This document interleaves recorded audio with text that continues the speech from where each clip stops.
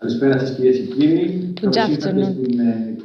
Welcome to the event that is organized by the region of Western of Greece, cooperation with the Europe Direct, and our agenda is how we will minimize the conflicts in the Eastern Mediterranean. The Mediterranean is the most ancient sea that connected a lot of cultures, and it is a place where the economies have cooperated, and the market was flourished from ancient ages, but there were a lot of conflicts and wars.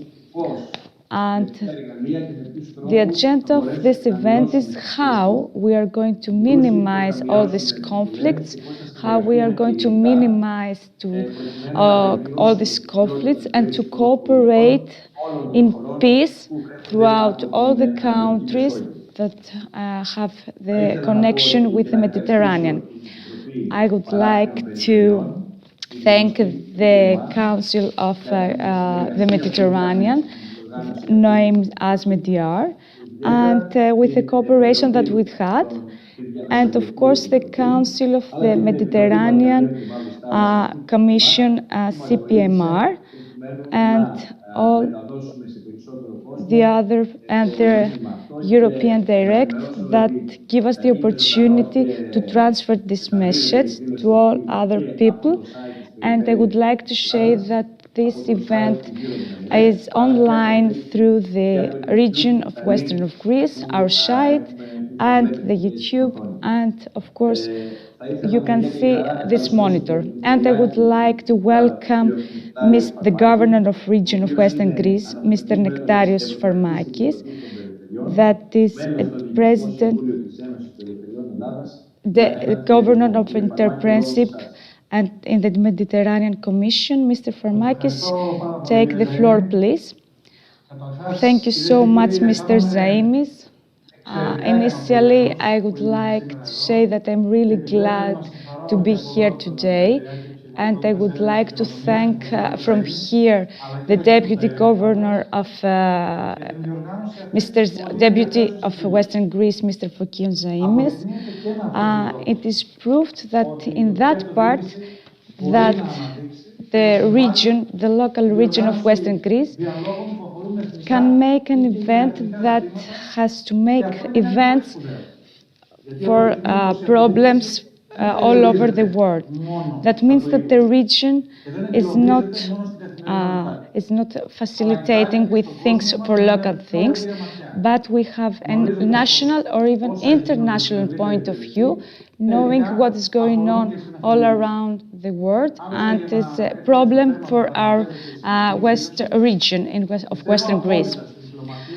Of course, I believe in diplomacy and cooperation that we have all over the world, and the region of Western Greece has played a vital role in this kind of diplomacy. I wouldn't say any more things, but I would like to notice that when we are talking about conflicts in the Mediterranean, we are talking in Greece, we have in mind, we have conflicts conflicts that has to do with the financial support. But in any kind of conflict that all European citizens and people has, we have to take under consideration that historically this Eastern Mediterranean has a vital role for many other things, and so that many other conflicts were there.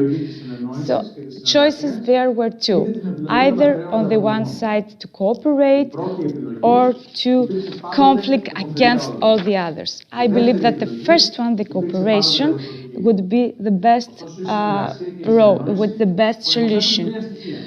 But the coincidence here, in order to cooperate, we have to take under consideration 3 points: respect, cooperation, and peacefulness.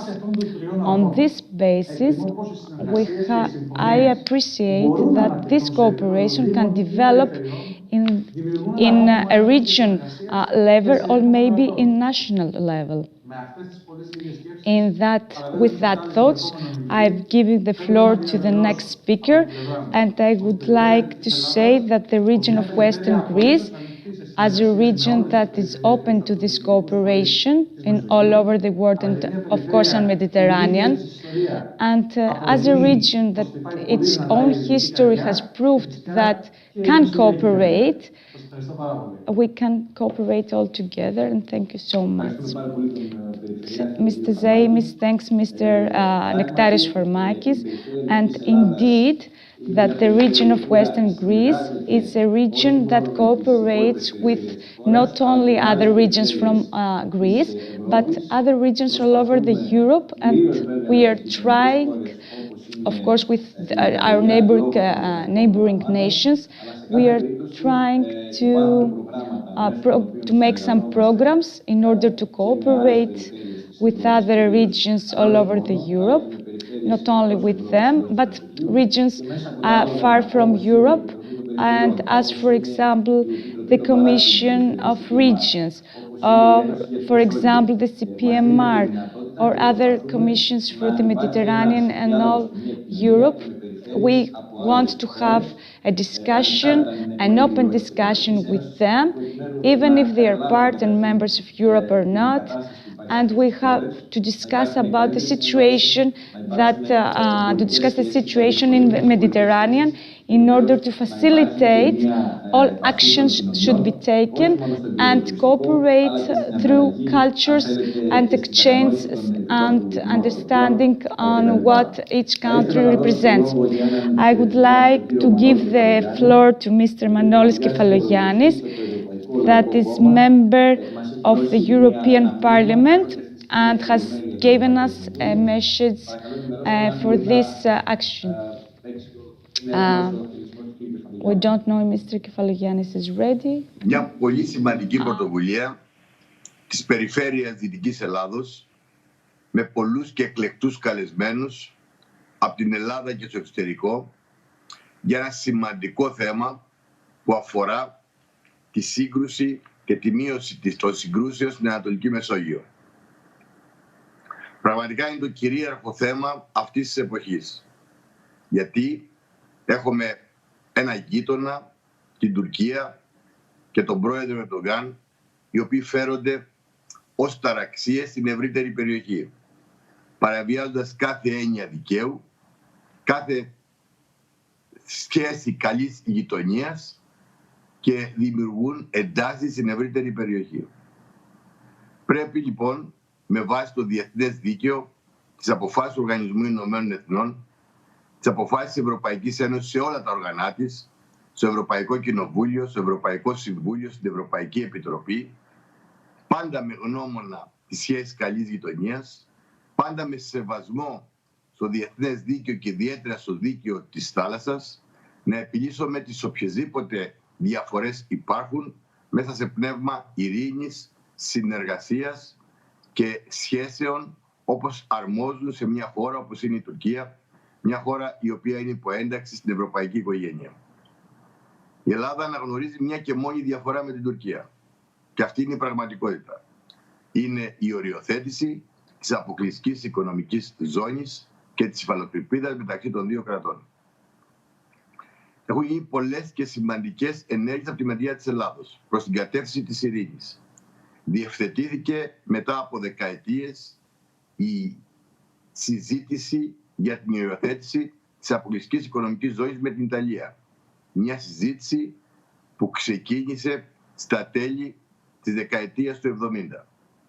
Ολοκληρώθηκε η συζήτηση με την Αλβανία με από κοινού προσφυγή στην αποκλειστική αρμοδιότητα του Διεθνούς Δικαστηρίου της Χάγης για την οριοθέτηση της υφαλοκρηπίδας και της αποκλειστικής οικονομικής ζώνης μεταξύ των δύο κρατών, αφού βέβαια η Ελλάδα άσκησε το αναφέρετο δικαίωμά της στα Ιόνια νησιά και στη Δυτική Ελλάδα για επέκταση χωρικών της υδάτων στα 12 μίλια. Έγινε συμφωνία με την Αίγυπτο για την υιοθέτηση της αποκλειστικής οικονομικής ζώνης.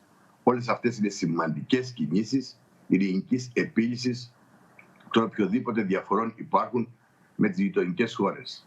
Είναι κάτι άλλωστε το οποίο other countries.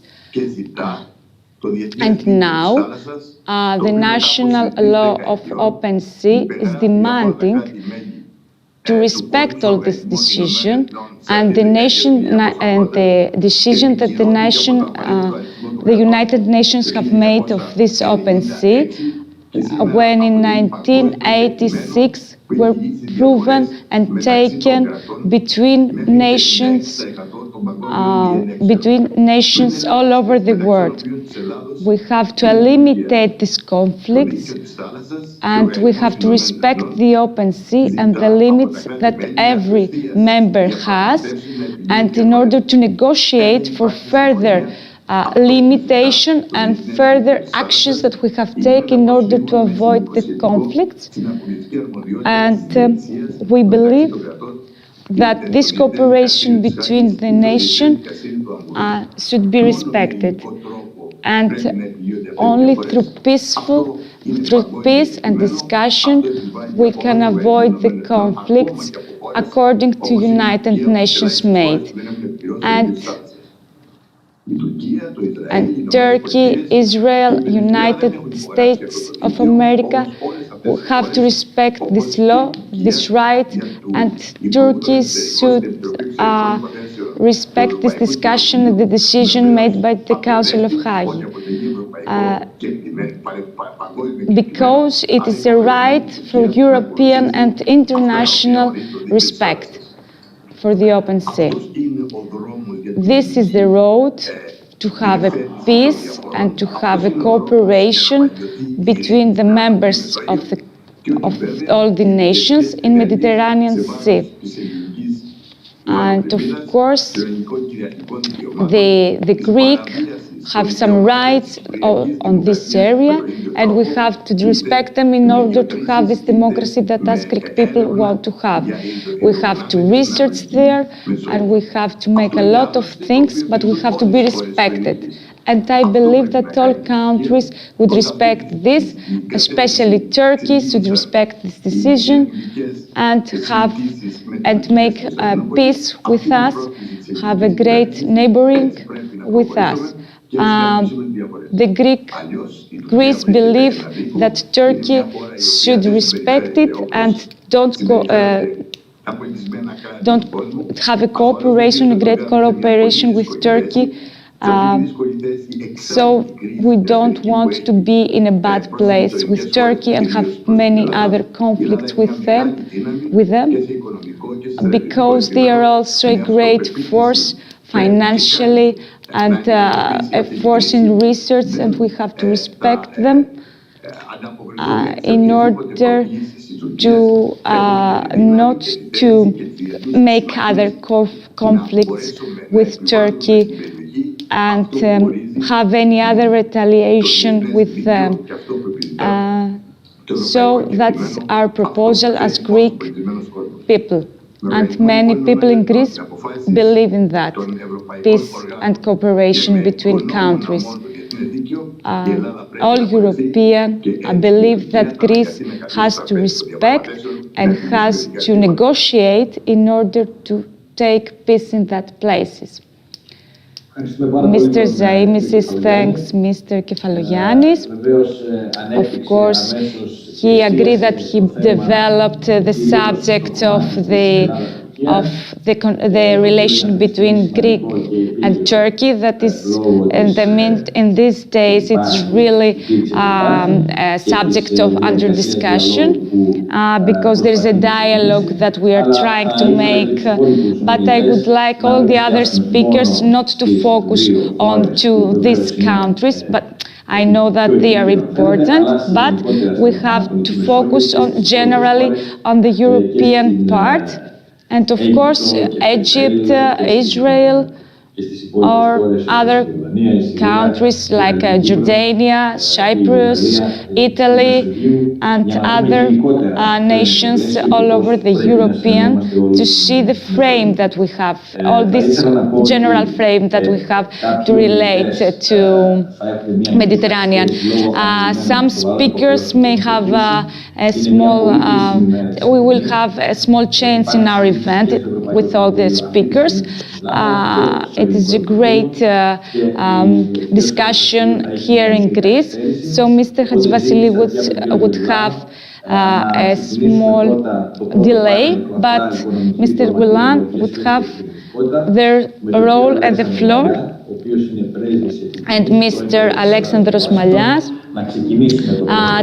is going to start this event, and I would like to welcome all the speakers of all this first panel, Mr. Hadjivasiliou, Mr. Gergolanos, Mr. Malias, Mr. Stathakopoulos, Mr. Tselikpala, Mr. Karagiannis, Mr. Mitsiou, Mr. Alexakis, and Mr. Lelouthis. Mr. Ambassador, you have the floor. Mr. Malias, welcome. He's really happy to be here, and he's talking about the challenge that we have today, because there is a challenge to cooperate in our region, and today, it has a great importance because there is a discussion between nations for the democracy and the Aegean that we are living. I didn't have a problem to say Aegean as a sea with 3,000 islands, and to rename it as the Sea of Islands. But today we are forced we are obliged to see the reality. For Greece, there is a usual day, but for other nations it's not. We have this moment, we have a presence of Turkey forces in Aegean, and Cesme has made a lot of research on that, and that's what I want to say, what happened 1 year ago, and what is the connection between this conflict and how we can, from the conflict, go to the cooperation. So today there is a year for the conflict that made for the limits of our Greek limits from Turkey. And I would like to transfer a small part of the speech of Turkey.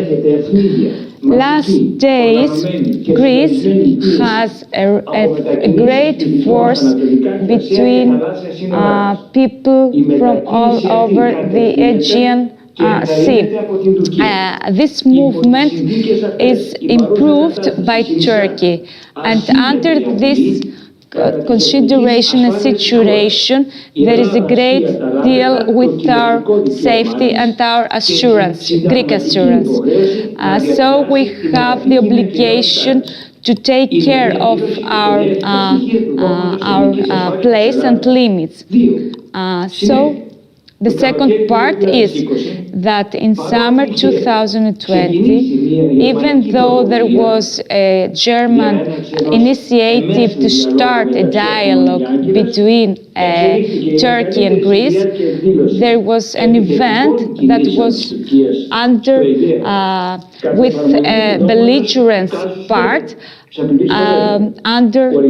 took place, and some forces of between Greek and Turkey forces, Navy and Air forces especially, in Aegean took place. In the third part, in Greece, through 47 years, is trying with Cyprus, Turkey, other than the reflection that we have with Turkey, we are trying to have 35,000 people, Turkish people, to be there. So we are wondering how the Cyprus parliament not to be displaced when we are talking about the Turkish solidarity that is there. That's why. So the first part of the of the NATO is talking that the members, as it is limiting of the United Nations, have to make a diplomacy in order to solve all conflicts made in that place, so that we have to reassure about the peace, their relations, their treatments, or any kind of violence. We have not to take it and permit it. So, all the challenges that we have in Cyprus, or the dominancy that Turkey has taken in Iraq, Jordan, and Kalamaz,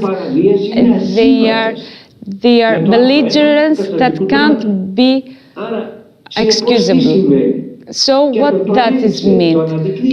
How we can do to understand this? How we can understand, and the American can take it and understand it. And Americans are talking about an alliance, and that is not a real alliance. So they don't respect the alliance. They don't respect with their action what they have discussed. What is the aim that the policy of Turkey has? There is no negotiation, discussion with Greece. There is no connection and cooperation, and have some relations of neighborhood and good neighborhood. So we have to understand, as Greek people, to understand all the roles and rules that Turkey has made for us. So there is a long-term character of this rule, and Mr. Erdogan is not respecting the result that the Hague has made and the law that they made. So what we have to remember and to understand is there is a goal for Greek people in order to have a policy, a good policy for everybody, in order to assurance the peace. So in many personal conflicts that we have and actions against me that I have with the Minister of Greece, have we ever thought what's going to be the situation here in Greece and what is the place in Greece in European Parliament if the Turkey 12 months before Turkey has took his goal and we didn't have our limits in Evros, and now we have in time in order to understand what happened. It's time to think about the result. So what's the benefit of Turkey with this corporation? What is the Turkey? Has no connection with Turkey, has conflicts with France, with Israel, with Emirates, with Saudi Arabia, and it believes that Egypt is an enemy. So what is her object, each object? What is the cost of all this? I estimate that this had, alongside with all this action that the president of Turkey had made, they are contrary to all these messages that he had given us in 2002. Mr. Gerolanos would remember, because it was the first travel to Mr. Erdogan, that it was the his first travel, and he was asked the help of Greece. So this hope to have this cooperation with European Union, today there is a final end. So what's the solution? Cooperation. It is so simple. If Turkey and its president, Mr. Erdogan, and all the other politicians believe that their actions and their hopes can coincidence with the Greek law, so there is a solution. And this solution can Greece give it to them. So they have to accept through it that these actions and dialogues and discussion that started 19 years ago, in order to agree that to our discussion that Greek wants to have from 1975 till today, in order to make a limit, the external limits to the economy, and to go this limitation to the national judgment of European.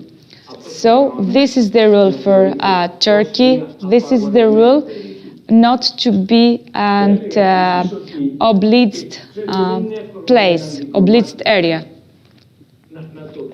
It's not easy for ambassador to say, because you believe that we are obliged to make peace, but it is really weird how the president of Turkey, with this behavior and the everyday declaration against not only Greek, against European, against American, against the president of America, has no estimation from any other allies that he might have, even in Greece or even in the whole Europe.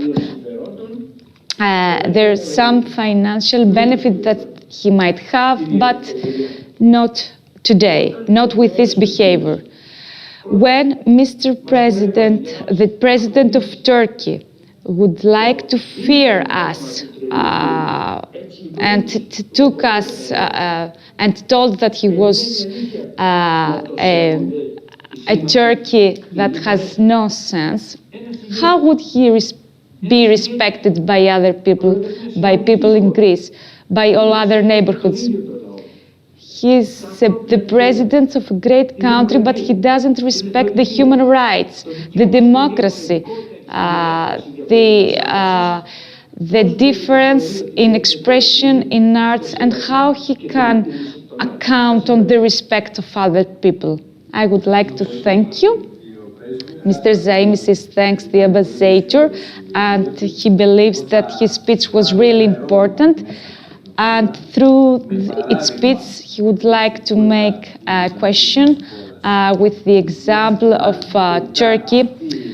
If this behavior and this action against us is finally a benefit for this nation, or it is a benefit for any other nation in Mediterranean or in Europe.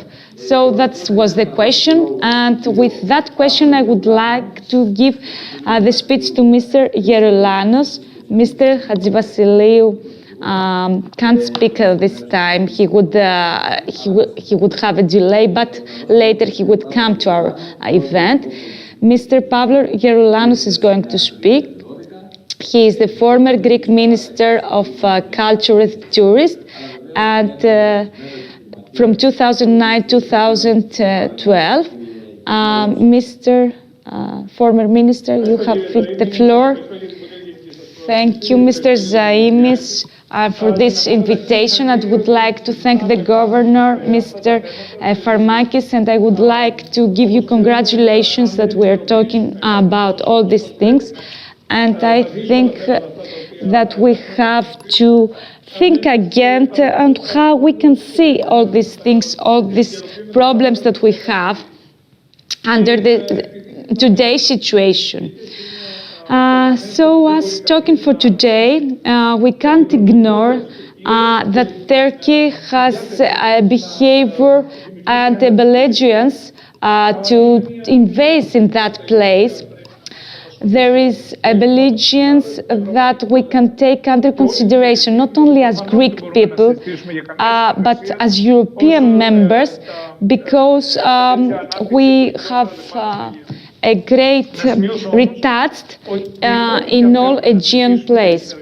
But whatever we would like to say about cooperation, the basis that we can discuss is when the countries that have to cooperate have a diplomacy, a great diplomacy, a great financial support if they want to have peace on a place.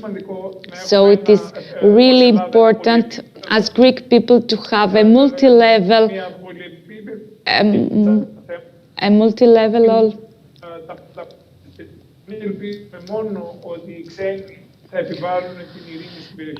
it's not possible that many other people have this negotiation to that places, and that is our goal. We are respecting your question and talking about the cooperation that we should have, but anyway, we know that this problem comes again into a surface. We have the tension and the sense to cooperate as nations. So, as I said before, it's really important to have the chance of rethink and see again how the situation is developed since the last time we had conflicts with other nations. What has changed all over these years? What is that we are going to take under consideration from now on? It is obvious that in this kind of event, we connect the peace with economy benefits. But it is a belief that this economical cooperation can give us the peace. But it's not so simple, because it's not so simple between 1990 and in 2010 we were discussing for the same things. So we have a new reality nowadays. This new reality has shown that many things has changed because we take as true that the economical policies in that places were stable, but they're not. And what I would like to say, I would like to speak as a politician, as an enterpriser. I believe that all this, the whole option in that case can change the opportunities that and the cooperation that we can develop in that place. The first thing that has already changed is the way that we are discussing, the way that the globalization took place in that area. Whatever we knew from the Second World War until today is that people from the politician part believe in socialization, and they believe that the market would set the basis for all the market, according to some rules, of course, of the free market and the globalization.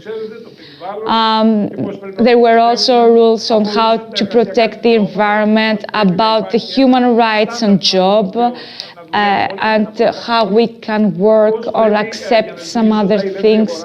In order to have a free market, we have a recognition between people and to respect what the consumers demand and what they want and what we can provide them.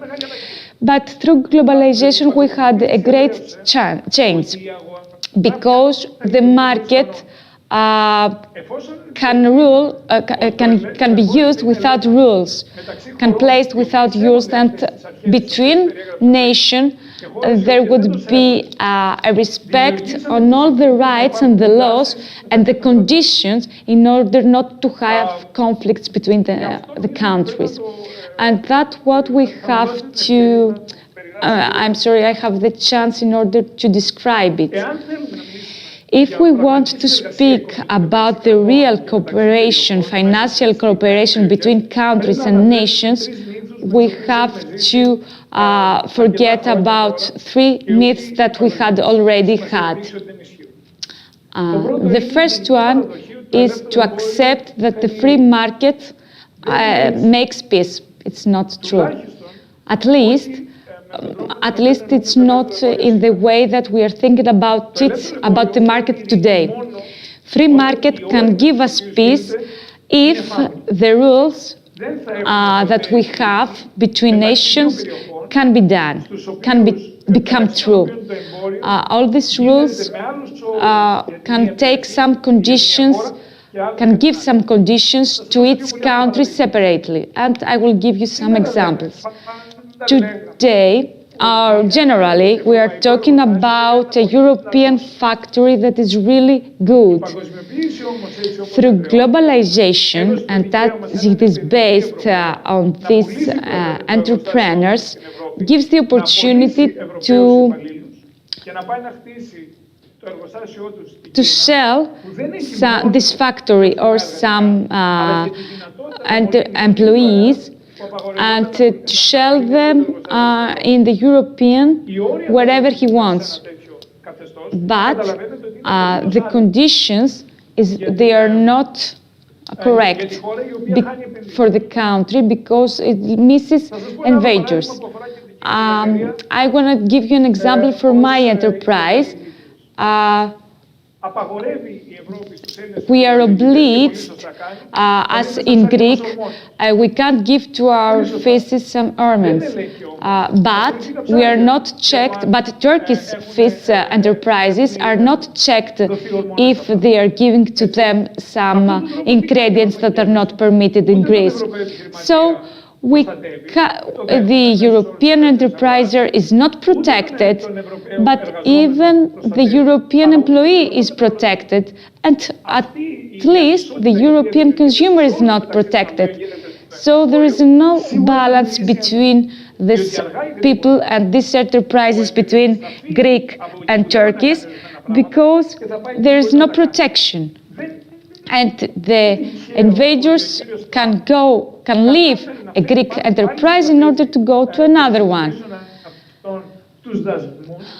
So we can't have the support and the American support that we need in order to have some low salaries in Europe, to lower the salaries in Europe.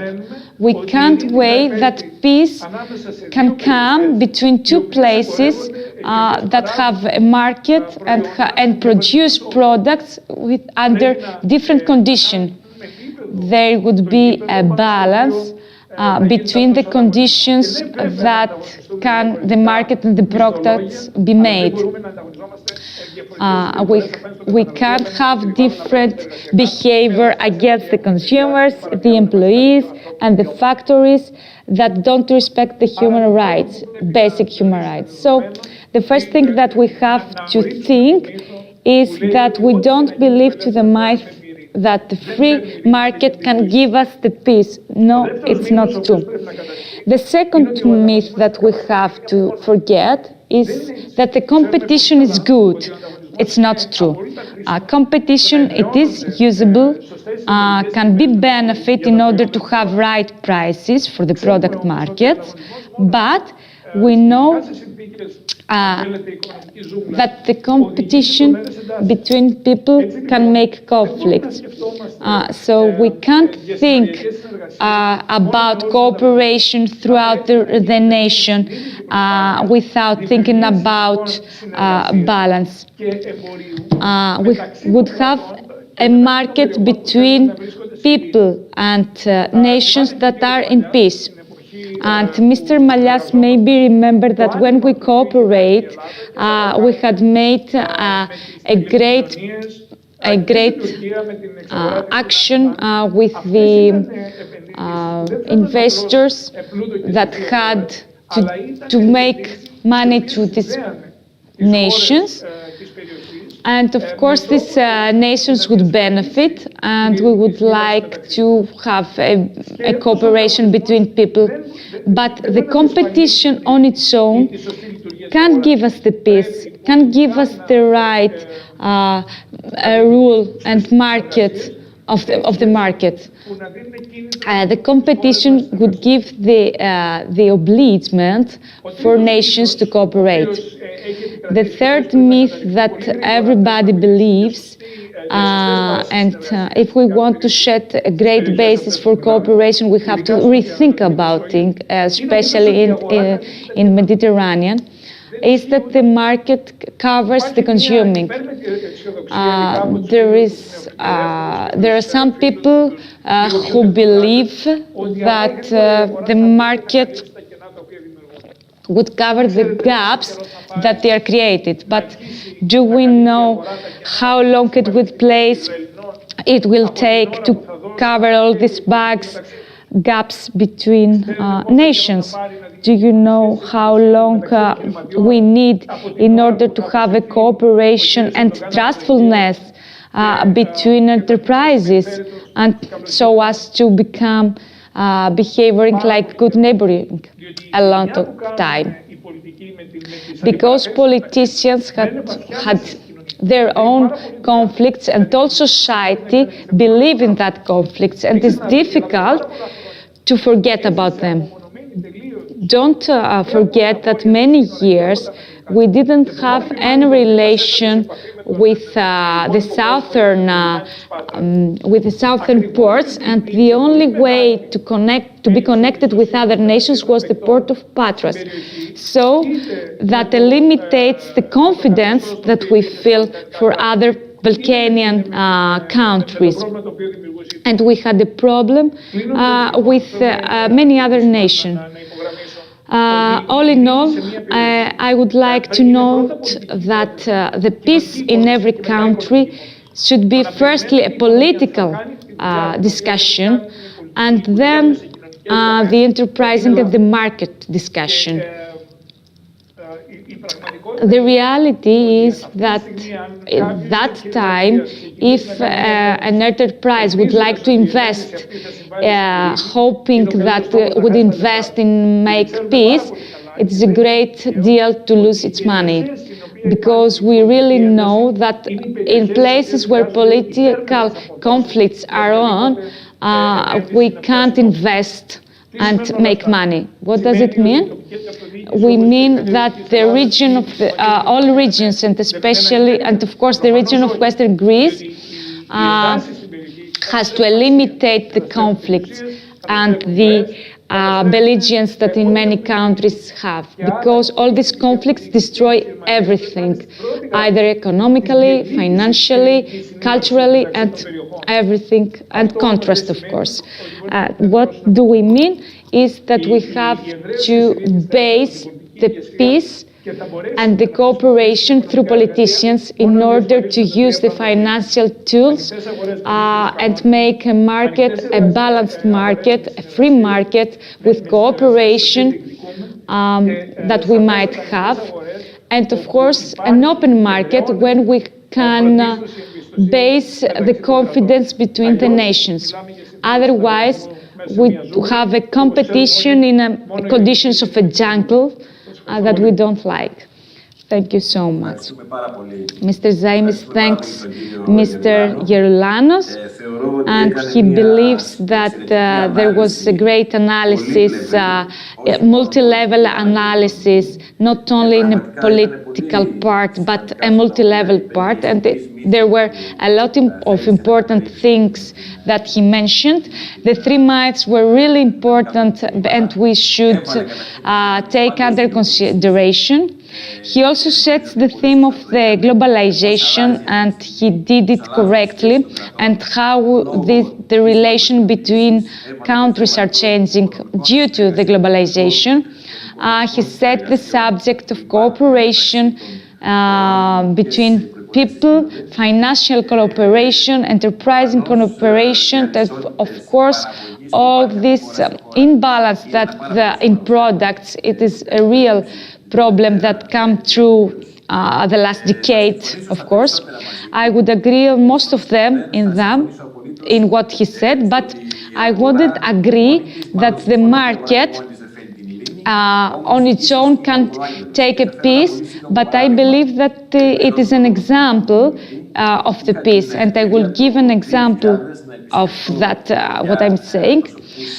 Some years ago, I traveled in Taiwan, and I was impressed when I get there, because you know that is a great open political subject between Taiwan and China, because Taiwan is not recognized as a separate nation, because China believes that it's own member. But what is impressed me, because I was talking with Taiwanese, they were the first investors in China against in Xiamen, in places named Xiamen, and these Taiwan people were investors in China, and they were not persuade China to be free. The answer that I took was that we believe that the politicians would find a solution. There's a great risk for us as enterprisers, but we believe and we support to solve this problem. But enterprising, it's a way, and we are trying to make the first path in order to succeed in a peace. Because if we didn't do that, might be worse. I would give the speech to Mr. Dimitris Stathakopoulos, that is coming from the Pandion University and is collaborator of the Laboratory of Turkish and Russian Studies, and is lawyer at the Supreme Court of Greece and member of the Board of Directors and the Hellenic Single Public Procedure Authority. Mr. Stathakopoulos, you have your speech.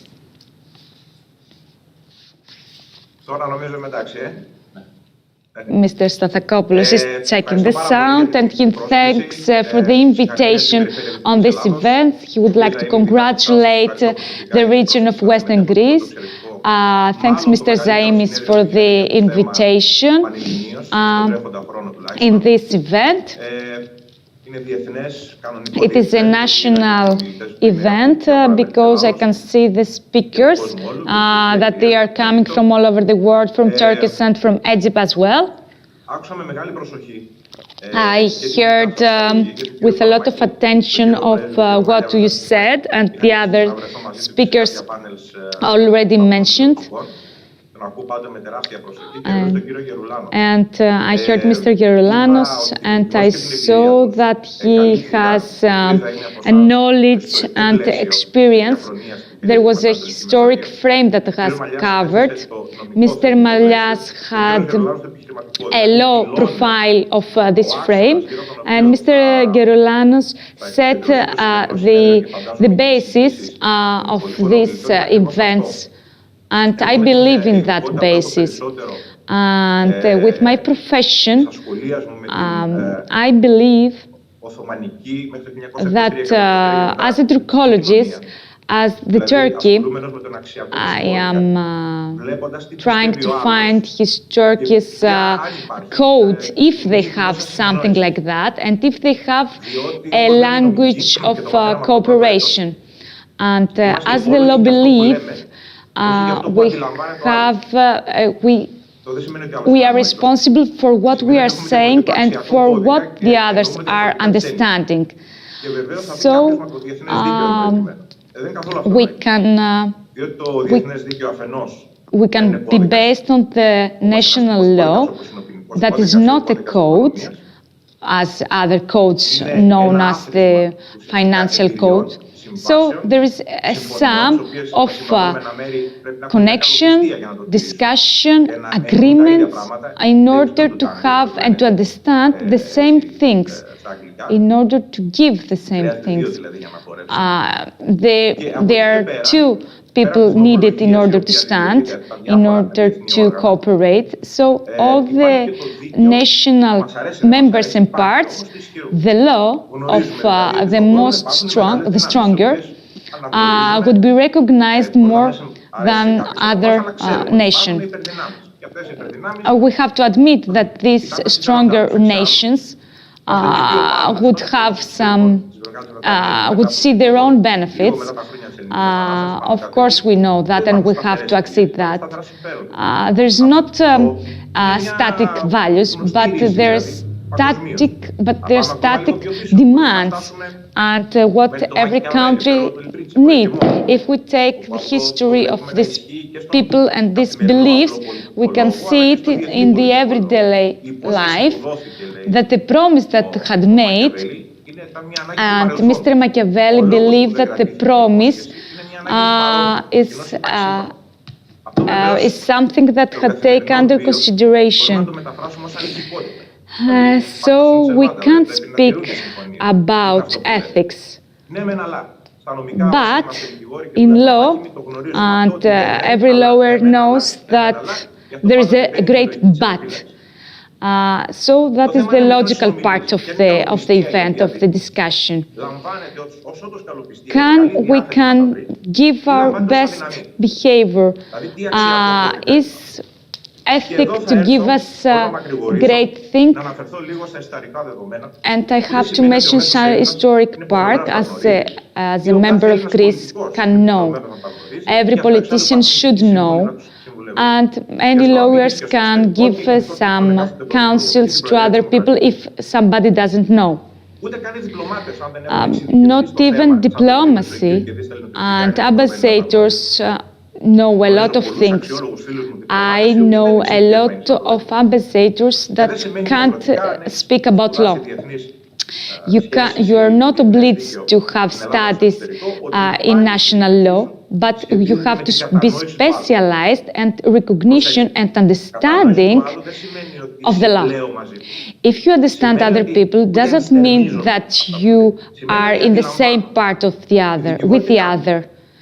It means that you just understand what we are doing as law.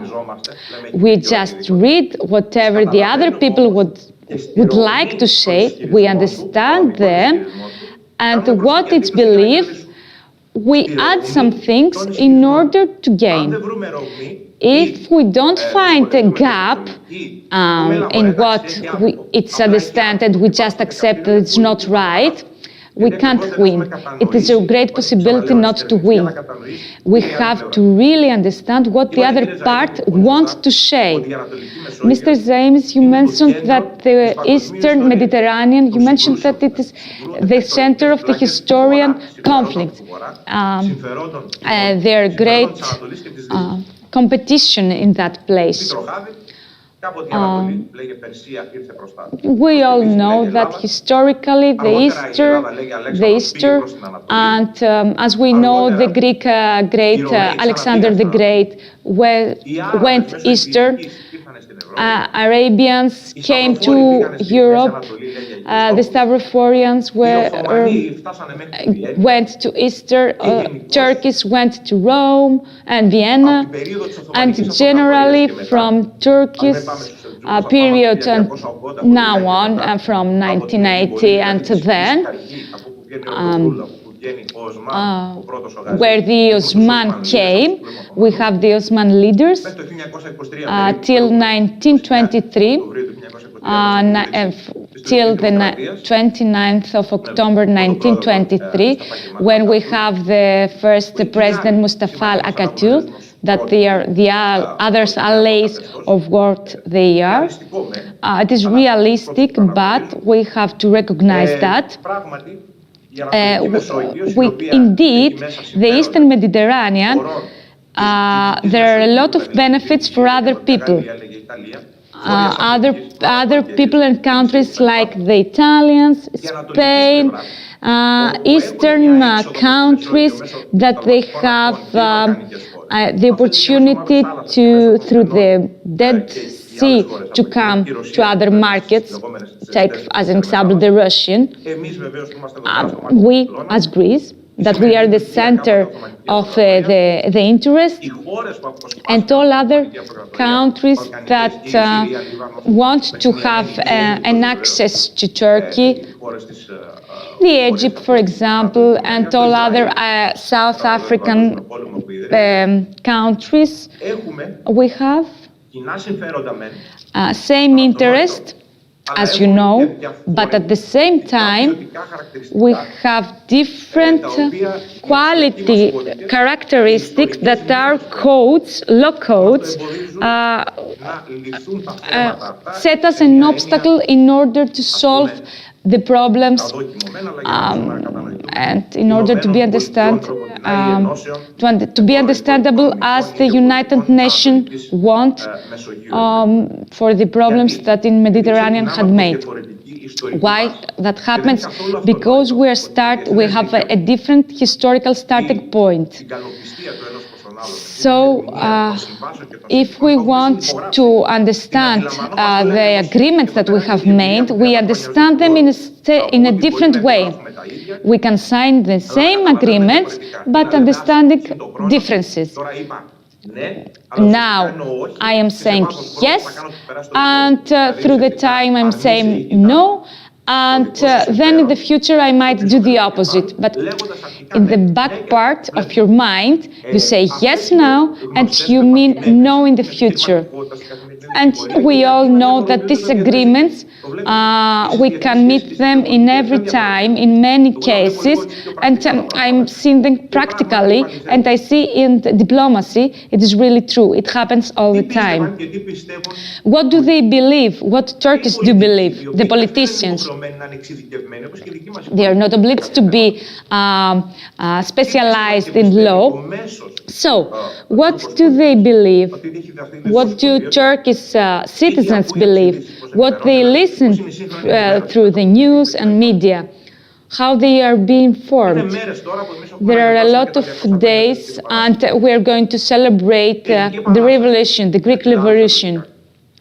And the Greek Revolution in Turkey, for Turkish and the Turkish school, there is an isyani, that means a station for people who are who are religious people.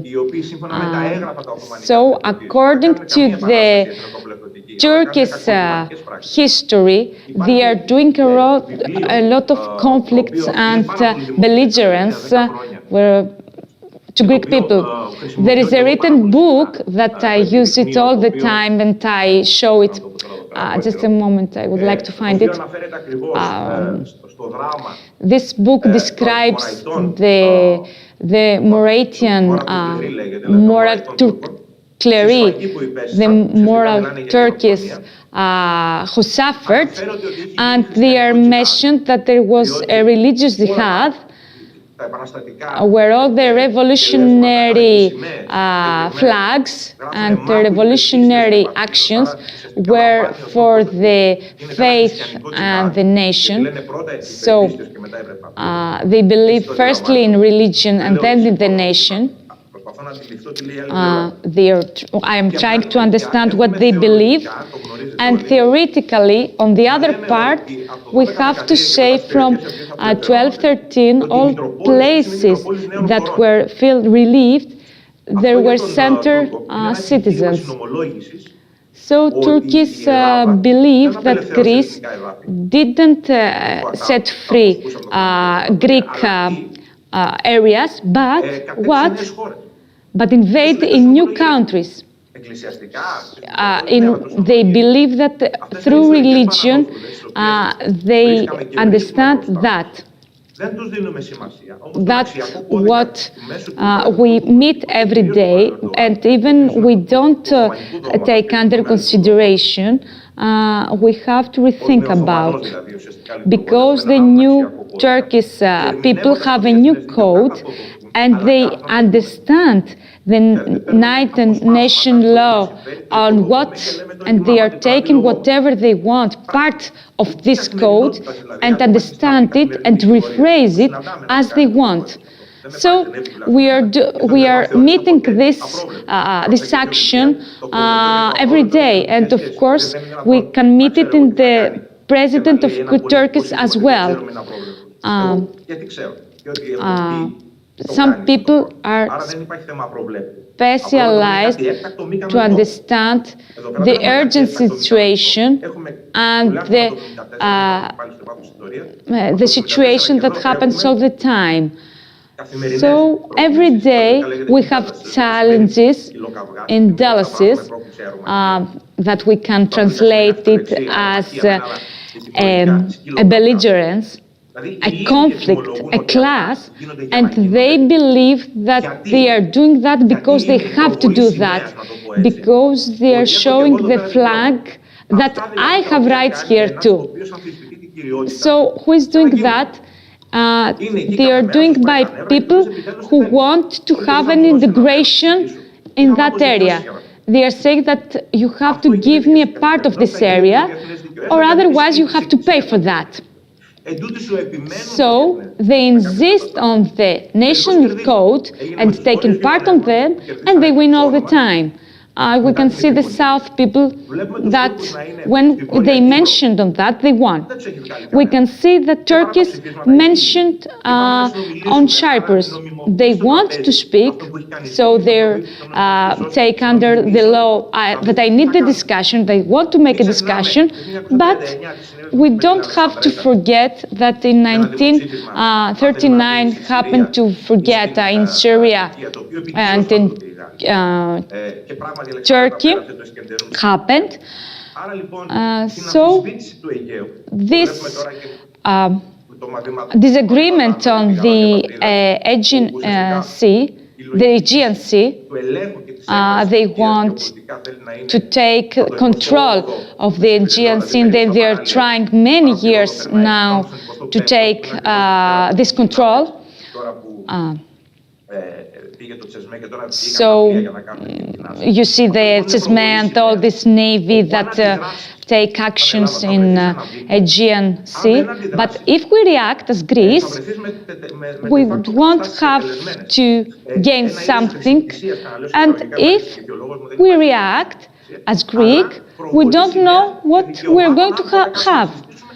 And the conflicts from Turkey would continue because they will show that I was here and you didn't do something. Turkish will believe in that. So we have to foresee some things and discuss for these things geopolitical subjects, because Turkey historically show and see Greece as a part of Turkish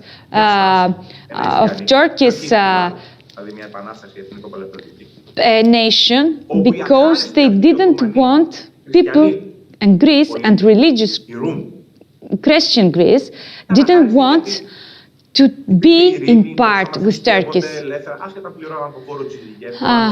The Turkish believe that they give a lot of opportunities to Greek Christians to believe freely, and at the end, what Greek done, they put the Russian in order to conflict against the Turkish, and theoretically they did their invasion in their place. But if we had a discussion between us, between Greek and Turkish, we wouldn't have all these conflicts, we didn't have all these welfares, we didn't spend a lot of money on these conflicts, and we would separate whatever we want everybody. And so every part would have its own force, and we wouldn't have Russians to be to have interest in some other places, or maybe the Americans have interest in that places.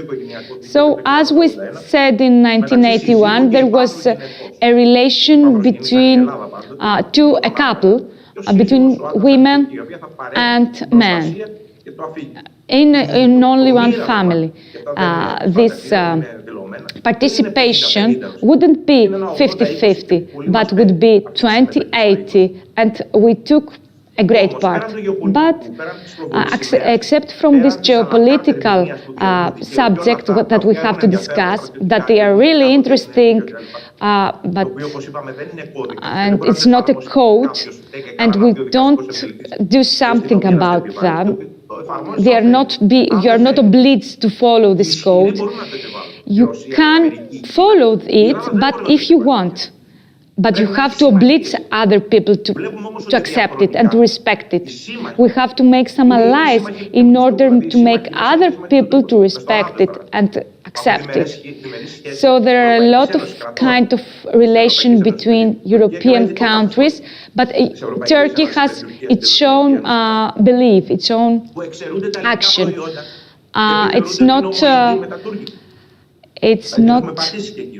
It is important to mention that we have to take under consideration all these Greek products that Turkey doesn't want to have as income.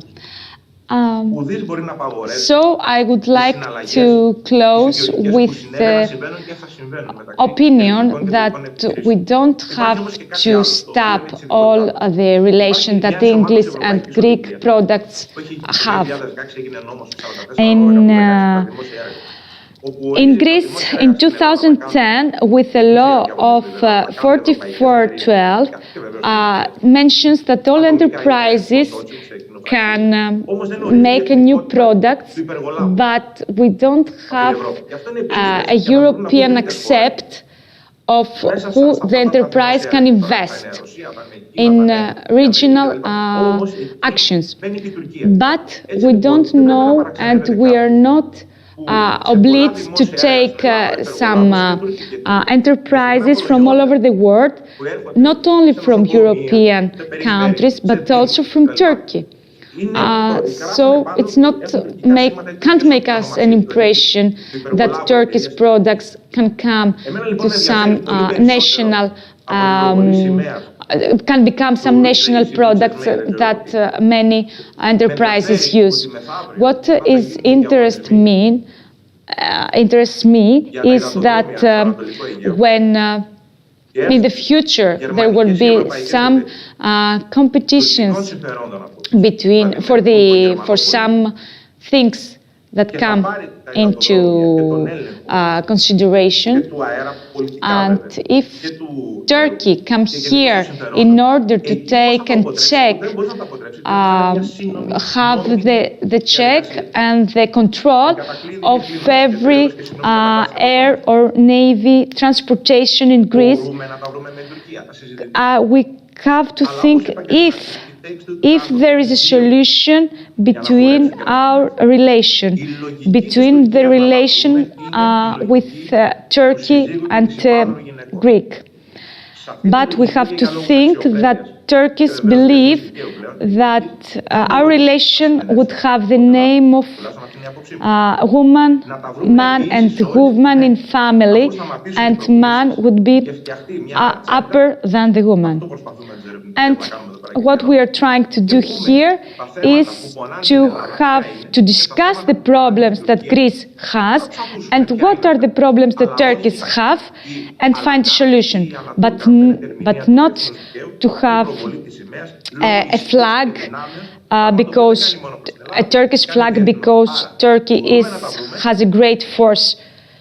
We can cooperate after discussing the same language.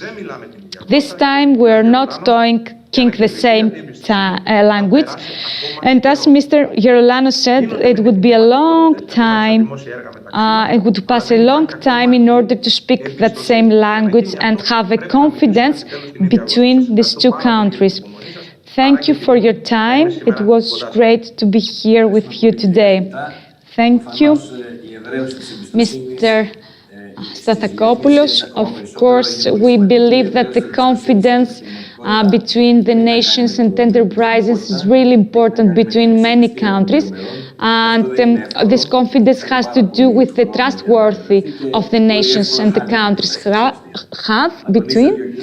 And Mr. Stathakopoulos put a parameter between their relations and has to do with the code that every citizen has, and how we understand the right that we have and how the other people understand the rights that we have. And we said that is really important in order to avoid any other conflict that might be created between people. So we have to understand better the right that every part has. We have to give him the opportunity to understand the others in order to avoid all these conflicts.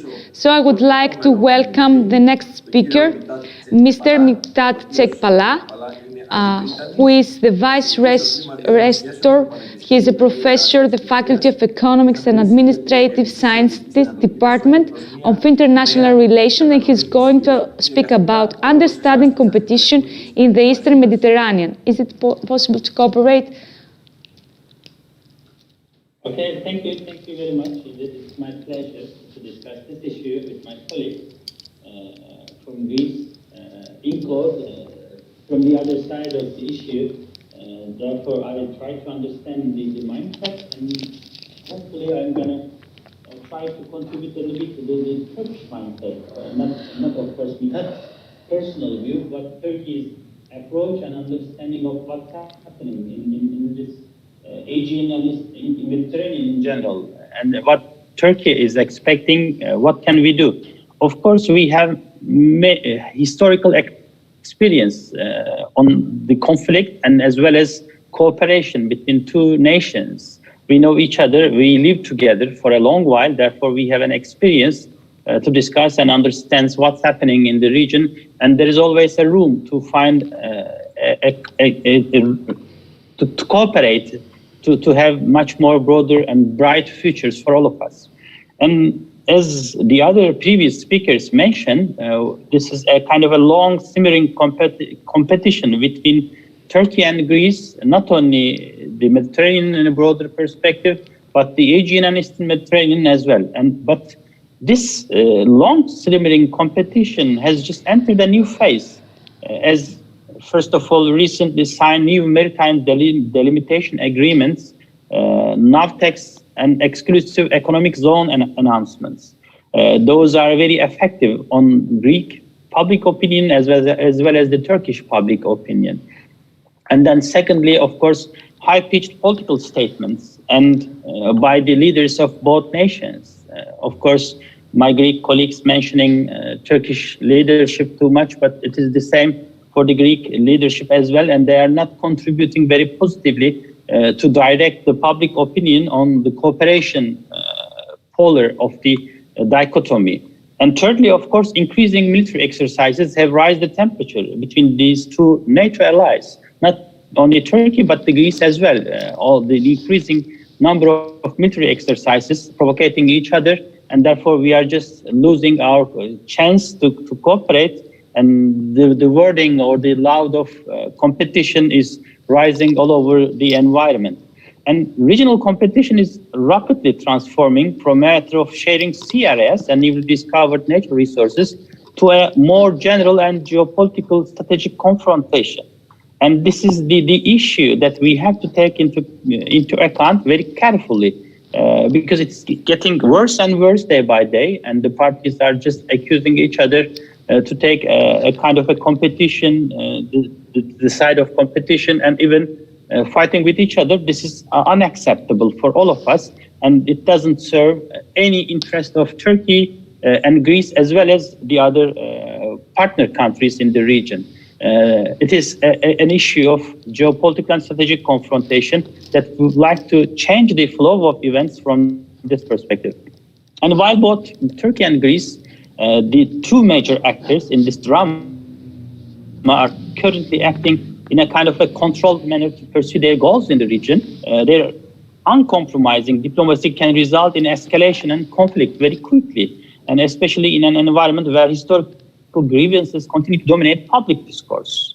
The main issue on the current agenda has become whether the quarrel will be transformed into a conflict with the encouragement and involvement of regional and global actors as well. Therefore, our partner nations or actors, EU and the US, as well as Russia and the others, has to be very careful as well.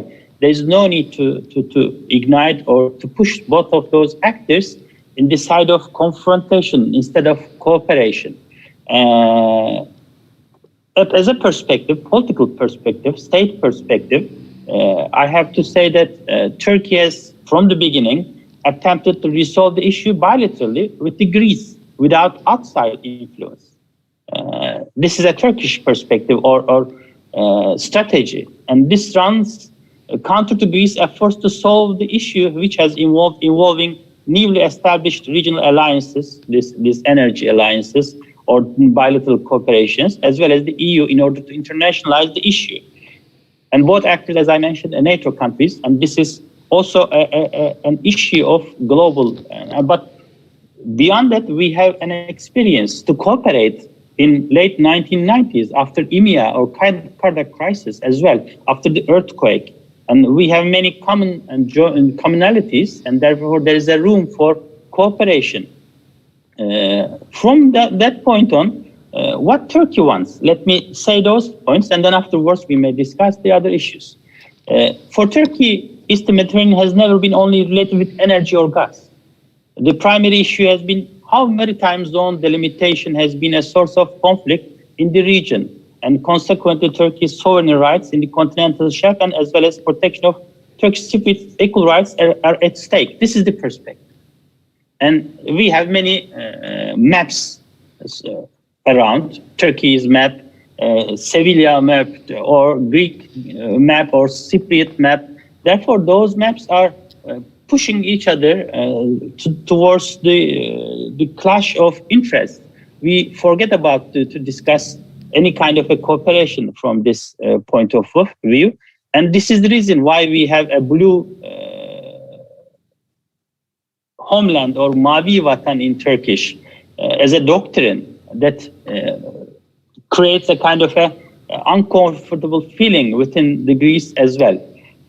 This is an issue that we have to think. And secondly, the current regional geopolitical developments, namely the emergence of a local anti-Turkey club. This is a Turkish view. This is a kind of an anti-Turkey club, such as İsmet, Gazprom, established in Cairo with the participation of Cyprus, Egypt, Greece, Israel, Italy, Jordan, and Palestine. And it seems that forced Turkish decision makers to add a gunboat diplomacy its agenda.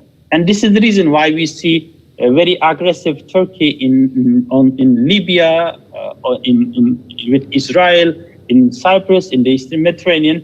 This is the feeling. And thirdly, of course, energy policy, which has been an integral part and even a determinant of both Turkish foreign and security policies, has also been negatively affected. And mostly Turkish decision makers believe that there was no alternative to the Turkish route in transporting Eastern Mediterranean gas by pipeline to the European market via Turkey. Therefore, all those clashes are at the same time points of cooperation for both parties. If the leaders get together, most probably we may find some ways to cooperate and to move forward. Because of all those threat perceptions, like Greek public opinion feels themselves and the politicians, there is a threat perception. Turkish foreign policy, which tried relying more on soft power elements in 2000s, mainly, early 2000s especially, radically shifted to a more aggressive position, including sending troops to Syria and Libya, as well as muscle flexing, a kind of a muscle flexing in the Eastern Mediterranean. And this is a complex and complicated issue, but it seems that for both Turkey and Greece, the current disputes over newly discovered resources, as well as delimitation of continental shelves and EEZs, has emerged as a key priority. We have to think and we have to get together, we have to discuss all those issues all together. Then instead of competition, of clashes on those issues, there is a room for cooperation. Developments in July and August, mentioned a couple of times, and afterwards turned the issue into a multidimensional and complex one. Therefore, this is not only a Turkey-Greece issue from now on. We see France very actively, the US and the others. And from Turkish view, France is not contributing very positively to resolve those issues. And it's a kind of an ignition to make it much more complicated. For example, I agree, similar to Erdogan's comments, that we cannot tolerate those who try to take discussions out of their own sphere and turn into the wedge. We are focused on protecting, I'm just reading, on protecting our rights in the Eastern Mediterranean, Libya and the Aegean to the fullest. as heard in Greece as well. This is a case, of course, I understand it, but if diplomatic initiatives continue to fail, and then escalating tensions will end up in conflict, and this is going to be a nightmare for all the nations. This is unacceptable. Despite never wavering from the justifications of both of those actors, Turkey's and Greece's actions, the most rational course for both parties is to pursue compromise rather than conflict. This is the only way. And this is the reason why we have all those talks between Turks and Greeks. But after some 60 talks, we just go nowhere. This is an issue. The leading names, politicians, has to think twice that they have to find some ways to normalize the relations.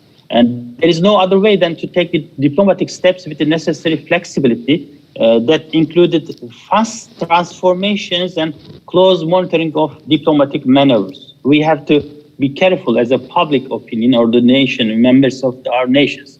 First of all, Ankara should take a page from Greece's book and attempt to bolster its own diplomatic front on the issue. This is an important thing. We have to build on the results in different regions, and we have to think twice. Then we have the same issues. Energy, it contributes both Turkey, Greece, and Greek Cypriots as well. We have to think, and we have to find some ways. There is an already established links. We have nation-to-nation, human-to-human, people-to-people relations as well. Tourism is a contributing factor to normalize the relations. And most probably, second-track diplomacy is a necessary tool in our hands that we have to get together more than the current situation. And we have to recover from COVID-19 very quickly. And we have to use our human-to-human contacts, academics, and other second-track diplomacy to find some positive agenda for our future. Therefore, it's very important to have such a kind of a meeting with the participation of people from Turkey and the other and neighboring nations as well. And I hope we can easily find some bright future for all of us and to move forward.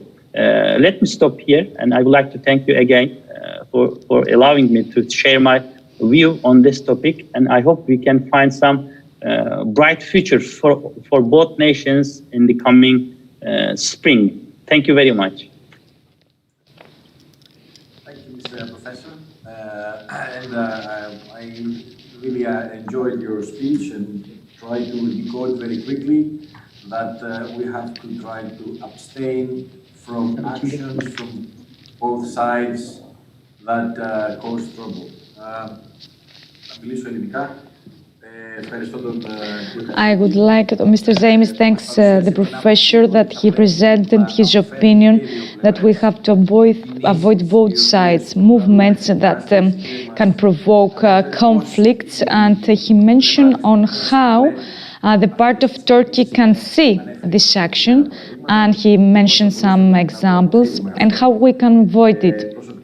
Personally, I would like to add that from previous positions that I had, I was cooperate in order to organize some conferences that would help Greek and Turkish, and there was a lot of access, and there were a period of times that we're discussing on what we can do more in order to have a common investors, touristic action, and as I remember, in 1999 there was a seism in Turkey, and we didn't have conflicts between these two countries.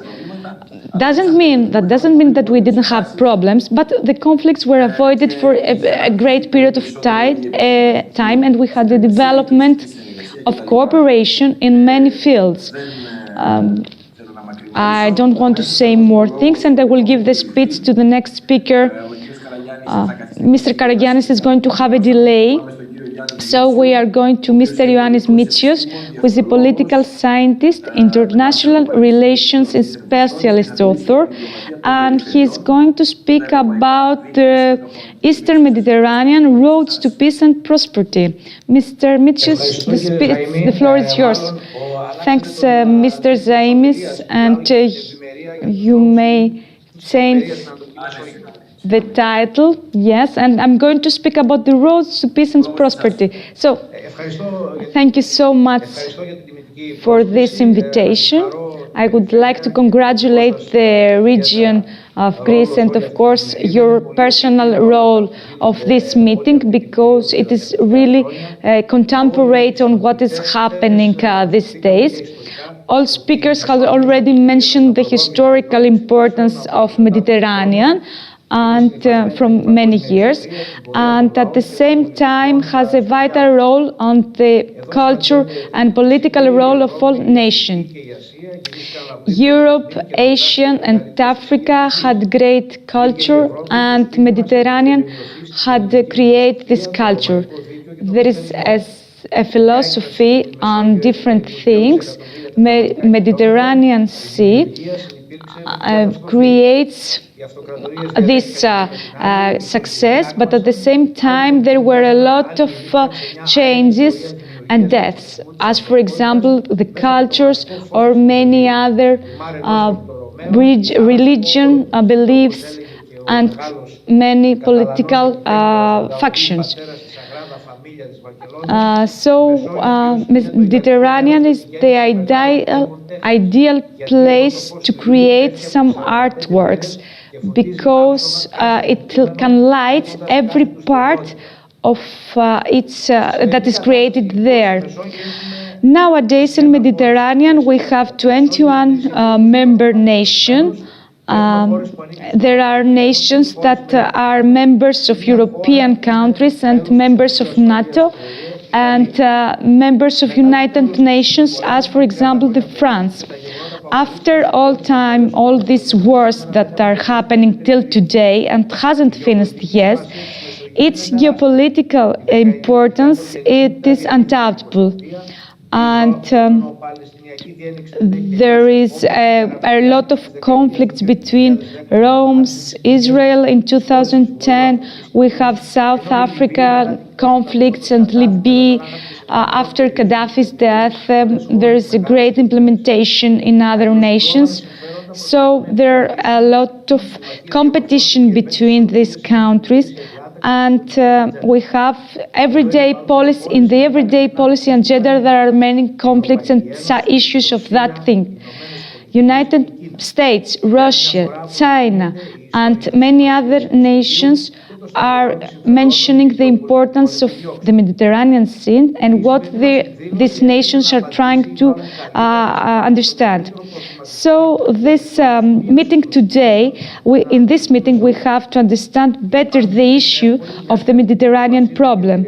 The answer is not easy to be taken, because there are a lot of countries that can't agree on what they want in that place, because every part has its own benefits on that place. If we want to speak about cooperation and coordination and good neighboring, I think that there are a lot of things that can connect between us. Between the countries that are in the Mediterranean part?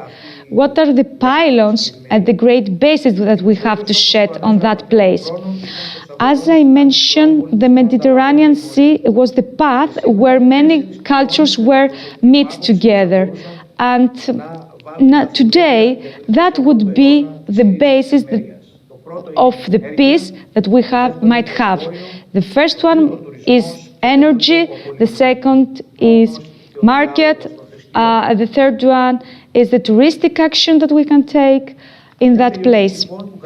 So this place that is many citizens are there has a great faculty in the field of energy.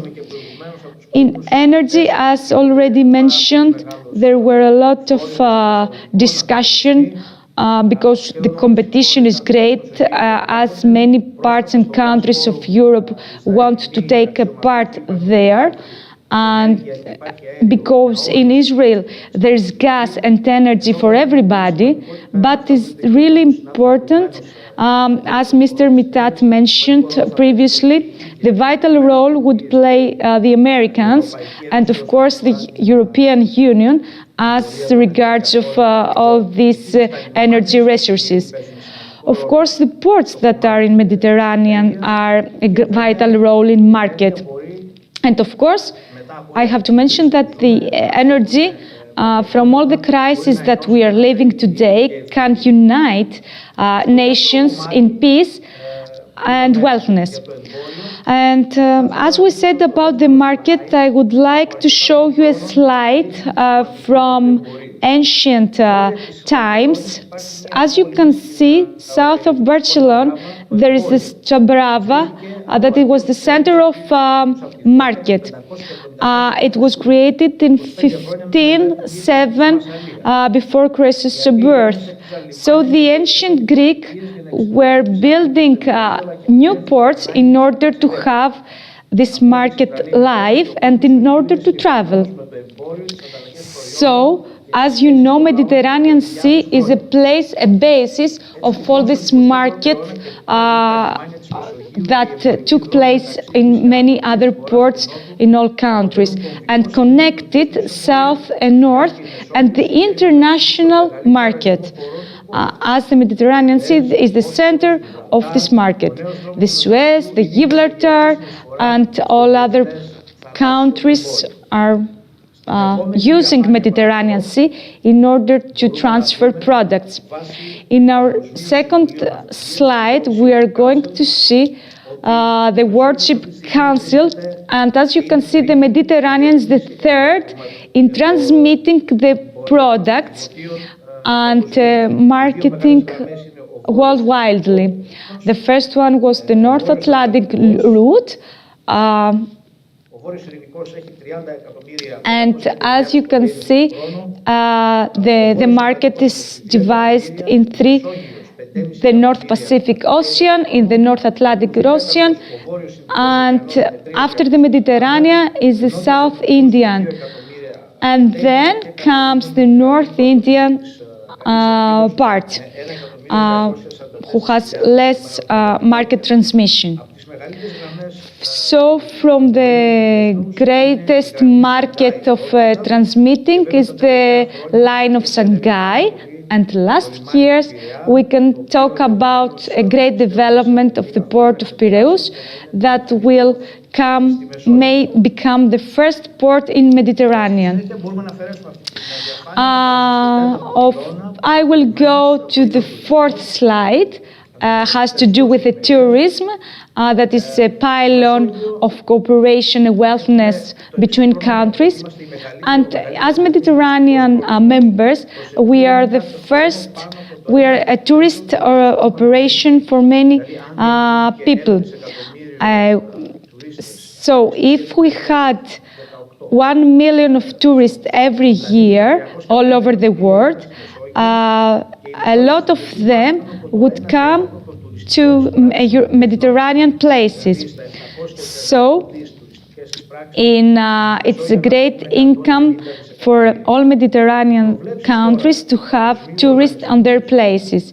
And the Global World Organization of Tourism, the Mediterranean is really is a tourist attraction for many other and more tourists. In order to take a look in all European countries, we saw yesterday that Britain announced that after the 21st of March, they are going to permit tourists to visit their country. So, as you can understand, this year and this summer, we are waiting a lot more tourists to choose Mediterranean places as for their vacation. And then we're going to talk to another part that is the culture. In Mediterranean places, we have great culture history. And this culture can be an agreement between all Mediterranean countries. So culture would be a source of peace and cooperation in an environment of wellness between the countries. Country and dialogue for religion would be a tool in order to understand each other and to get in touch with each other. So we don't have to use the religion as a tool of conflict, but a tool of cooperation.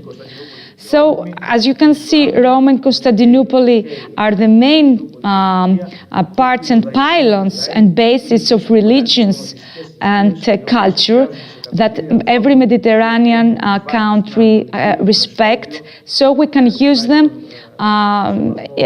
in order to have them a discussion and make a dialogue between people.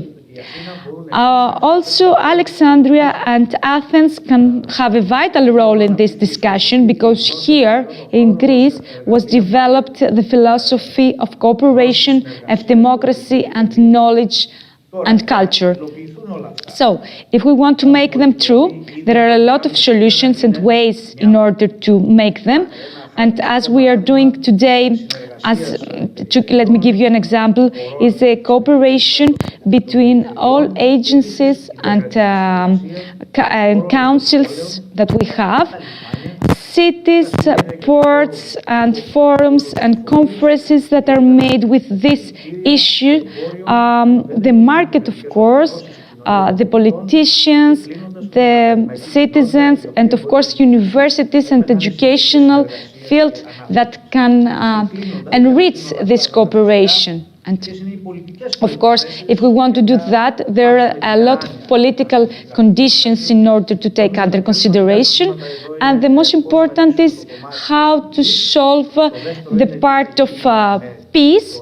What is the role of Turkey in Mediterranean Sea?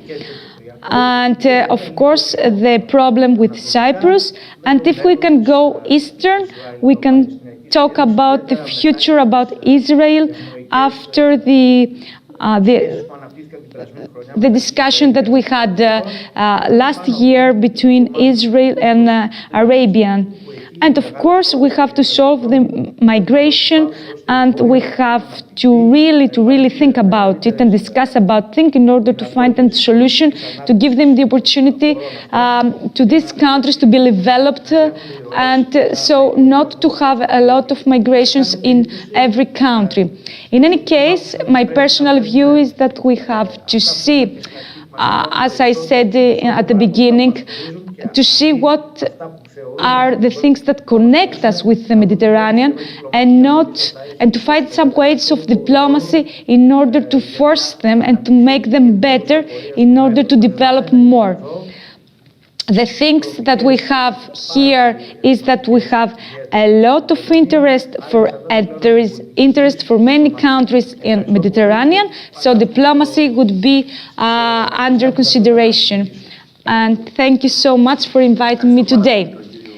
Mr. Zaimis is thanking Mr. Michu for his speech that has to do with the whole Mediterranean place. He mentioned from Spain to Eastern Mediterranean countries, and that was a great point. But today we focus on Eastern Mediterranean because there are the conflicts, the more conflicts. That's why we are talking about it today, and we focus on that places in order to avoid these conflicts. So doesn't mean that we can agree with everything, but at least we have to try in order to find and see what are connect us and not what make us separate. And because our history is really important, and we have to respect the history of a country. The next speaker is Mr. Alexakis, who is Vice Governor of European and International Affairs of Region of Crete, is Vice President of CPMR and Euromontana, and he's going to speak about diplomacy of regions and European participation networks. Mr. Alexakis thanks Mr. Zaimis for the invitation, and personally he thanks the region of Western Greece for this invitation. Gives its greetings from the governor of region of Crete. He's going to give another approach, another vision of what is discussed today, and he would like to be add on what we're going to think about today. I have a presentation, as you can see here. I am George Alexakis. I am Vice Governor of European at Region of Crete. I can't see the slide, but okay. As you can see in the slide, you can see some people in a cafeteria talking. Do you know what these people are thinking about in Crete? They think that we are not the only people in this world. We are not alone in this world, and that's their problematic. And this problematic is about not only about Greek, but about Greece, about Mediterranean, and all over the world. And that is what we're going to discuss about. 3 years ago, the Spain governor had mentioned in the European Council about a diplomacy between cities and country. Its diplomacy was a tool for the local authorities in order to avoid conflicts in many countries. Later on, in the Council of European Commission, they believe that the nowadays diplomacy is not reinforced by the governments, but also it is a great need to cooperate and discuss between nation and people and respect human rights in many levels, and of course to cooperate in really close ambitions from all countries all over the countries and the world, and that is what we have to orientalize our countries to in order to approach the peace. With that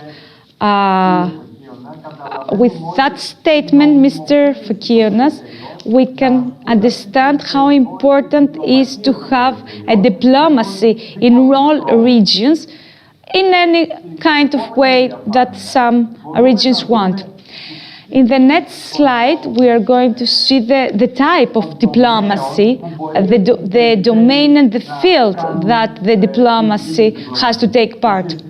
As you can see, we can speak about another issue of its diplomacy, that is the cyclic economic, the tourism, the experiences of political issues, the energy, the environment, the geopolitical issues, the maritime issue,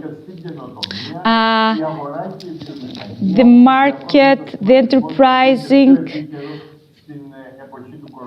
and nowadays that we're speaking about coronavirus, the silence, of course.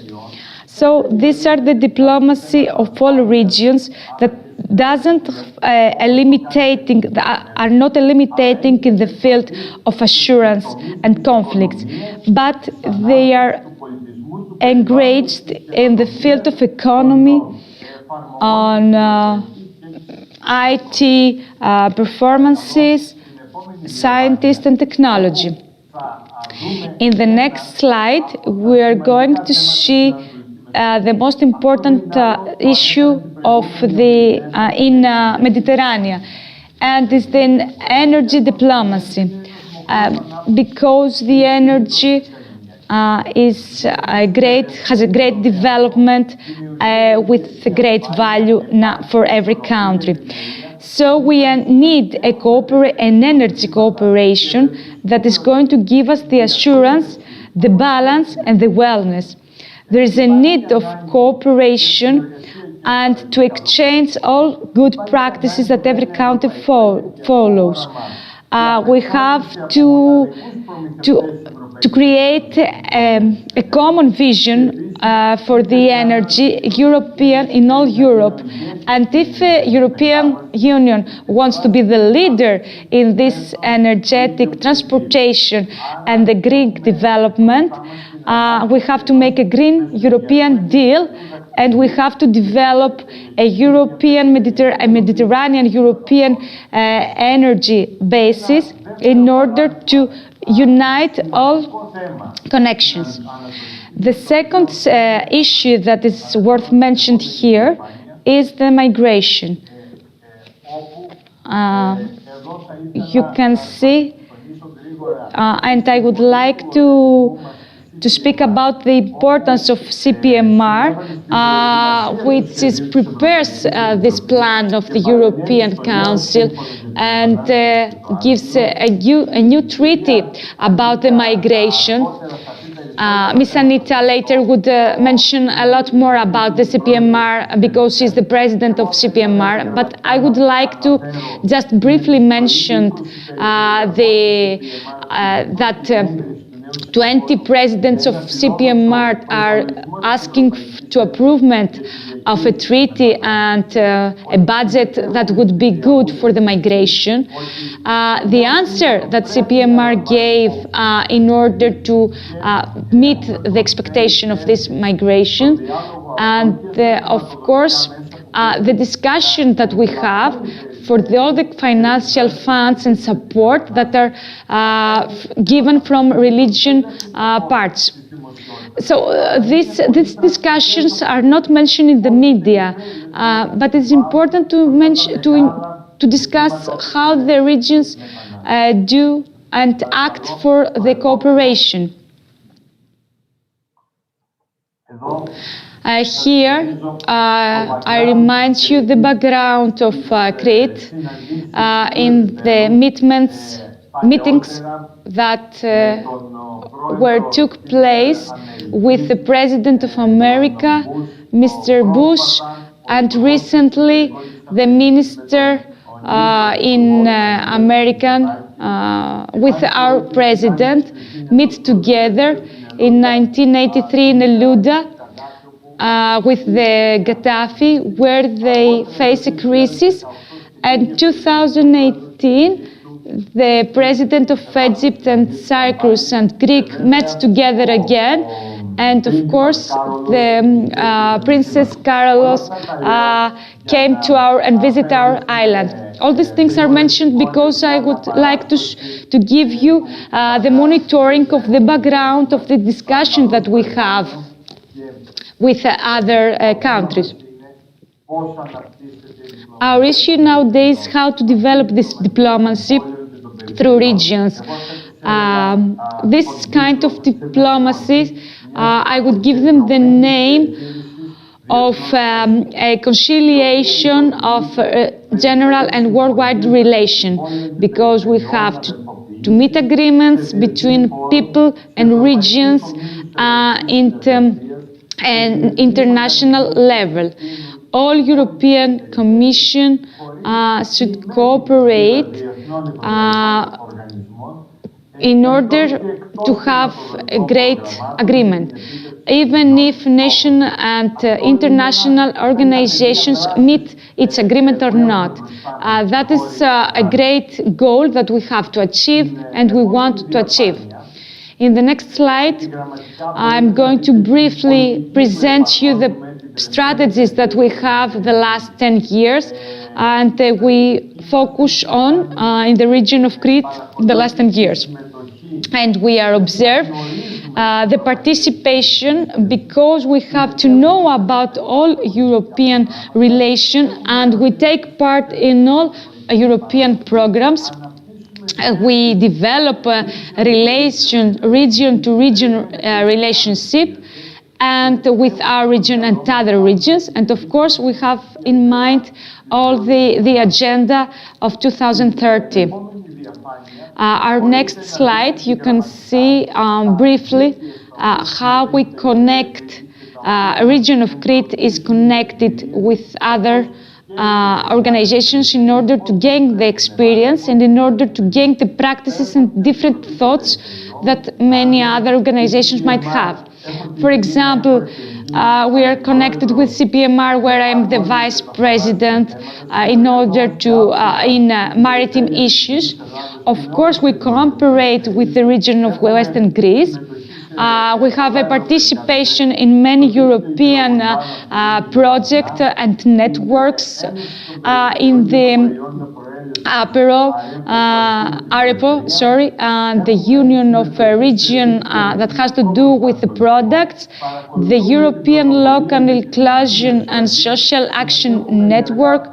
We participate in the dialogue of USR that has to do with the European network.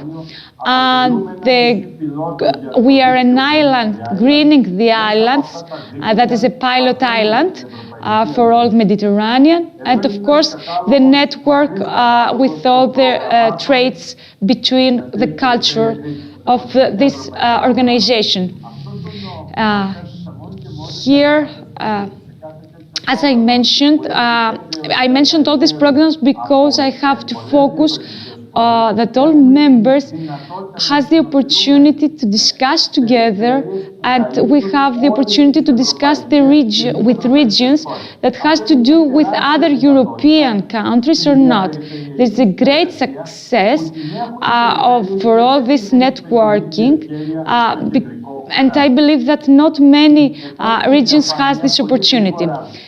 In the other slide, you can see briefly that the relations that we have, region-to-region relation, as we can say that, and is the network that we have with other cities and regions. For example, the Emilia-Romagna in Bologna, that we visited Italia, and many Italians came here. Some Italian journalists came in Greece in order to visit us. In the center, you can see a photo with the ambassador, with Mr. Romana, Mr. Patrizio Romani. We are greeting together. He's a great person and profession in Italy. And in the next slide, you are going to see the relation that we have with Cyprus when we exchange our thoughts about the connection between the regions and the cities and the nation, and we take part in the discussion of how to have issues and to take under consideration issues for national and international problematic. We exchange our discussion, and I am closing this cycle of our actions with the next slide that you are going to see.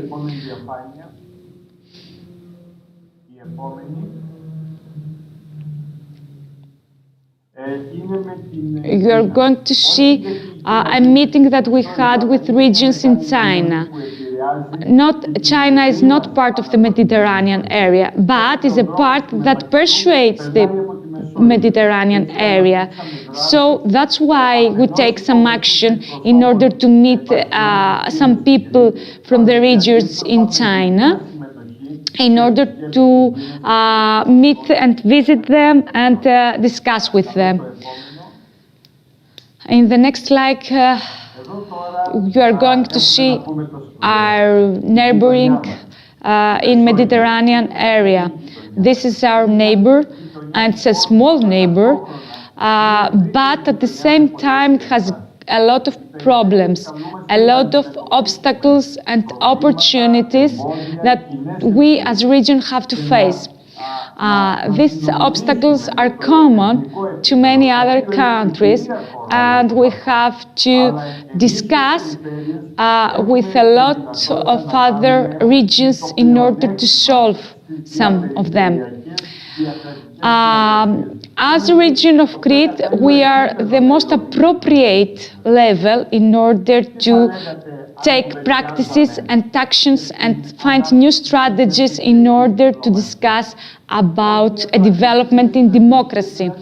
There is a practice that we want to take part in order to have a Mediterranean that has a great importance in throughout the countries that are neighboring it, and even more in countries all over the world. So that was the diplomacy there is really important. And of course, we have to develop a Mediterranean thought and for new generation through a dialogue that has to do with culture and religion. And of course, we have a common understanding in order to relate all the ways of communication or mobilization or cooperation and, of course, development. But let's talk about other things except from that problematic. And my last thoughts that I present them here in the last slide, and I would like to speak about the great idea. And this great idea is that we are not alone in whatever level we think about it. Let's think about the people in cafeteria we saw in the first slide. These people believe that they are alone, but at the same time they know that they are not alone. That is what I'm thinking. The reality is not our small neighboring, but of course the great European frame that we have to think about. So this European neighborhood policy that has to do with all South and North countries in Mediterranean have to focus on this cooperation. So the new agenda of European country of this South nations, countries of the Mediterranean, has to do with that. So the Union of the Mediterranean is known as UFM and wants the cooperation with many other countries, not only from Europe, but all over the world, as for example, the Morocco or Andalusia. So we have a common treat for all countries in Mediterranean for the market. That was a great opportunity for the Mediterranean countries. Of course, this treaty has to do with energy and environment at the same time. And of course, a few days ago, we have another treatment about the Mediterranean and the blue economy. 25 years ago, we had the treaty in Barcelona, and that is take action till today.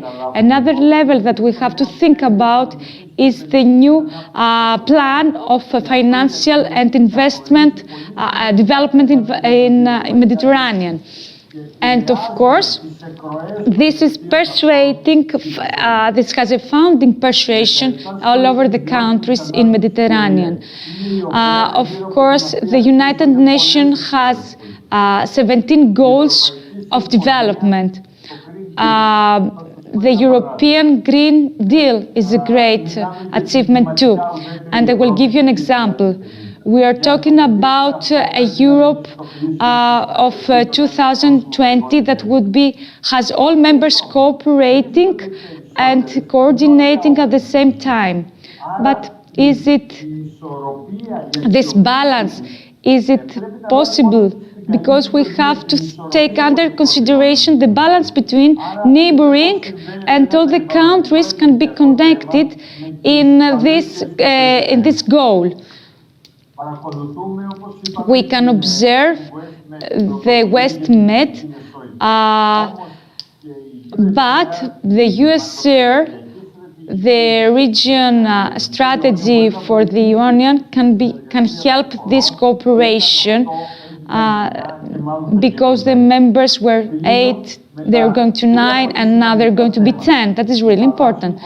I'm closing with the maritime geopolitical plan and, of course, the renewable energy sources that we have in maritime. And here we have a common result, how we can use the Mediterranean at the same time, because we have to follow a peaceful cooperation and coexistence with other countries in Mediterranean. That is the great challenge that we have to face, but we have to think about the image and the great image that we have for the Mediterranean. And this is the image that Crete, the region of Crete, wants to show you. Thank you so much. Thank you, Mr. Zaimis. Thanks, Mr. Alexakis. He mentions that he has the gladness to meet him not in Greece but abroad in Brussels, in Italy, and in many other meetings that they have us in the frames of CPMR. And we have a cooperation in really great important issues, and we are continue this cooperation because I believe Mr. Alexakis has a great experience in issues and regional issues and how to solve them, and he shows us how the region can give a solution in how to tie relations between regions and public organizations together. I would like to add that all these programs, all the programs that he mentioned about the region of Greece, its observation, its planning, and its development demands a great management, a great observation, not only politically, and it's really important role that the regions have, and so they need a great reinforcement in order to follow them. The position papers, the political affairs that we have in CPMR, has a great importance because there is the vital discussion in European Council and of course in European Commission at the same time, because we have to make them more according to its part, its member, its country. I would like to have a positive message from Mr. Alexakis because he showed us that the media goes to the negative part, to the problem, to the conflicts and all other things. But it doesn't mean it's not important, but at the same time, there is another word that cooperates, welfareness, and is developed, and they are too close each other, but they don't have the lights of the media in order to show how positive this part is. And I believe that this positive place is much more important to be shown through the mass media who follow the negative points. I'm going to give the speech to Mr. Emanuel Karagiannis, who is the Associate Professor at the Department of Defense Studies in the King College, London. He's going to speak for the Greek strategy in the Eastern Mediterranean towards a new distribution of power. Mr. Karagiannis, thank you for being here with us today. Good afternoon from Mr. Karagiannis.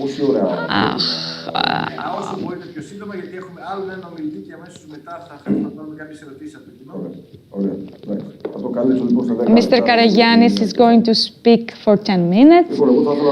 He would like to speak about the Greek strategy in Eastern Mediterranean, how it is developed and where we are today. It would be really useful to remember that Greece was present in Eastern Mediterranean in 1950 when the united conflict for Cyprus started. There was a period of time that had a lot of problems. The decades of 1560, the politics in Greece were under pressure generally. There was a period of time that the problem of Cyprus was a problem for every other countries. Of course, there were many other issues about the relations and cooperation between countries, but the Cyprus problem was the first interest of diplomacy for many years. So here the Greece was there where the diplomacy started and where meetings were started to take part in that problem. Of course, Greece support the solidarity of the Greek island, sending a lot of forces, war forces there.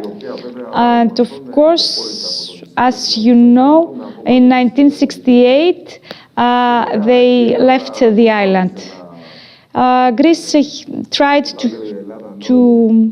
when I'm talking about Greece, I'm talking about politicians in Greece. They tried to have a vital role in Cyprus, and they are trying to protect the Cyprus and people there, until we came to 1964, where firstly the organization of the conflict in President Makarios, and then it is useful to say and mention that, as we already know, we don't have to forget that the dictatorship fell down, not only from the University of Polytechnio, but you know that the dictatorship in Greece fell down due to the problem in Cyprus. It is commonly known that the dictatorship fell down through the University of Polytechnic, but it's not true. So, as you know, the relations of democracy from 1950 and then the relation with Cyprus is something that we can't deny. It was something that happened far from Greece, but at the same time has a lot of influence in Greece. But 1964, this is psychological trauma that we can talk about it, and Greek people face. And of course, in the responsible history, and the newest history mention that Cyprus, from 1974 and then, due to the Turkish invasion, leave all these drawbacks and bad things happened there. Greece was trying ethically or maybe financially sometimes to reinforce and support Cyprus, and we had a new agreement in order that the governor of Mr. Karamanlis to fight, of Mr. Papandreou to fight against Cyprus, and he wanted to fight against Turkey in order to solve the Cyprus problem. So, in that position that Greek took, the Greek government took against the Cyprus democracy, that was against the laws, that it wasn't coordinated with what the law functions. That was the opinion of that period of time. That was a common and a whole Greek democracy has to face and to react to. So Mr. Papandreou said that he would be with the Cyprus if there is any need of that. And then in the decade of 1990, there is a new try for a better connection with the solitary field where PASOK was and Mr. Arsenis as a minister tried to do. And in 1995 was the first time was a decode of this solidary support.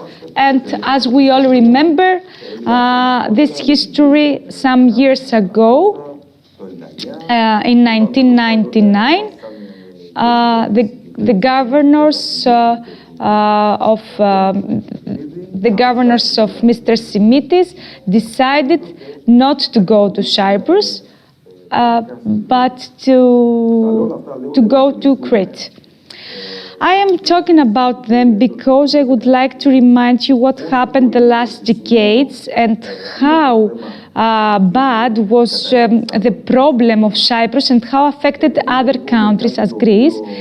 It is something that is under discussion for the Greek diplomacy, of course, the policy in Greece. That means that Greece, as I can say, was always there in the Cyprus problem, but it wasn't on the one side clearly every time. It was present there, but there was a great disagreement, or maybe has an impact in internal policies and problems that Greece faces all these years.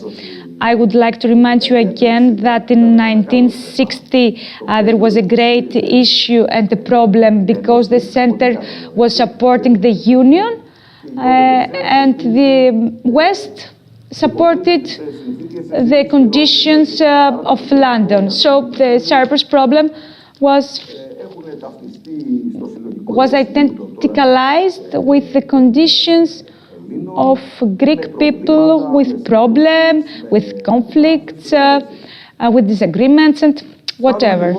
So we're coming to the 21st century, and what is changing here? The first 20th century, we have a comeback of a great disagreement and the problem of Turkey and Greek people. And the logical here in this strategy is that we are going to have a cooperation if we have Turkey in the European Union. There is a strategy who has some aims, clear aims, but at the same time it is a strategy that has a lot of bad problematics and issues that are not clearly mentioned. So the next government of Karamanli decided not to take any action of this diplomacy, and that's why there's a great gap with the external policy that Greece has. That period of time, there was a political decision in order to avoid and get away of this diplomacy and whatever has to do with the problem in Cyprus. So it is an opinion that for some people believe that was a bit in the external policy, because they believe that there wasn't a strategy. The strategy didn't appear in that cases, so we get along and back from the old Mediterranean area. And we didn't have any connection with the Mediterranean countries. So everything is changing. And in 2010, when we have the incident with the Turkish forces that has to do with the Turkey. And in Athens and Tel Aviv, and some Israeli journalists transmitted that there was a conflict between Israeli and Greek people had a conflict. So there is no so now starts a try in order to have a relation much better in many fields, and of course in energy field and financial fields at the same time. As for the energy field in the start of 21st century, there is a great changed because in the maritime Israel place, they found new sources of energy, as you already know. So energy is a great field that connects the relation between Mr. Papandreou connect with Israel, and of course the forces, the soldier forces that we have to Israel. So why the Greek ministry and government continues on taking this relation as for the forces, the soldier forces?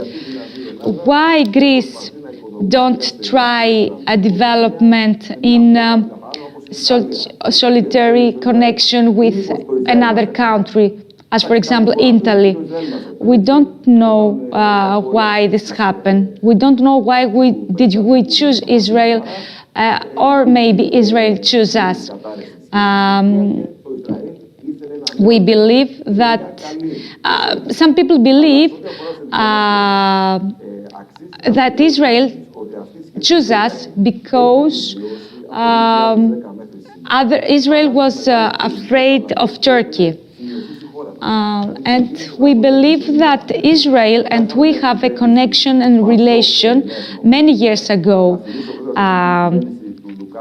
As we remember, the governor of Mr. Lukas Papadimos, and after that Mr. Samaras or Mr. Mitsotakis were all coincidence to the same thing as for the Israel and as the Mediterranean area. There is a continuing that we have to mention here. There is a continuing that we don't usually meet in the Greek democracy. So why Greek has decided in order to have a good relation with Israel? So we believe that Israel, after having no connection with Turkey, they need an ally with another country. But why Greek and Greek people believe to have this continuing relation?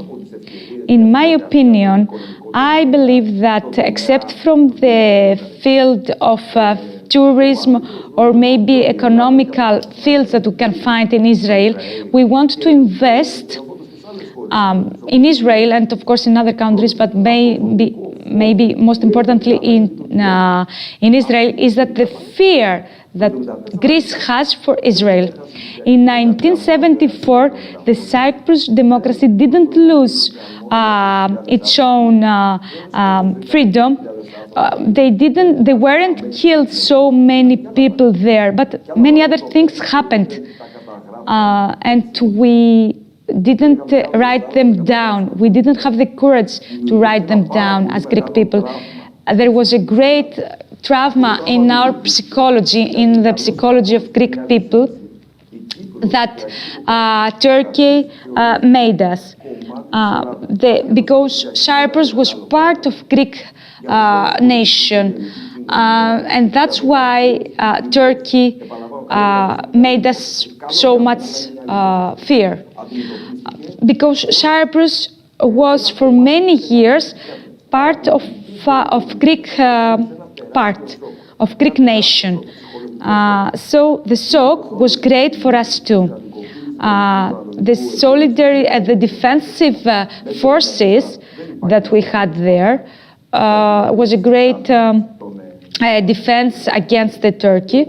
And of course we have a reconciliation of the third part and body in Cyprus. Mr. Karagiannis is coming to end.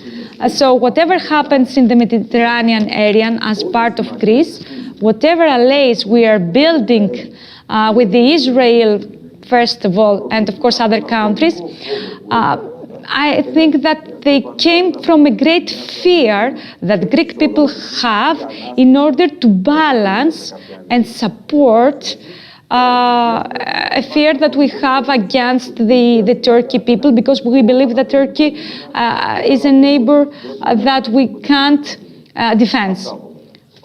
this for me. Thank you so much. Mr. Zaimis is thanking Mr. Karagiannis, and he put us in a strategy, in a most defensive one, in another point of view that we have to think about, even we'd like it or not. And as you mentioned the invention of Cyprus, you remind us things that we don't even think of live again, don't even have this kind of actions. And whatever you mentioned before about the Israel, of other conflicts that all the Eastern Mediterranean have faced. I would like to present the next speaker, who is the Mr. Theodoros Louloudis, who is publisher of a newspaper, and he's a member of the organizing committee of the Regional Growth Conference. And you have the speech, the floor. Thank you, Mr. Zaimis. As you mentioned in the program, I'm going to speak about the new agenda of the Mediterranean.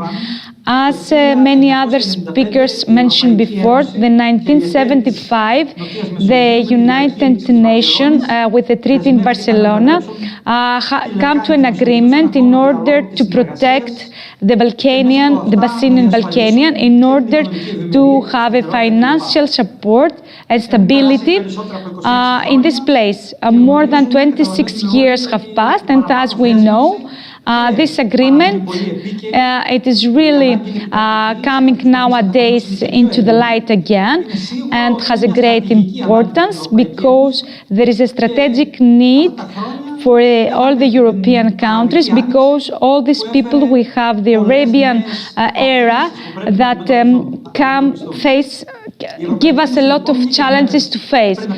So the European Union a few days ago is trying to re-begin this agreement with the agenda for the Mediterranean.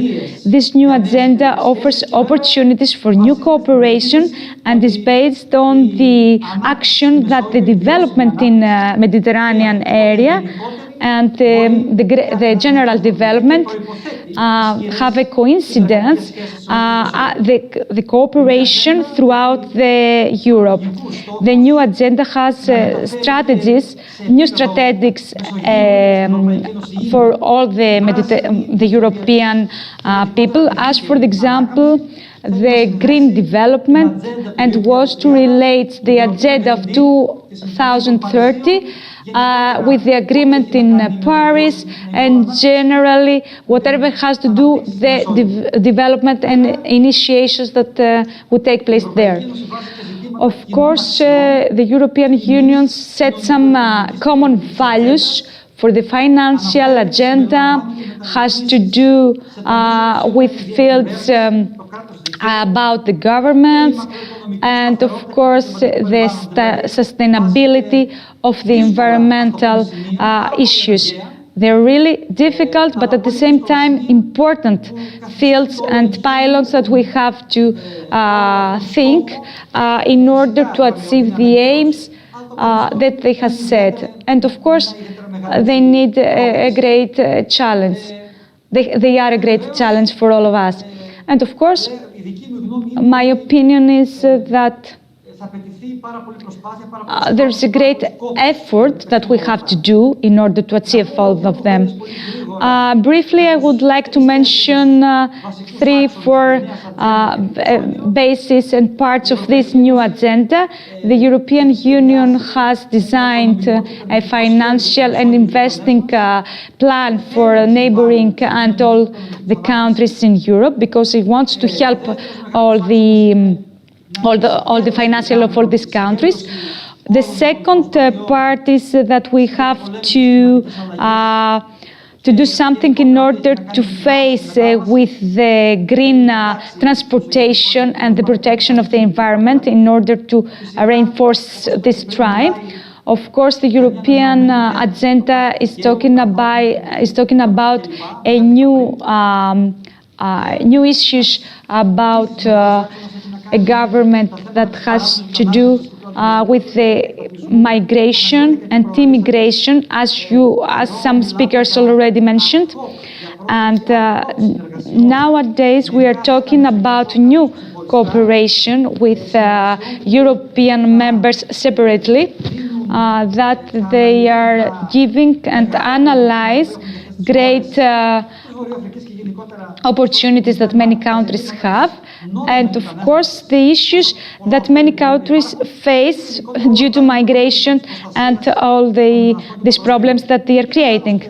Of course, and the last part of this agenda has to do with the general cooperation and connection that all members has to show. And of course, there are some countries that are not members of European, but they have to cooperate at the same time. So it is true that we have to work on that part, on that orientation. Some of them are really ambitious, but I think that we have to work hard. Till then, which is the role of the European or the Greek region in this try in order to plan again and to develop the wellness in Europe?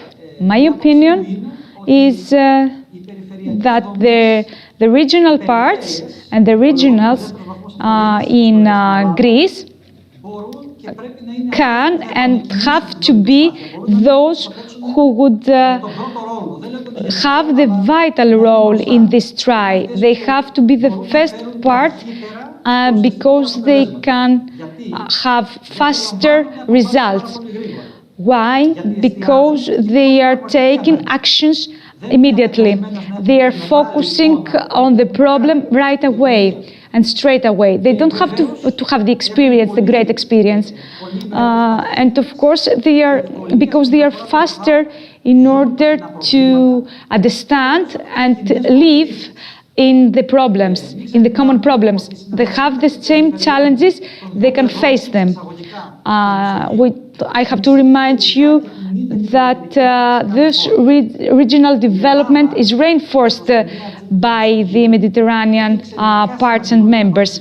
And of course, Greece has a great role in the Mediterranean area because we separate and we divide some parts in many fields with many other countries. Especially in the Ionian, as where I live, there are a lot of cooperations, coordinations in fields that has to do with the transportation, because the sea is demanding there. And of course, we have a lot of needs to common actions, to take common actions.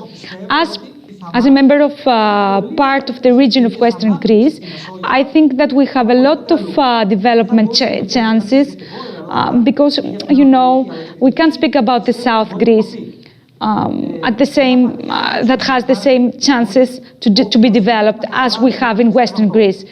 You can understand the reasons why, and it is obvious that we have to have a discussion for the Mediterranean area and how we can achieve the aims of the agenda has set. On my part, we're going to have a part in this discussion and cooperation, and that's why we're going to make a conference that we are going to have in 3, 4, and 5 of June this year, where we are going to discuss about the European Mediterranean coordination and cooperation. Of course, I'm going to cooperate with the region of Western Greece, Mr. Zaimis and Mr. Farmakis. In our side, you are going to find more details in this conference, and thank you so much for your attention. Mr. Zaimis is thanking Mr. Louloudis, and this conference that he mentions and has a vital role, the Regional Growth Conference. that organizing by the organizing committee, and we would like this year to have great speakers in this conference in order to give it another distance with more members from abroad, either from organizing committees or maybe other enterprises or other Mediterranean countries. And we would like to open a discussion, as you mentioned, for the role that the regions has in this field, because regions indeed can take faster, has find faster solutions in order to that problems. Of course, the regions have a role, but in any case, they don't have the vital role that the European Commission has, and the regions are trying to have an important role in fields like this, and not only have discuss about voting, but take real action in this kind of problems. And as the European Union has a lot of organizations, as for example the European Commission, so we have to open a discussion in that conference for the role that regional have to have in order to reinforce its role, in order to have more funds, more important role, and in order to make the decisions true in a regional level, or maybe in a level of another kind of level throughout Greece. I don't speak when the nation government is needed, but there are a lot of issues that the region can face, can find solution, and have a role, important role. And so we have the courage in order to make that true. And I think there are many European countries that have this role and make them true. And it is already come true. But in Greece, we have a fear, or maybe we don't want the general government to transfer this role and give this role to party regions, but it's an issue that we are going to discuss it in the next conference. But I believe that regions are under discussion on that issue, but maybe we do something more. I don't know if there is a question, or if there is something that would like to ask or mention something, but we don't have time.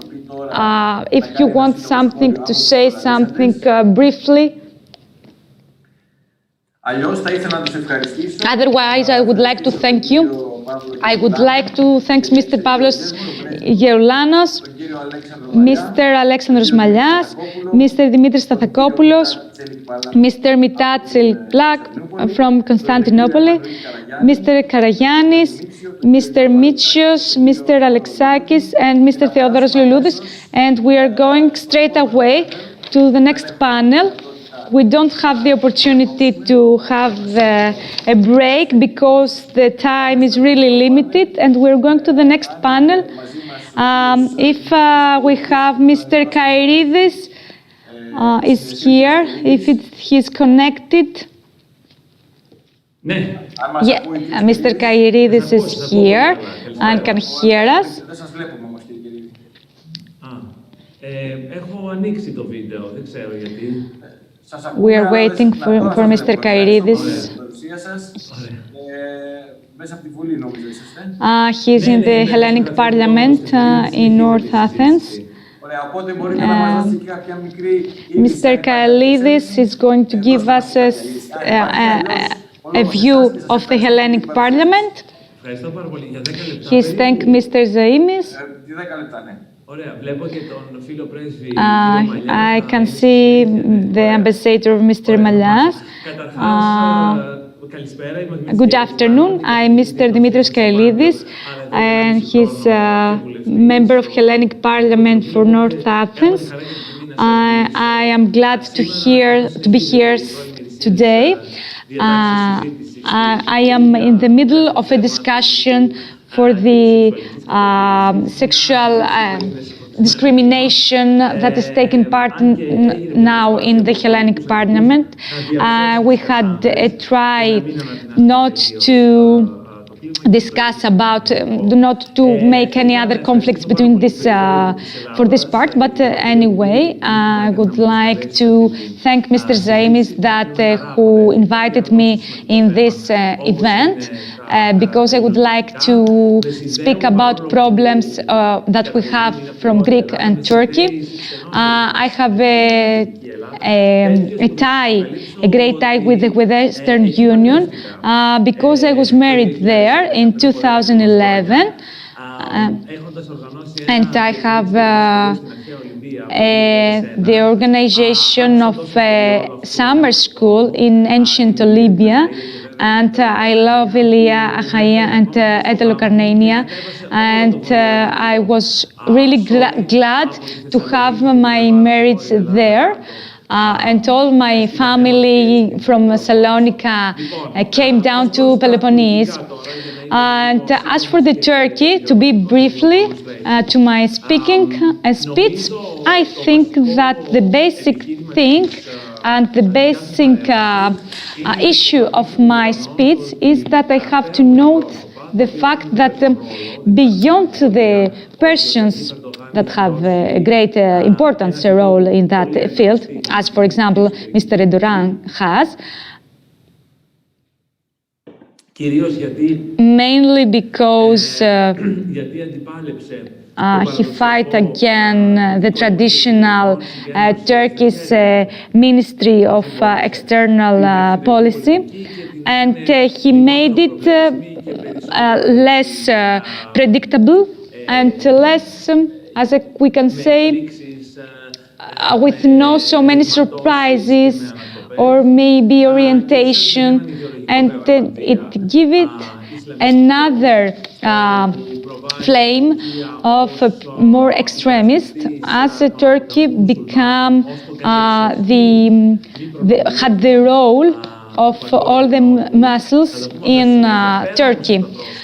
Beyond from all these people that come and go at the same time, it is really important to mention the domestic characteristic that Turkey is the field that it is a field that make all the Mediterranean area to be in danger, and that's what has to do with us immediately.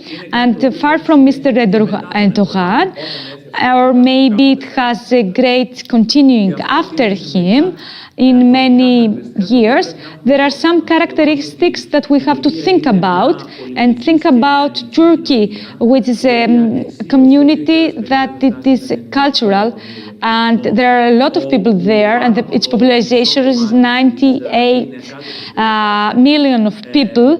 That means it is a community with a lot of people with cultural background.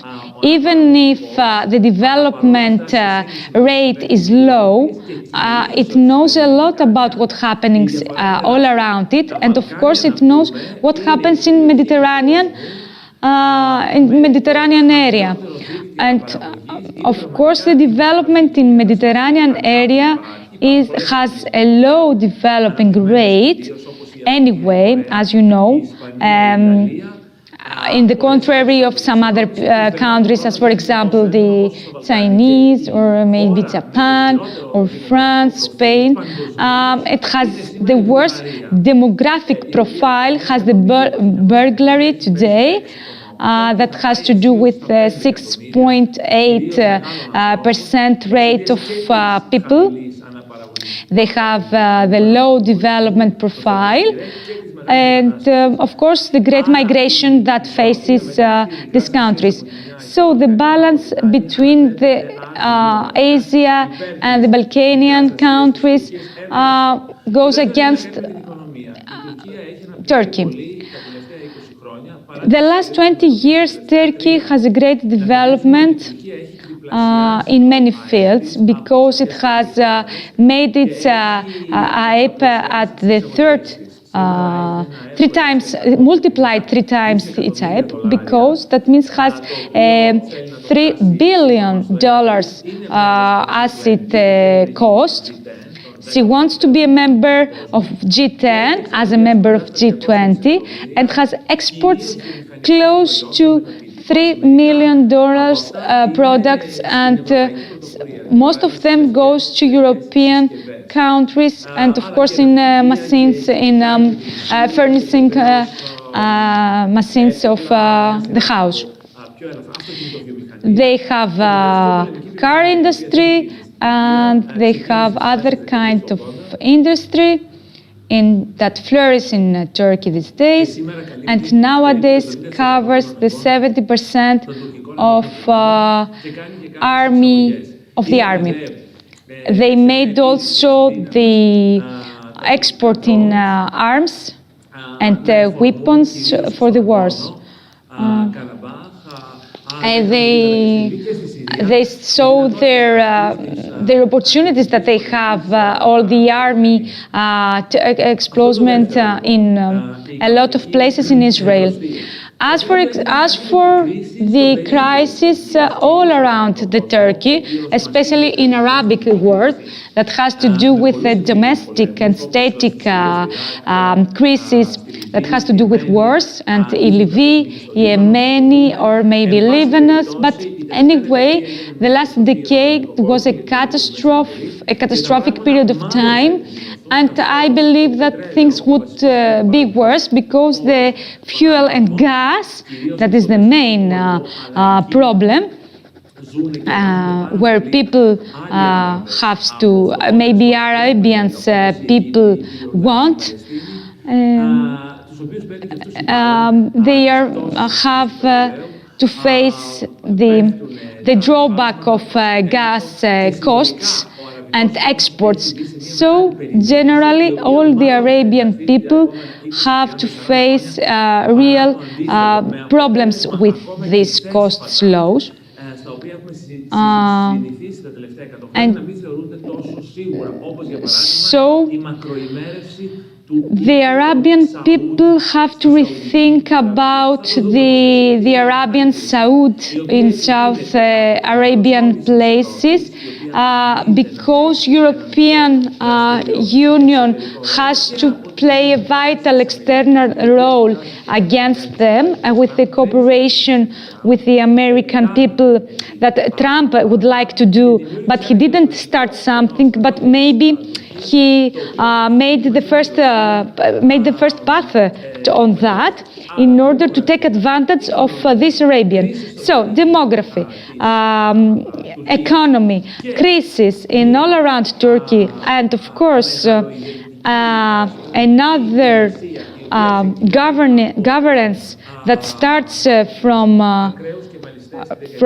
Kemalist from 1907, maybe in 2000, Erdogan was faced a drawback. And as we can see today, Erdogan had a tactic and a strategy that with many results nowadays, and he wanted to have the army at the second stage of its country, and he abandoned a lot of strategies that were posed many years ago, and he supported in 2013 he posted the Kemal characteristic as it is represented from MHP, from Bahçeli, and he made it come true again with the green country. So we have a governor that is really determined and doesn't want to have any agreement with the Eastern forces, because he believes that Turkey has a force and a power that can be with other countries, and especially with Mediterranean ones. it would be with the eastern part whenever it wants as a country, and whatever in what any kind connection relation it wants. So it's the opposite at the same time. One part is this and the other is the other, because the Turkey can't respect other options. Of course, there are a lot of other problems that Turkey has to face, to the economy, or maybe to the Kurdistan problem.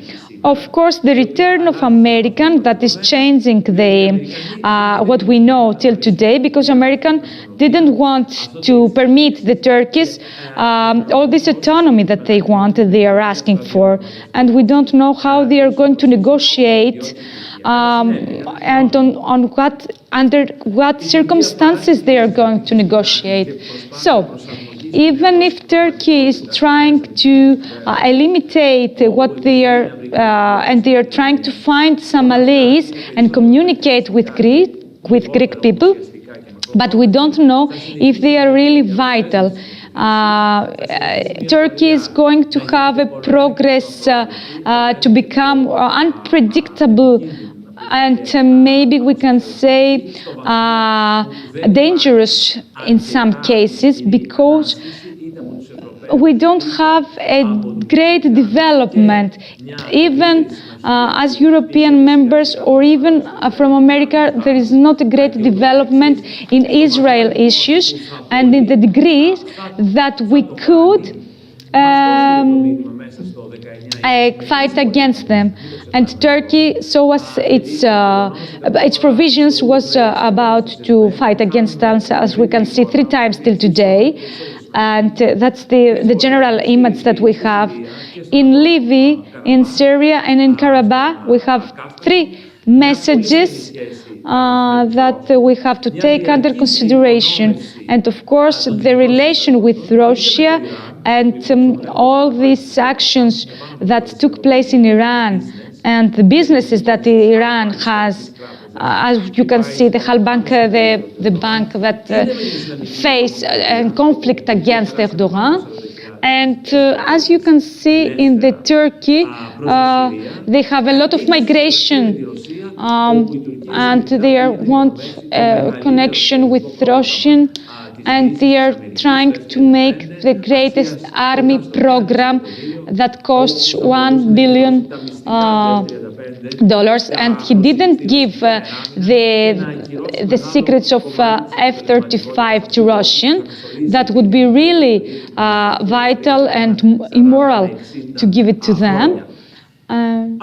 So we need to be fast, and to be in a continuous discussion and estimation of the situation all the time, as in all fields we have to have the correct basis and the correct action. We have to do most in the field of discrimination and fight against what they fight against the human rights. We have to find new allies in these neighbors in order to have more countries with us, of course in Europe and of course in Mediterranean. And I think that the challenges that Erdogan provokes, there are so many that the diplomacy is against him, and many governors can understand how important and how dangerous he is. And many of them didn't know about him last years. I'm really positive on what we're going to do in order to avoid the danger, on what we're going to do with the Turkey, as we did in the Turkey many years ago, in 1974 or 92. We didn't we didn't have the right policy in order to fight against him, and we made a lot of mistakes. So that's why we now have to be ready in order not to exacerbate all the discussion. Don't be challenged, don't take the challenges from Erdogan, but just to stay focused and really in fast on what we want to do. The media play another role, and we are giving to Turkey propaganda the advance that we shouldn't give it to, because we are bombarded by problems and things in order to press the Greek governor. And Turkey is using this media.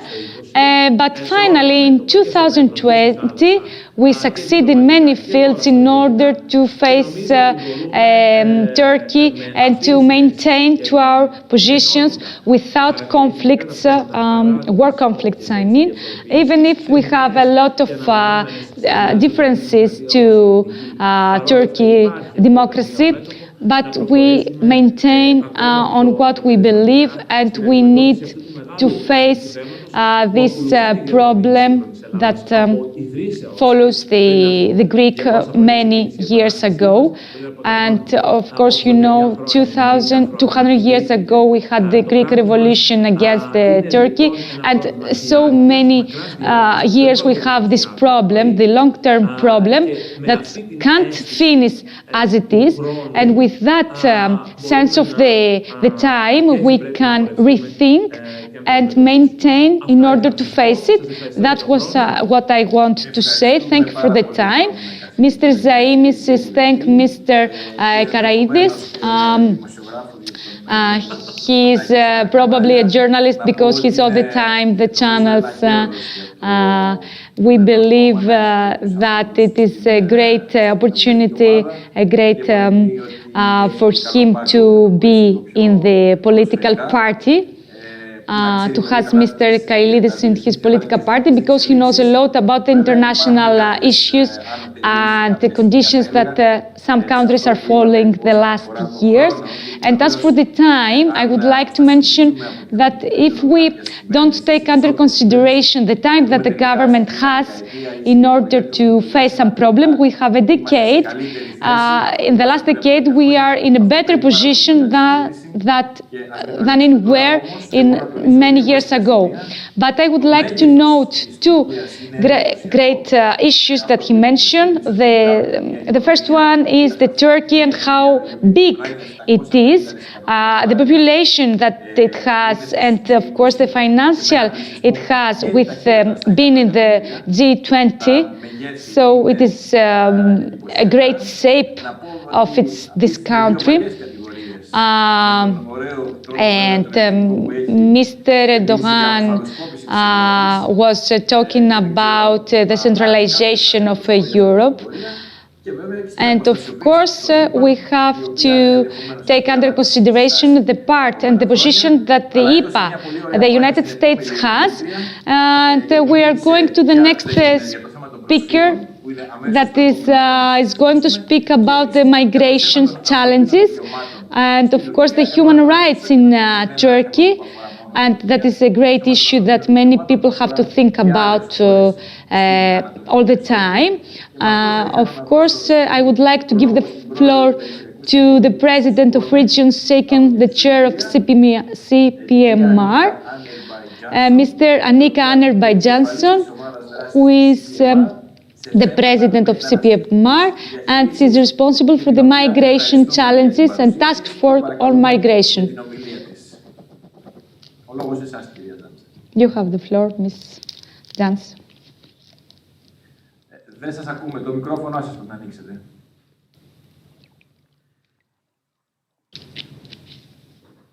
Δεν ακούγεται η κυρία Τζάνσον.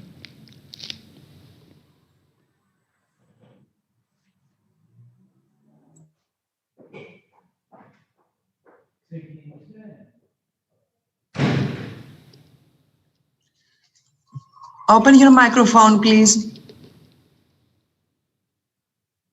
Open your microphone.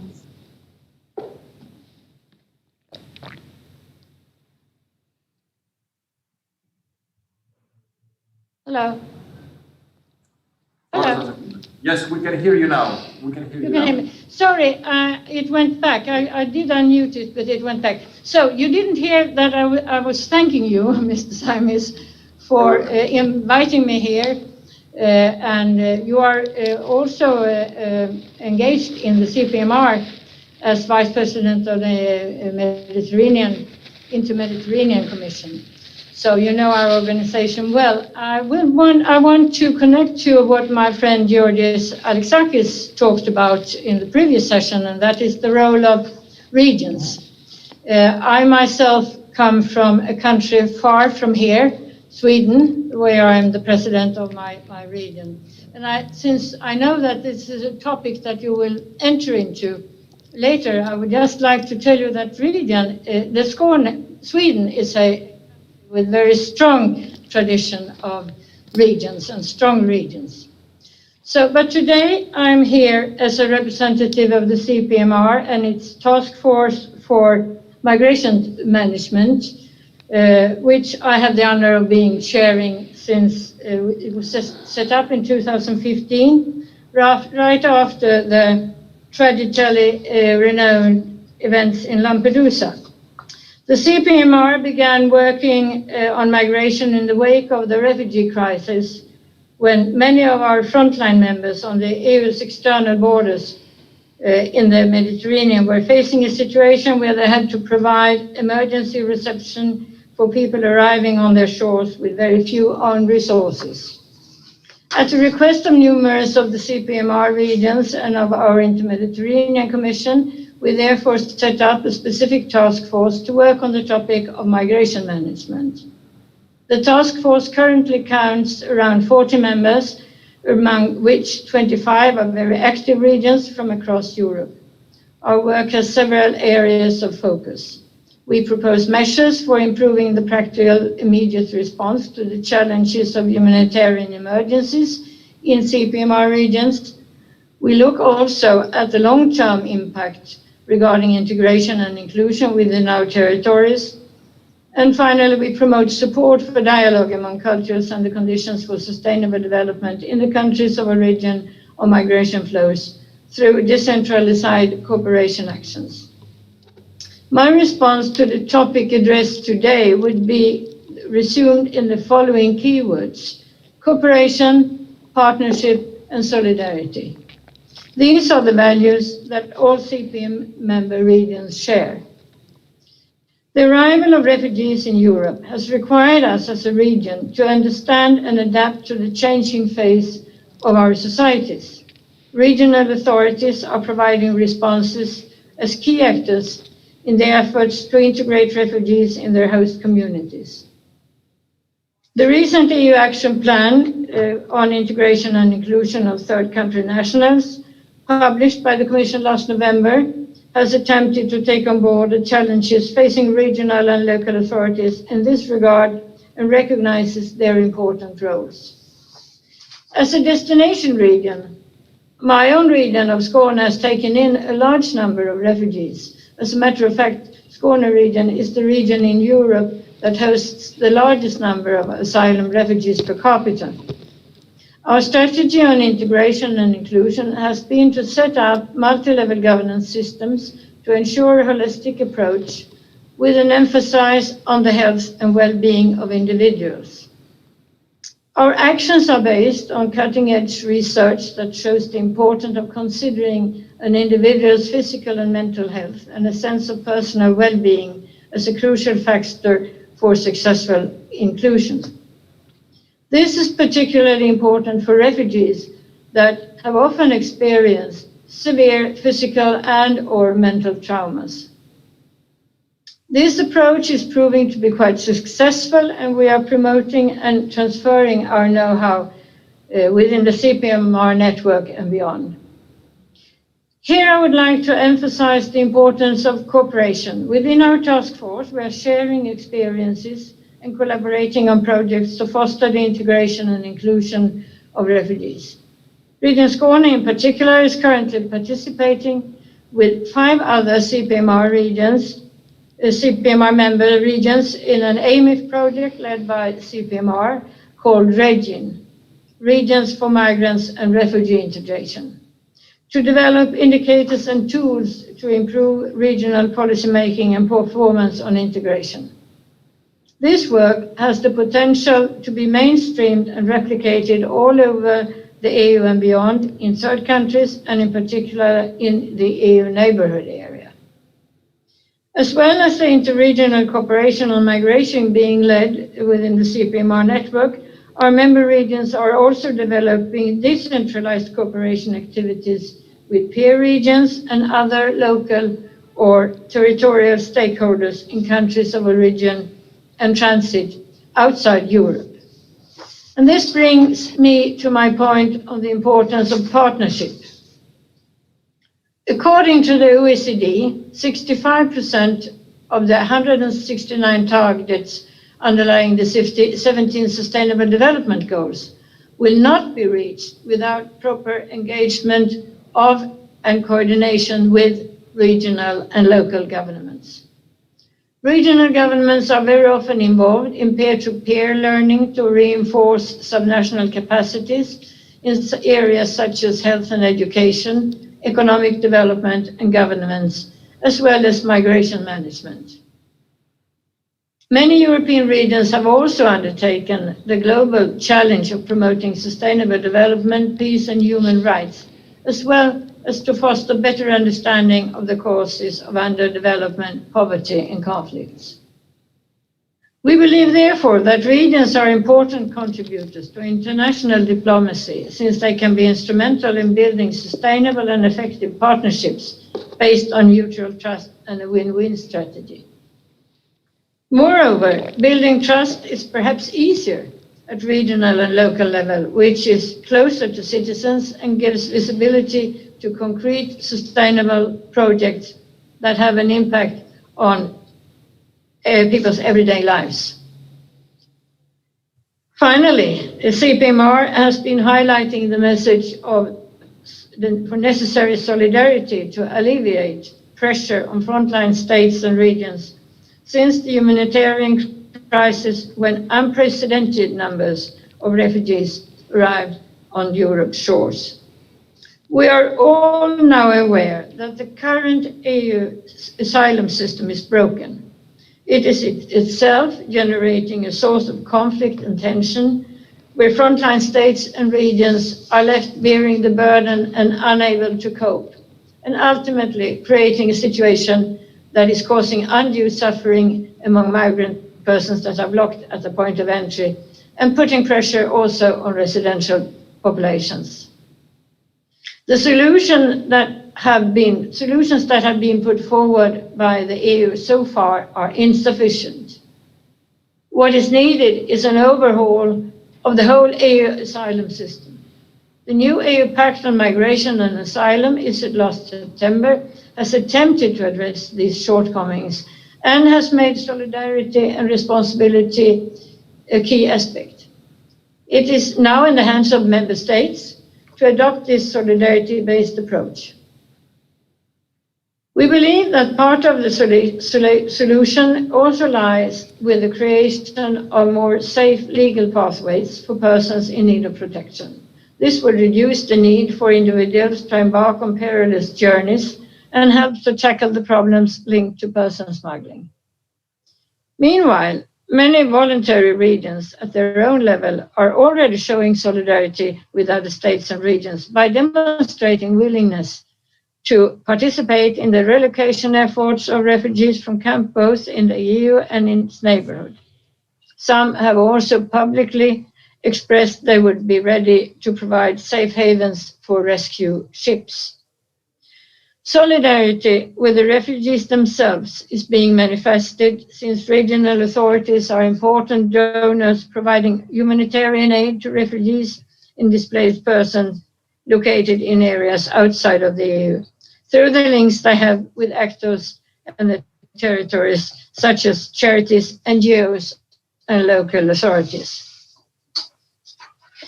Our CPMR task force continues to convey these messages that are set out in 2 issue papers, and our latest position on the EU Pact on Migration and Asylum, which addresses the external and internal dimensions of migration policy from a regional perspective. We also have produced an interactive mapping that highlights the role and competencies of regions on the topic of migration management. Further, I would like again to emphasize the crucial importance, therefore, of multi-level governance, where regions should be acknowledged as a part of the puzzle in providing solutions to global challenges. Therefore, I must add a fourth keyword, that is regions matter. I would like to conclude by quoting Commissioner Ylva Johansson, responsible for the integration and migration issues in the EU.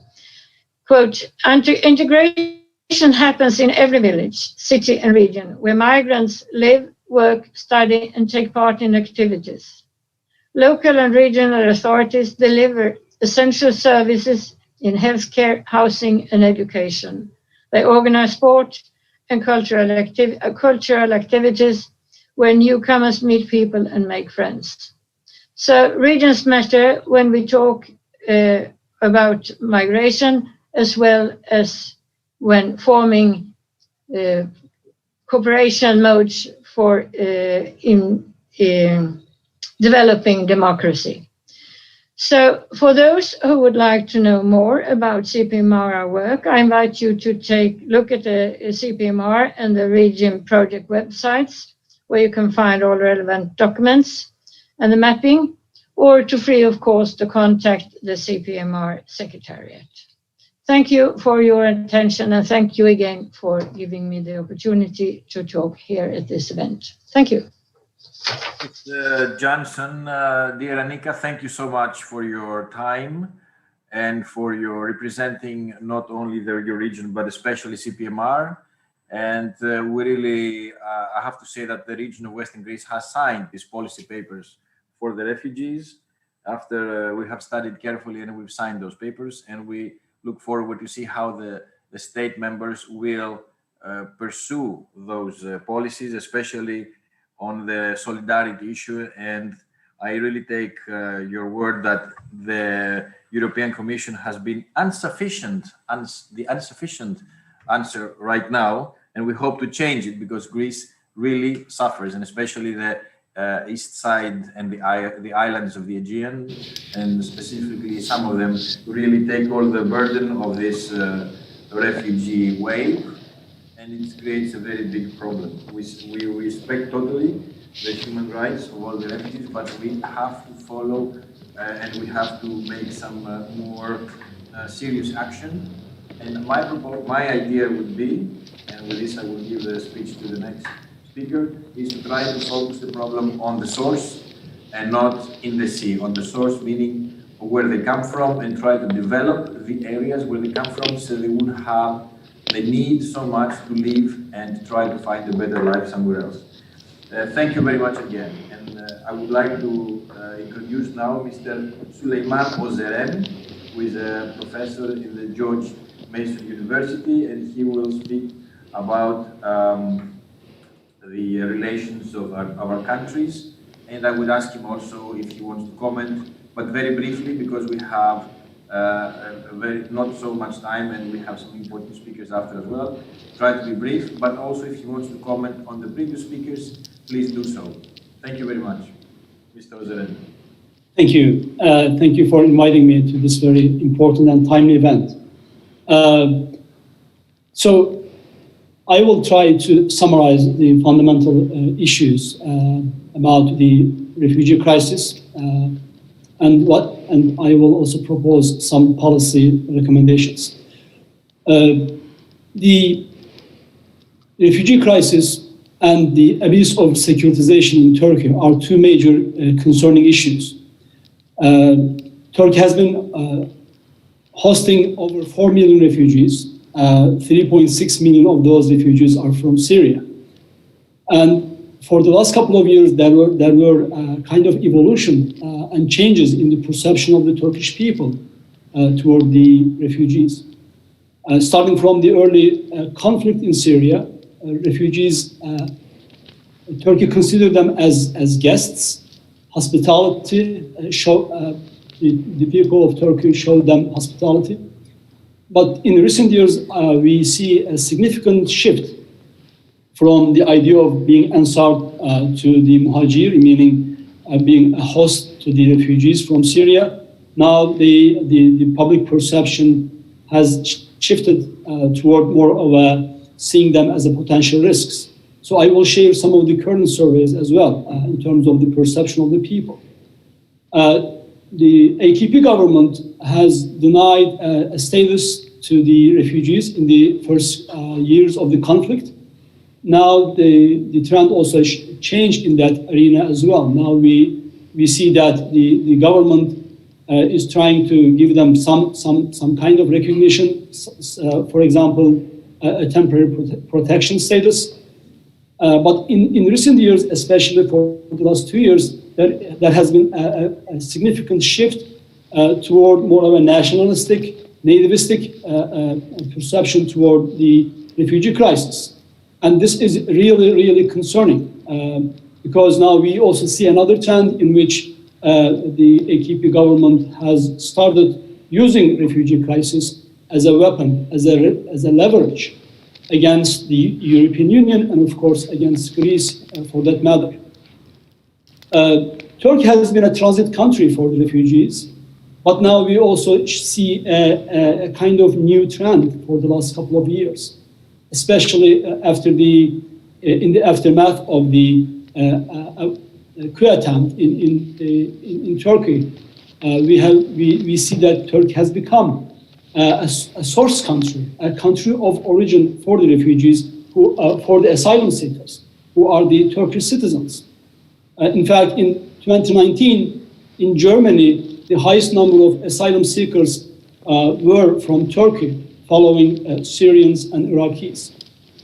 And this is really concerning because it also shows that refugee crisis or forced migration crisis is not just about the Syrians or Iraqis or Afghanis.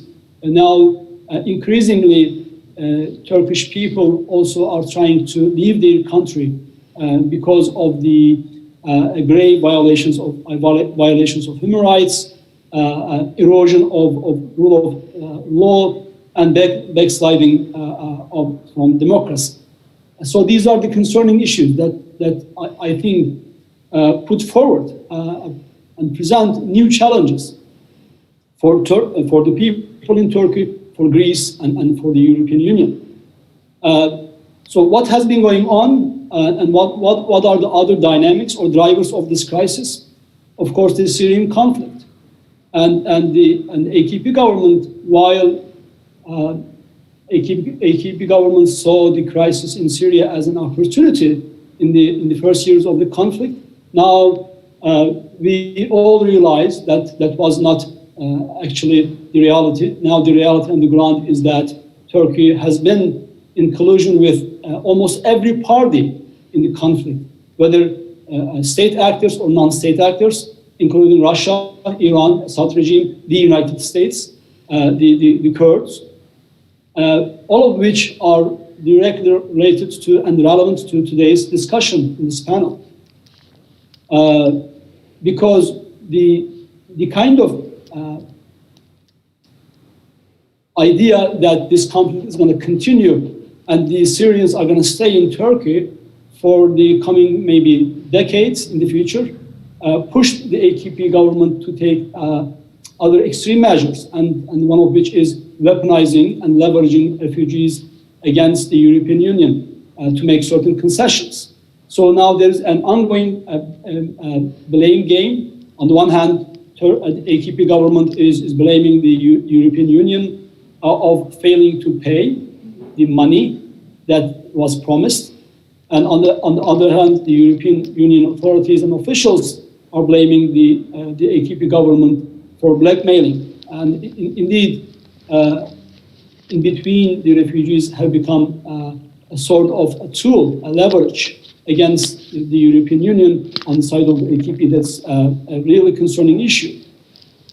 So the securitization of the refugee crisis is not just about the Syrians. Securitization of any opposition figure predominantly members of the Gülenist movement, the Kurdish political party officials and the Kurds and other opposition figures have been securitized by the AKP officials and the media under their control, which is really concerning because all of these factors act as a push factor. And people are trying to flee from this condition. And the nativist, the nationalist narrative against the Syrian refugees also created a new wave of negative perception toward the Syrians and the refugees in general. According to one recent survey in Turkey, over 60% of the people think that Turkey done its best to host the Syrians. And now there's really a negative perception. In fact, one of the most recent surveys in January of this year reveals a very concerning trend in Turkey. According to the survey, which is about the security concerns of the Turkish people. And according to this survey, the top concerning issue is refugees settling in Turkey, which is number one issue now about, so people are really concerned. But one of the contributing factors in this is how the AKP government has been portraying the refugee crisis. Not necessarily to resolve this issue, but to use it as a leverage against other domestic and international issues. And one of the drivers, of course, behind AKP's move has to do with domestic politics and the loss of local elections, because the metropolitan cities are hosting the largest population of the refugees. And there is a resentment against these Syrians because of the economic hardship, because of social political tensions in Turkey. So these are, in my opinion, these are going to continue as the major issues that are going to push the AKP government and to use the refugee crisis as a leverage and as also a tool to divert the public attention from the real problems to an outside problem, such as the tension between Turkey and Greece, a tension between Turkey and the EU. The second major issue that I would like to emphasize is the securitization problem. The government, the AKP government, has been securitizing certain segments of the society, namely the opposition. In this realm, the members of the Gülen movement, the Kurds and the Kurdish politicians and pro-Kurdish political parties have been the major focus. But now there's a new trend, and any opposition figure or individuals could be target of this securitization, which also, again, act as push factor for forced migration of the Turkish citizens. Securitization of any opposition, and we saw that in Boğaziçi University protests. My biggest concern is the political Islamization of the political realm in Turkey, nationalism, nationalistic sentiments, both of which are very critical and concerning issues. And the human rights issues, again, which is relevant to securitization. Now, according to almost every human rights NGOs, such as Freedom House, such as Human Rights Watch, Amnesty International, the political and civil rights in Turkey have deteriorated so severely under the current regime. And unfortunately, according to, for example, Freedom House, Turkey is no longer a free country and scored the lowest among the NATO members, which is really concerning issue. In terms of the trends, I think we might see an exodus of the Turkish citizens from Turkey seeking refuge in the European countries, which is a natural reaction to what has been going on in Turkey. But the interesting thing is those who seek asylum in European countries are according to one research that we are working on, over 80% of those people are college graduates looking for a better life, looking for freedom in other countries. So what could be done to respond to these two trends? You know, Turkey being a transit country for refugees, and Turkey being a source country, a country of origin for the new asylum seekers. This is a very tough question to answer, and there's no easy answer to this question. But contrary to some belief, I truly believe that one of the very important areas that we need to focus is human rights issues. For some experts, these issues like human rights violations, issues with rule of law are secondary to realpolitik. I believe the opposite. In my opinion, as far as Turkey is concerned, human rights, rule of law, democracy are real politics. In order to solve these issues that I have been talking about, the main focus, the primary focus of the European Union should be human rights issues, should be rule of law issues. So to give any incentive to the AKP government to support any policies of the AKP government in the future, I think one of the conditions should be an improvement, a real tangible improvement in the area of human rights and rule of law. And I'm not talking about window dressing. I'm not talking about policies that are presented, as improvement. For example, opening a courtroom at the airports. If those courtrooms are not gonna, trial, if the judges are not gonna be impartial, opening new courtrooms mean nothing. Even they could exacerbate the situations. So instead of dealing with this issue from perceptional policies, I think there has to be a tangible improvement in this area. Otherwise, these tensions are going to be sometimes delayed, but these are not going to be resolved in a real sense. As recent as 2 days ago, the European External Action Services made a statement, and the statement is Turkey must safeguard its democratic system, including respect for human rights and the rule of law and the freedom of political association. I think this underlines what I am emphasizing. But I think there has to be measurable conditions. And these conditions should be presented to the AKP government and to see whether they comply with those measures. So pressuring and prioritizing a change in Turkey's behavior, in the AKP government's behavior, should be one of the first things that should be in the agenda. So that amendments in the laws and improvements in the area of human rights and rule of law and international and which comply with the international legal standards should be again the priority. And I think lastly, incident-driven policies or appeasing officials within the AKP government or cherry-picking approach could save the day, but in the medium term and in the long term, domestically driven crisis could lead to another tension, another confrontation between Turkey and Greece vis-a-vis refugee crisis and other issues. So I think in order to achieve tangible results, in order to achieve tangible policies, we need to take this matter very seriously.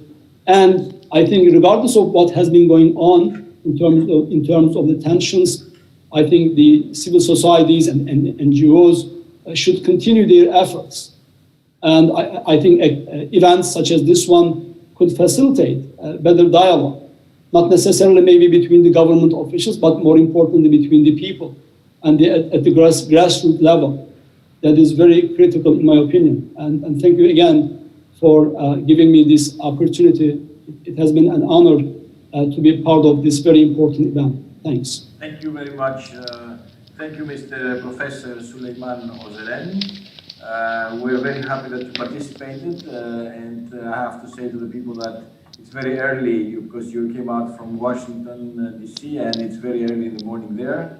So we have people from the United States, we have people from Europe, from different countries, North Europe, South Europe.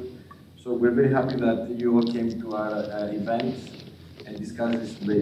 I just hold your last statement that in order to have long-term solutions, we need to respect human rights, which is real politics. Human rights is real politics, and the rule of law, and to continue the pressure on the government of Turkey to respect that, because that's the only solution that will give a long-term solutions and not go by incident-based solutions.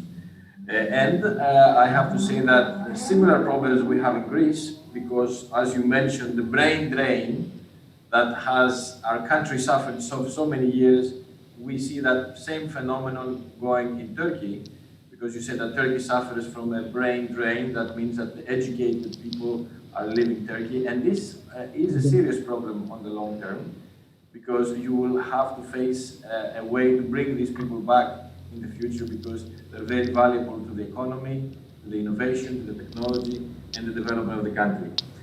Now, thank you again very much for your speech. You can stay with us for any questions at the end. And I would like to present now Mr. Theodosis Georgiou and ask for the patience of Mr. Yiannopoulou and Mr. Veremis, please, to stay with us. We have the special guest from NATO, from the head of the financial diplomacy of NATO, Dr. Nicholas Desantis, and Mr. Theodosis Georgiou, who is the president of the Greek Union for Atlantic and European Cooperation. We'll present him. Mr. Georgiou, the floor is yours. Thank you. Ανοίξτε το μικρόφωνο σας, κύριε Γεωργίου. Ακούτε? Ναι, σας ακούω πολύ καλά. Αλλά δεν βλέπω τον εκπρόσωπο του ΝΑΤΟ στην... Εσείς πρώτα και μετά αφού τελειώσετε θα βγει ο εκπρόσωπος του ΝΑΤΟ. Ωραία. Mr. Georgiou has the floor. He would like to thank Mr. Zaimis and the region of Western Greece for this invitation and for this important and interesting conference that they are organizing. The Hellenic Association for Atlantic and European Commission has a cooperation with many... Can you... Has a cooperation 3 years ago started this cooperation with the region of Western Greece, and with Mr. Zaimis and Mr. Farmakis we have made some other conferences with your region and some other regions from South Greece. So the role of Greek Association for Atlantic and European Commission is to send the messages for this cooperation and transmit the roles and the messages in order to the citizens and give them the opposite, the throwback of all the messages. All this feedback should be given, and we know that in every country and every association has its own role. And in any association, in every country there is an association for the Atlantic cooperation, and the main issue that you have chosen today, and that's why we invited Mr. Nicholas Desantis to talk about. Είναι, τον βλέπω. Καλέσαμε τον κύριο Νίκολα Mr. DeSantis is going to his service in NATO is for 10 years, and for 10 years, 10 more years, was in the public diplomacy of division, and of course in the part of the Eastern Mediterranean prospects. So all the Mediterranean countries and all the countries of this basin was his prosperous. So he's the main person and the most adequate person in order to speak for the role of the NATO in the international Mediterranean countries. And he's Italian, and so that means he knows a lot about the Mediterranean issues, and he has been counsel in 7 general issues, and main of its part of its profession was around the role of the Mediterranean area and the Arabian area, and now he is general head in the NATO in the public diplomacy decision, and his role is to connect the citizens with the NATO, to explain all the values, the alliances and the coordination between them, and of course give the feedback for the citizen. And last year, as you remember, Mr. Zaimis, there was the region of Macedonia, the region of Eastern Macedonia, and we had a discussion, and we have talked about organizing a new conference about the assurance and the cooperation and the role of the regions all around the Greece.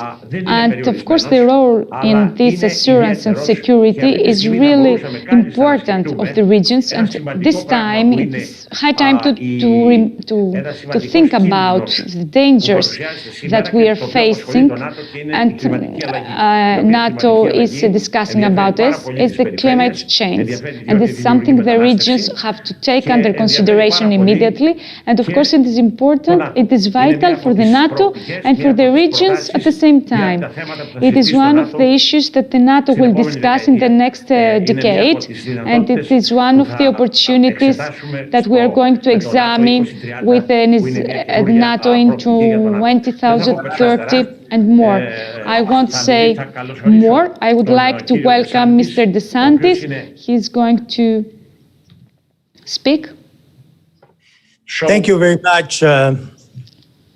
Thank you very much, Mr. Georgiou, for the introduction. I want to thank you and the Greek Association for Euro-Atlantic Cooperation for all the work that you've undertaken for many years in the promotion of the policies, the goals of the alliance, and especially trying to provide a better understanding of them. I also would like to thank the region of Western Greece for this invitation and for the opportunity that you give me to speak at this very interesting conference, which discusses humanitarian crisis, refugees, and maritime boundaries. I was asked to speak about NATO's cooperation with the countries in the Mediterranean and in the broader Middle East. And when we look, and I listened carefully to those who spoke before me, when we look at I would say, this is not one region, but when we look at the different interconnected regions, the Mediterranean, North Africa, the Middle East, the broader Middle East, and I would say even with the interconnection that the Mediterranean has with the Balkans, there's different ways to look at this region. One is that the region that goes, I would say, from North Africa to the Gulf, it's the Arab Gulf. It's an area which is condemned to a perennial, endless cycle of crisis, conflicts, poverties. Another one is and therefore this is, I would say, a vision of pessimism. But I don't think that we should have our policies to the regions, the policies of countries, the policies of international organizations such as NATO or the European Union, be defined by the pessimists. And that's why I would like to share with you, and in fact, you give me the opportunity to share with you a good story, an important story, which is the cooperation that NATO developed since 1994 with non-NATO nations in the Mediterranean. This cooperation has grown over time. We started with 5 countries, and they became 7. Before were only the Mediterranean dialogue countries that we called Mediterranean dialogue because we started by developing dialogue with countries which were very different from NATO in terms of security backgrounds, not to mention also culture. Of course, the countries of the southern part of NATO are closer in terms of culture, but NATO's focus for many years as a defensive alliance was to look during the Cold War at the defensive dimension of NATO in the East-West confrontation. With the end of the Cold War, NATO launched a new approach. One approach which would be inclusive rather than exclusive in security terms. We tried with the end of the Cold War to build a new security order internationally in Europe, but also we developed this concept of partnership. And NATO launched a partnership with Algeria, with Egypt, with Israel, with Jordan, with Tunisia, with Morocco, with Mauritania, 7 countries in the Mediterranean region. But also it develops over the years cooperation with countries in the Arab Gulf, which are Bahrain, Kuwait, Qatar, and the United Arab Emirates. And when I talk about optimism, I talk about a success story. It was not a given that NATO would be able to develop political consultations, political dialogue, promote a better mutual understanding between NATO and the countries of the region, and also I would say understanding of the countries of the region within NATO. It was not a given that this would be a success story. But let me try to explain to you why this is a success story. Well, NATO has developed regular political consultations with the countries in the Mediterranean, in North Africa, and in the Arab Gulf that I mentioned earlier. And this has been based on 2 pillars: regular political consultations in order to promote a better mutual understanding, but also associating to this political dialogue also practical cooperation in the defense and security sphere. NATO has over the years been able to develop a tailored approach, because when we look at this region, the complexity of the issues, characterizing the regional dynamics, we cannot have a one-size-fits-all approach. We have to have a tailored approach. And NATO has developed bilateral, tailored programs of cooperation with each of these countries. We have developed, therefore, assistance in the field of the development, the modernization of the defense and security sector, helping these countries develop effective ministries of defense, the chief of defense staff, security services, and to develop, I would say, to promote and develop towards all these years, because as I said, we started in 1994, a new culture of cooperation in the security sphere, which would be based on multilateralism. If we look at the region, the distinction between the domestic and regional and international security has blurred over the years. And no countries alone can deal with the complexity of the security issues at stake. Clearly, NATO and the countries of the region enjoy the same security. Our security is indivisible because, of course, the security developments in this region affect the security of NATO member countries. And that is why, over the years, we have reinforced this cooperation. And, of course, if we look at this region, the security dimension goes hand in hand with the economic stability. the root causes, I would say, and if we look at the topic of your conference, humanitarian crisis, refugees and maritime boundaries, we have to look at the fact that, the root causes are mainly socioeconomic in character. The fact that high level of inflation coupled with high level of unemployment, younger generations were looking for jobs and they don't find them. Younger generation that would like to look at, they would like to have the same quality of life. They see people through their satellite television or through the internet enjoying in other countries in the northern part of the Mediterranean. And then they ask themselves, why can't we have that? We have had the waves of revolutions in these countries during the so-called Arab Spring, in which people demanded better conditions of living, not one day, not tomorrow, but now.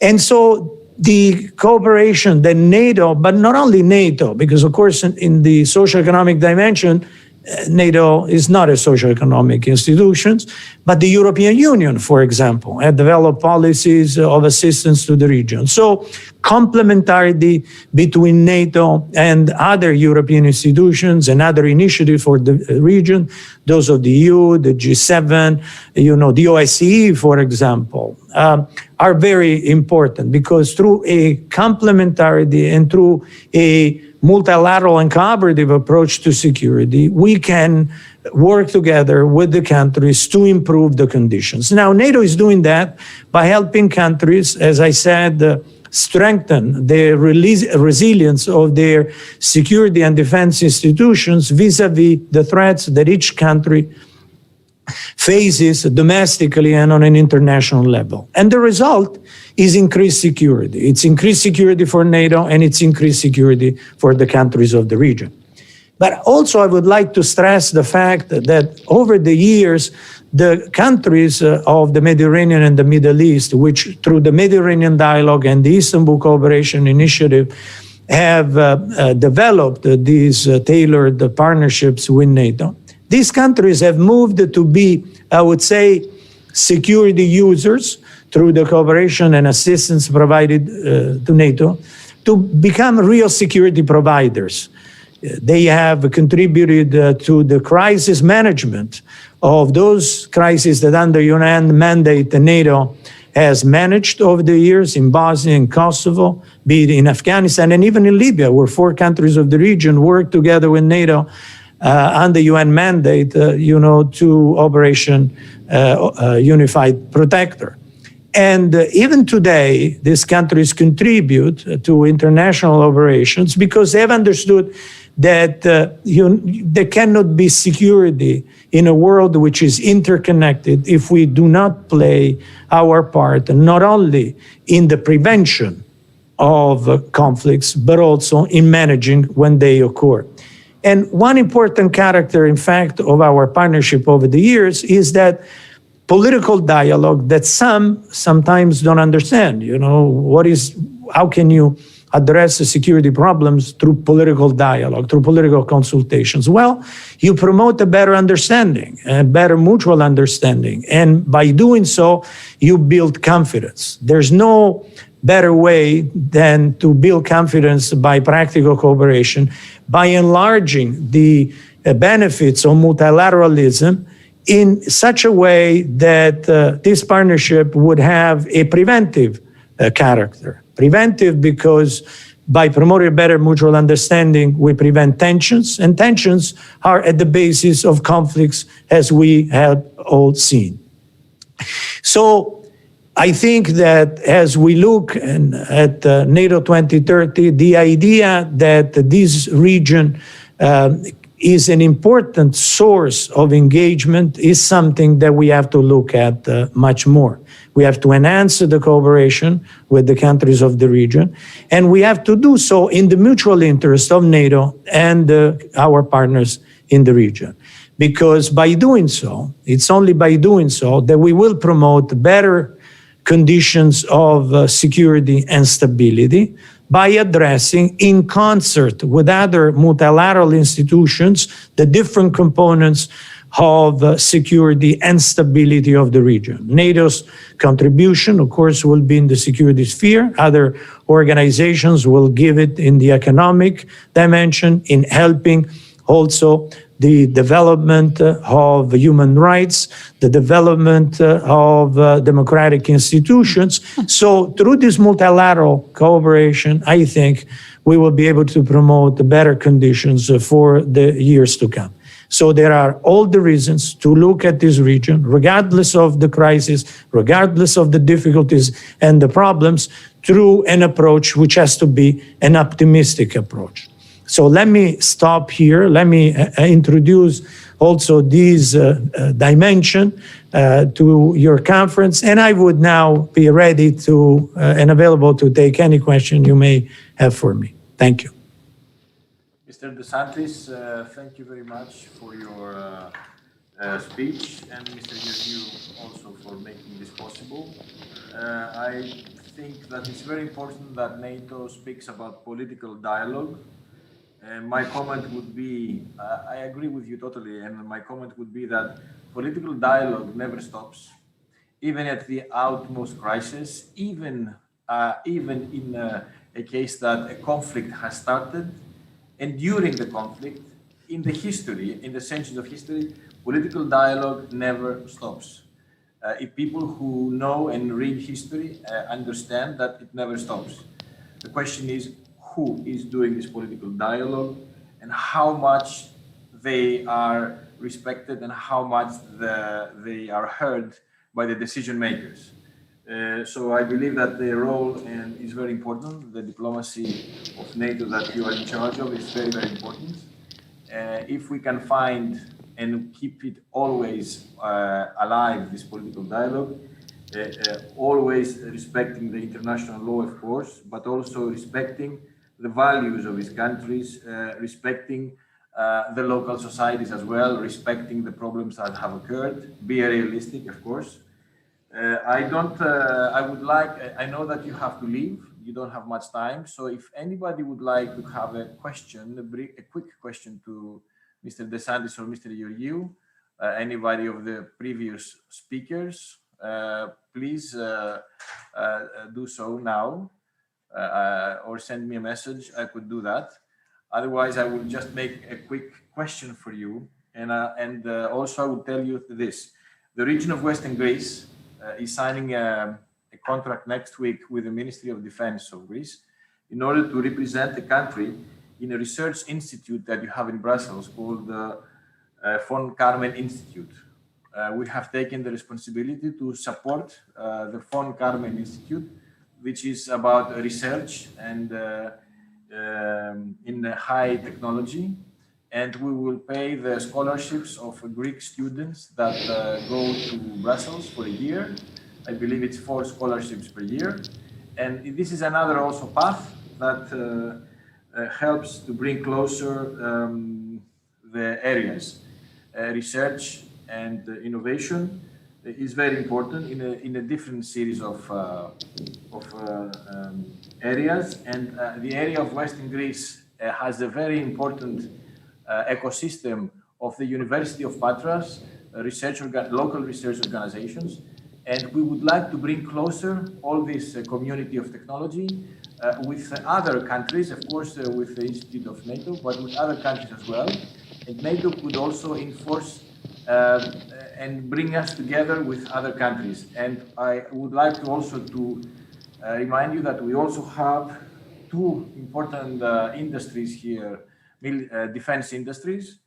One belongs to the, both are state industries, of course, and one that is built in EU and was doing the G3 weapon for the army, and is on the process of being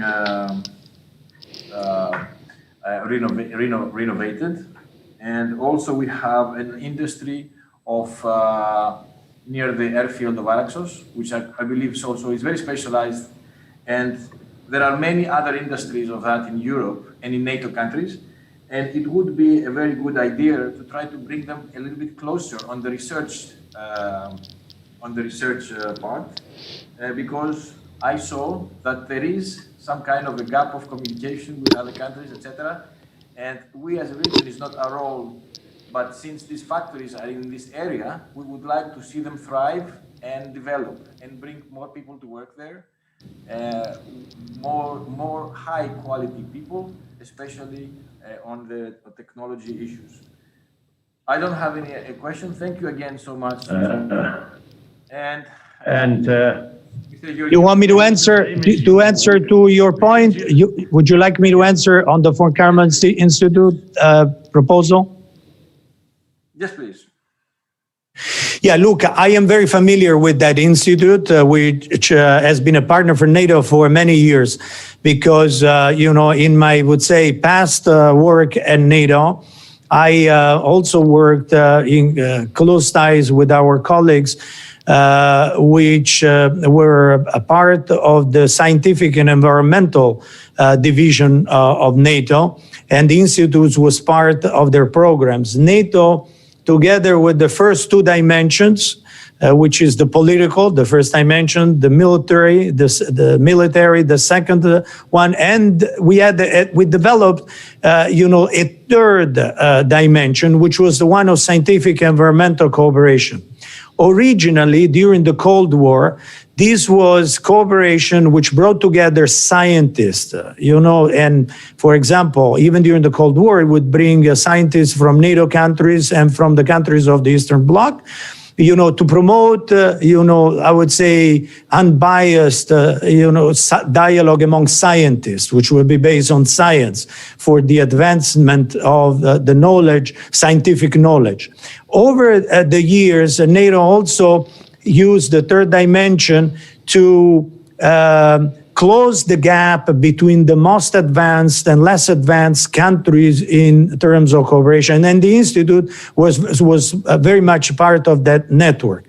With the end of the Cold War, the scientific and environmental dimension of NATO was further enhanced by enlarging this cooperation with partner countries in the East, and with the partners also in the non-NATO nations in the Mediterranean.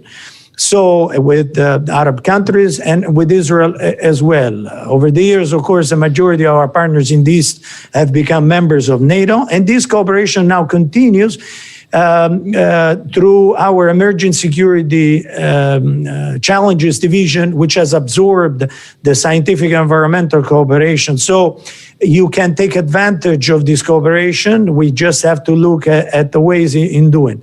But when you talk about innovation, you also should know that the Deputy Secretary General of NATO chairs the Innovation Board, because the idea of linking up the private sector with the government sector, with the innovation technologies, especially now at the time of the fourth industrial revolution, which is the time that we're living now, this has become very much important. So let's look at the programs of cooperation. We're developing several now, and I'm sure that we can do that together with you in the future. Thank you so much. Thank you. We also have a board for research and technology, Mr. DeSantis, and we would really like to enhance this dialogue with the General Director of NATO and the Innovation Board. I was not familiar that there was an Innovation Board, but we would like us to bring us closer to that, you or Mr. Georgiou, in order to find ways of collaboration. Thank you again for your time. Thank you. I'd like to thank Mr. Zaimis, the region, and of course, Dr. DeSantis, and I'd like to remind all of you that the region has 3 military airports, very important airports in the region. The Andravida airports, the Araxos airports, and the Action airport. That is very important for the region.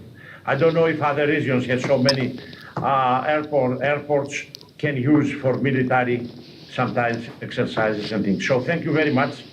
We continue the cooperation, and thank you personally, you, Mrs. Ellis.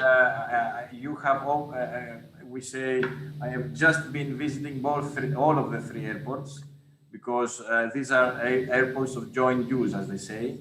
Andravida is 100% military, but the other two airports are joint use airports. That means military and political. And I've been working with airports for many years. And I know that we have to work together to solve possible problems. And NATO is very important. We have a fourth airport that you didn't mention, which is not open right now. It's the Agrinio. In Agrinio, we have a very large NATO standards airport, which is right now non-operational. So we are trying to find ways to persuade the government, which is open to us, to investment from the private sector.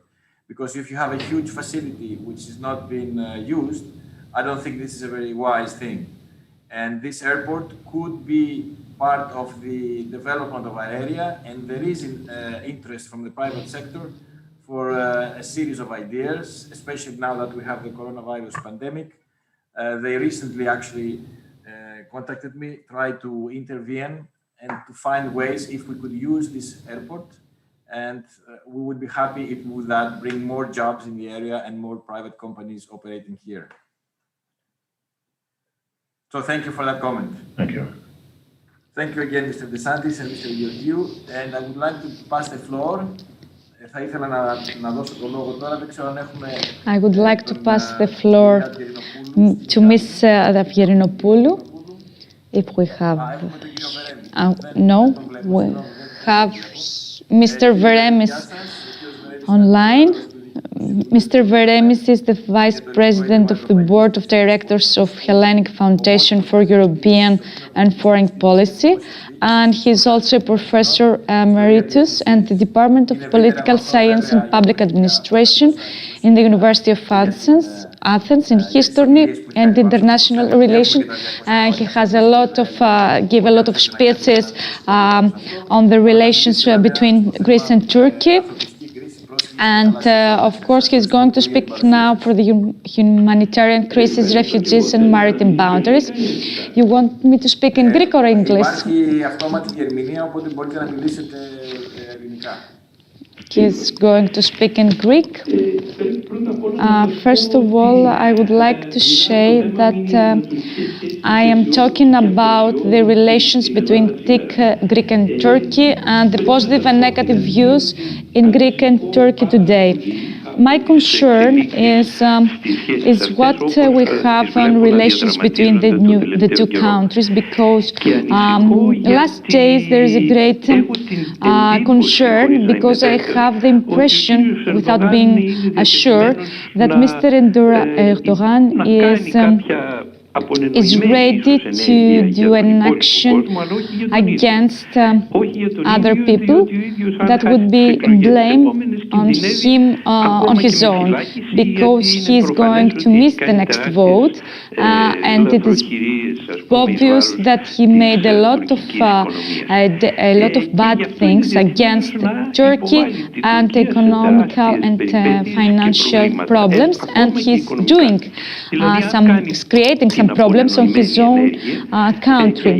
And if he's doing bad action, I mean maybe a conflict, to create a conflict with Castellorizo, and what is concerns our soldiers, he is going to have face the results, and maybe the European Council will make him more strict and going to put an embargo and what he's exporting to them. But I'm not sure that he's on his own is concerned about what all these results and consequences that he is going to face. And why he's doing that? Because some time before the tank the Rafale, and after a lot of innovation of our air forces, the relations are really difficult. The cost would be a lot. And I don't know even what's worse. If we take the history from the beginning, we can see that in the first decade of the presidency of Mr. Erdogan, he has made a lot having its power. At first he was good because the economy in Turkey was developed, had a great augmentation, and after that, after the president of democracy with his own actions, he didn't do the right thing. And that's why he had a really difficult situation and financial crisis.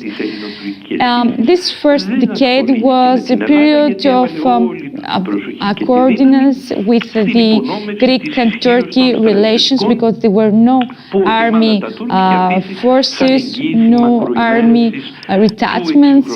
So Mr. Erdogan his first purpose was to do with the development of his own country, and indeed, he succeeded in that. He succeeded in having no army in political issues through the relation with the Turkey and Greek energy. As a part of the democracy, that was a good action, because his priorities wasn't to fight against Greek, but his best option was to have the religions of Muslims for the first part. And he wants the Islam to be the first and the unique religion of his own country. And many Islamologists, like Beglan Lewis or Mr. Vatikiotis, who is a professor in the University of London, they foresee and they remind us that all the reactions taken in the Islam part have a limited life. And now we can see that this traditional system is breaking down. Of course, the Trump that get away from all this problem, that he was trying to communicate with the Russian, and without the Russian in Lviv, was his purposes. Of course, we can add that Erdogan destroyed, in somehow, he tried to destroy the NATO due to his relation with Russia, and give him the invasion and increase that we don't have a NATO in our region, and don't have the NATO. And as Mr. Macron said, NATO is not alive anymore in that region. So, what do we have to do now? We have to continue this discussion, peaceful discussion, or not? I believe that we don't have to show that we have all this discussion, leave it out. But at the same time, we don't have to see that this peaceful discussion is really good. And we don't have to show that we give them the view that we are discussing all the time and saying the same things and all these things. But we have to go on discussing by showing a respect and being stable to our option in order not to discuss on our own, and at the same time the president gives give all the practices and exercises to his army and air forces to do exercises in places that he shouldn't. And so Europeans should react. And as a result, what we have to do, we have to inform. And if we have to reform, and Germans don't want to listen because they have all the submarine forces around here, as Mr. Jürgen Habermas mentioned, he's a professor in philosophy and he's recognized in Europe. He believes that Germans are financial nationalists. Financial nationalists because they were some years ago, national army, and nowadays is financial nationalist, because they can solve whatever they have in order to gain some extra money, and that it was reinforced our forces in order to resist against them. Hopefully there is France with us and we can do something with them.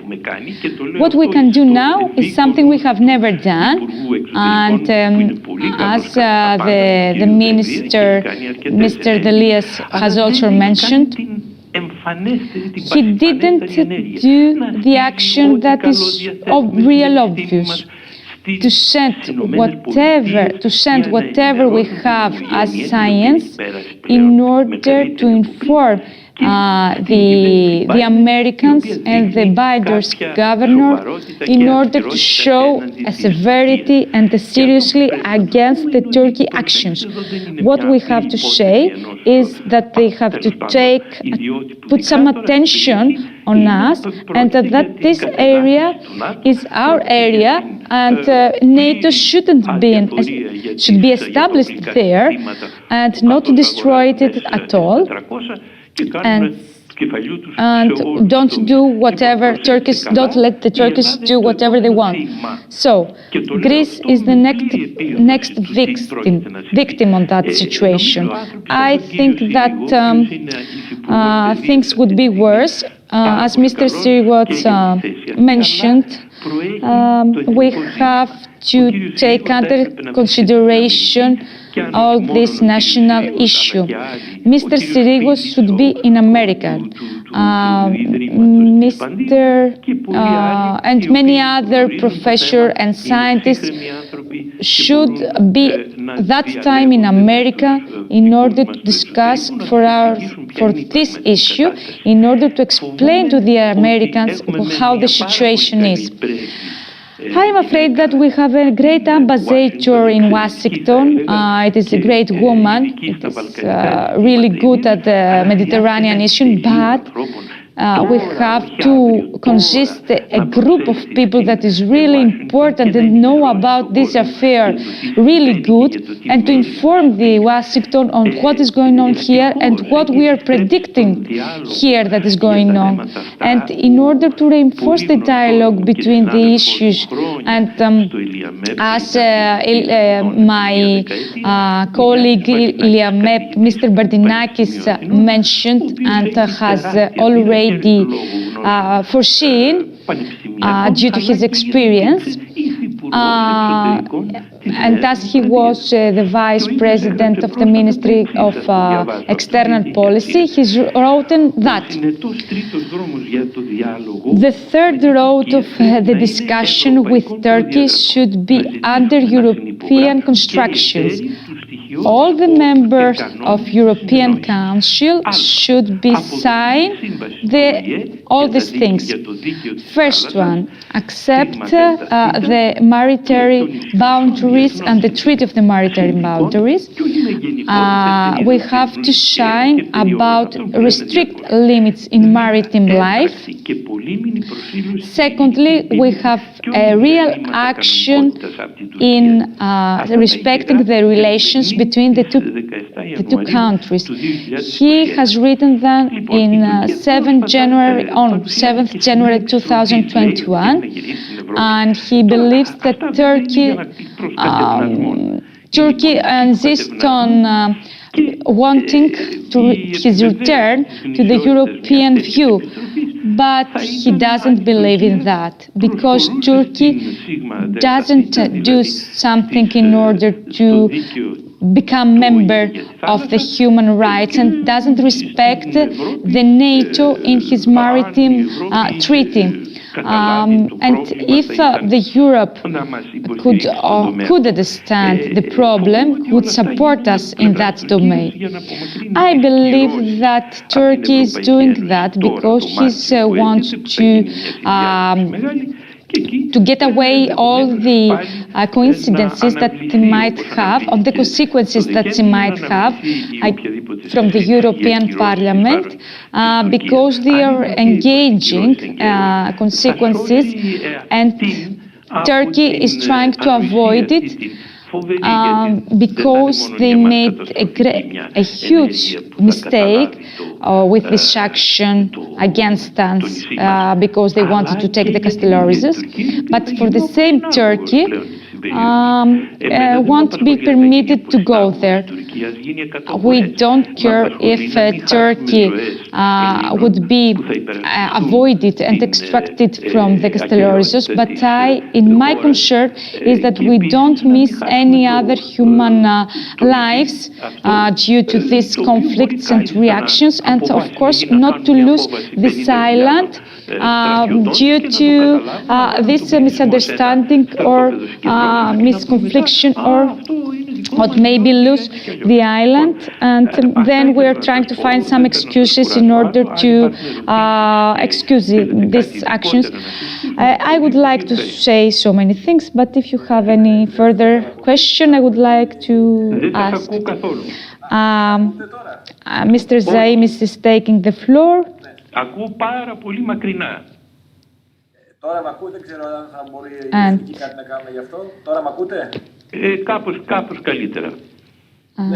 Mr. Zaimis would like to say that he's agreed with what he mentioned, and indeed the situation, the reality, as for the information is the same, but I think in the not only in IPA, but also in some other people who you can't imagine how close are to our country, and we don't think that they are so close.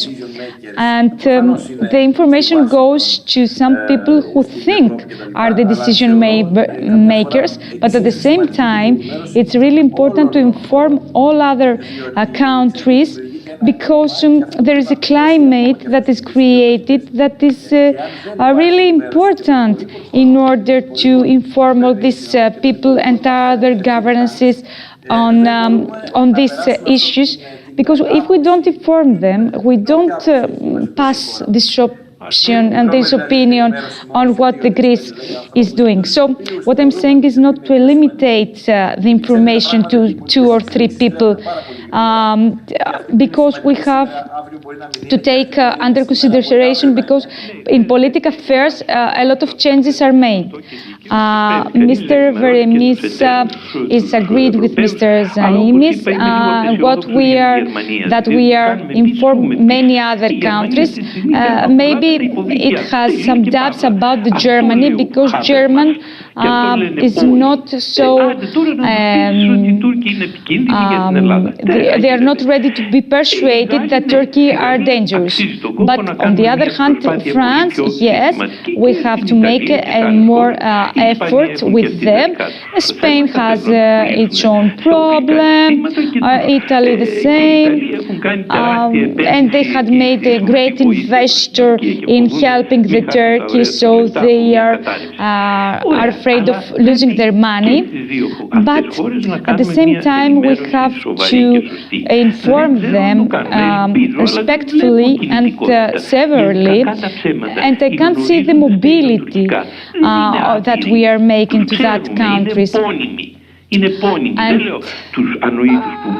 I don't speak about people who don't know what to say and how to say it. I'm talking about specific people and many scientists that know how to inform and what to inform, not people who don't know, or they are talking, people who are talking generally and without make sense on what they're saying. We need trustworthy allies that today or tomorrow will help us because we saw that in America with Trump we didn't do a lot of things and we don't want to face the situation again. And I think that the president now is really perspective and really serious, and we have to go on talking in European countries, but except from France, I can't see any other allies all around. England was never so helpful to Greek generally, and you can remember the Cyprus and the Hani and all other people who went there and give us their option in there. So, and at the same time, I finally come to the end that only America is the country that we can ask for help. Today is America. I don't know tomorrow what will happen, but today is America. Mr. Zaimis mentioned that it's not only America and other countries. Mr. Veremis insists on America, and Mr. Zaimis believes that through Congreso and the President and all America has a multi-level part in all these conflicts. Mr.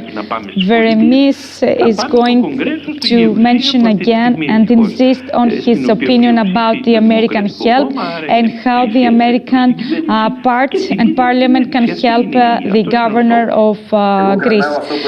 Mr. Zaimis says that he's holding what he said, and Mr. Rizoulis that is going to speak later, and he's a journalist. He may have the opportunity to use the nationalist financial that Germany are made, and maybe he can use this name in order to take the floor and speak about that. Mr. Zaimis says thanks, Mr. Veremis. And he's hoping to meet him face to face in another conference in order to speak for many other things.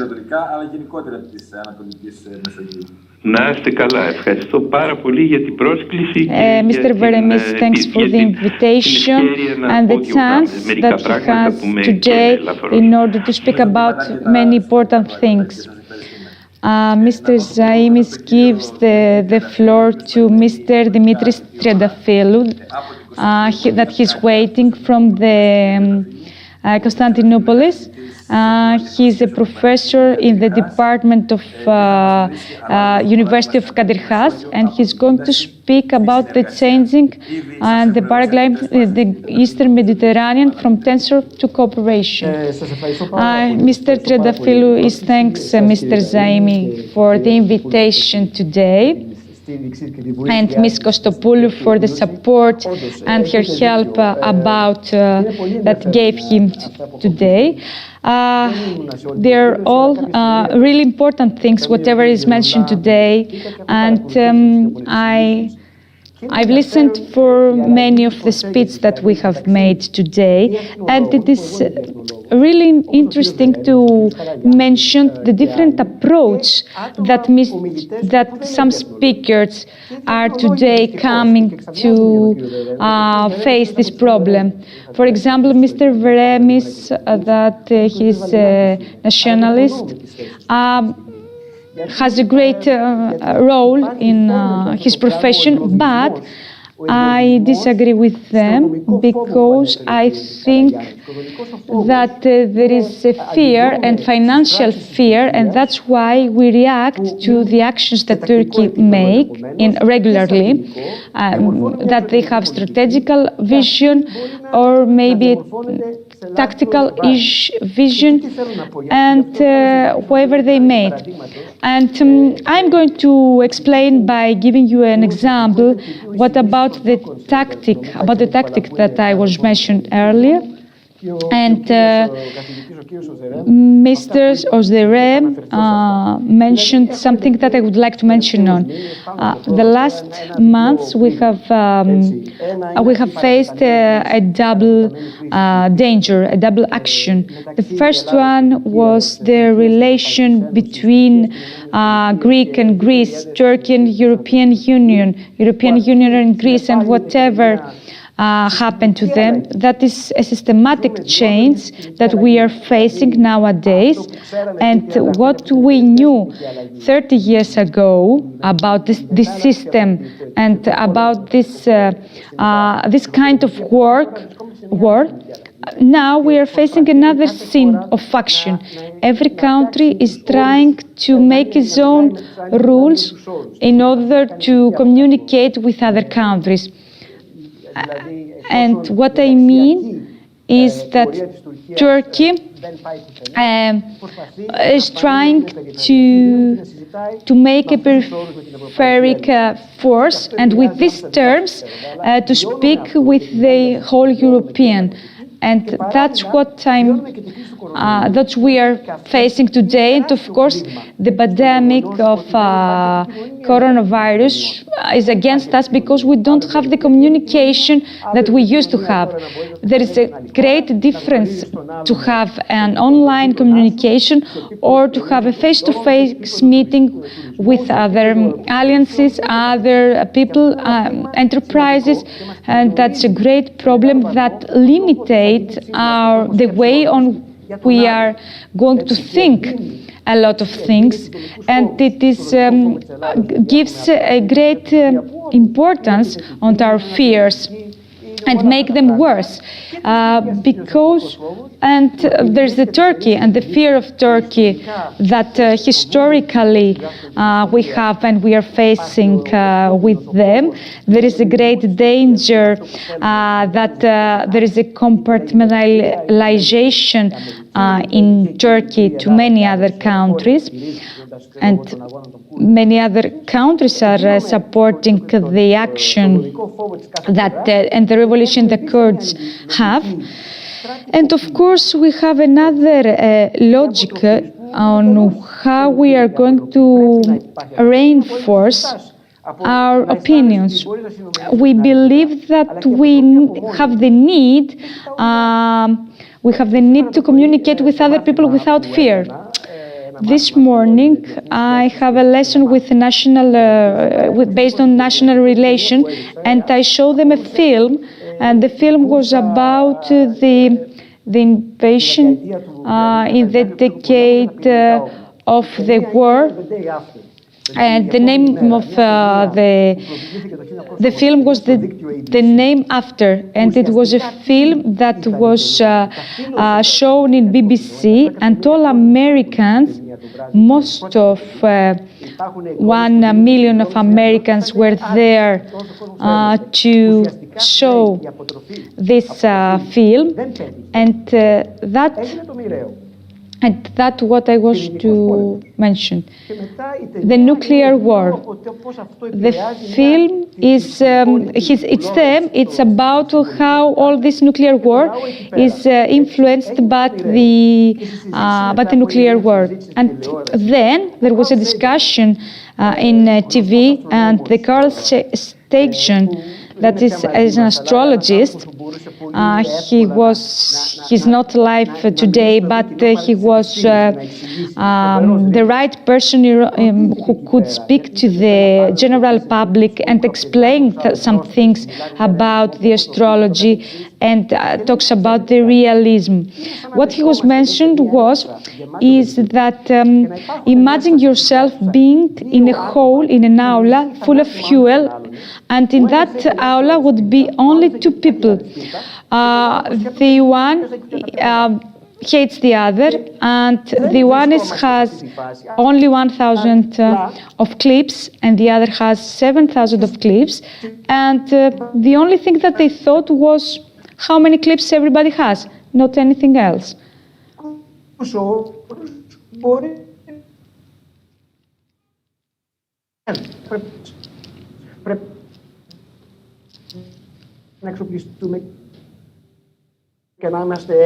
So my opinion is that we have to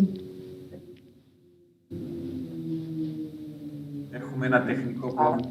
Δεν είναι το μόνο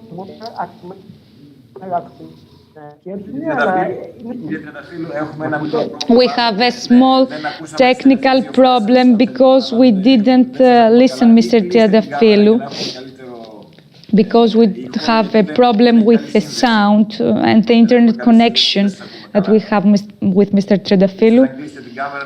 So we are trying to solve it. Μας ακούτε?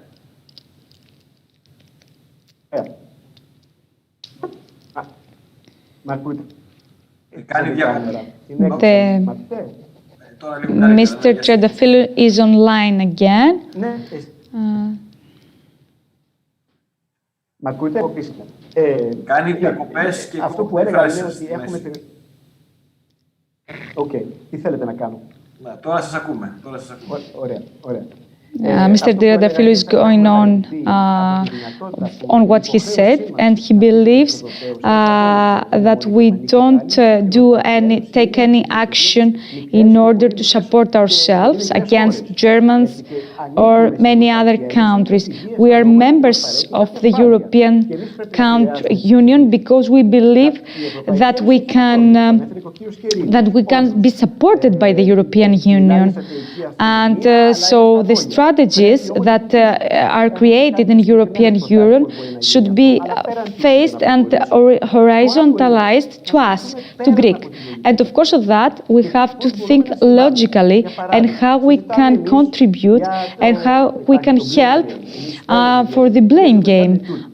So we don't know if we want Turkish and Turkey to help us and cooperate with us. How we can cooperate and make a research with Turkish without taking political dimension, and to leave all the scientists and professions in the part in order to make the research as they do. How could Athens and Turkey understand that they are obliged as great countries and big countries of the Mediterranean and members of NATO, as countries and members of the European Union, to be the good example of all the neighboring. As in the last 20 years, we made some actions to approach each other, but we are trying to build a confidence between us. We made some cultural agreements. How we can make them true? How we can make them real action? And from now on is how to build this confidence again. And as we are talking with army rules and terms, we can't speak about confidence because we have to build the confidence and to discuss for some issues that are really important. From the one part, we are promoting the Eastmed gas prompt, and we don't listen to Turkey. And if we take under consideration the president of Turkey and what was said for the Cyprus and the democracy, he mentioned through the online speech, he mentioned that he was against all these things. And what that was the media show us. But in the video, there was a paragraph. He mentioned that we are not against the Eastmed gas, but there will be some coincidences and conditions, the correct conditions in order to be members. And all this paragraph wasn't mentioned in the media, and that's what makes the things worse. And now the European Commission promotes the Green Deal. And why there is no Green Deal with political options for the Eastern Mediterranean area? And in the frame of this Green Deal, to discuss for issues that have to do with the energy transformation from new renewable sources, from the carbon exploitation and the fuel subsidies. I don't remember if what happened in Alexandria, but there was a discussion for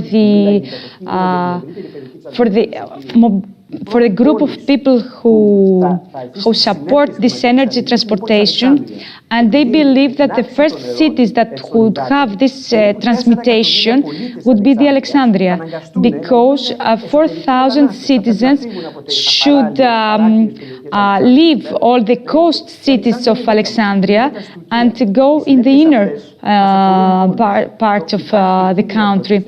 And so there is another cooperation that we can think about, and we have to think about the sustainable development.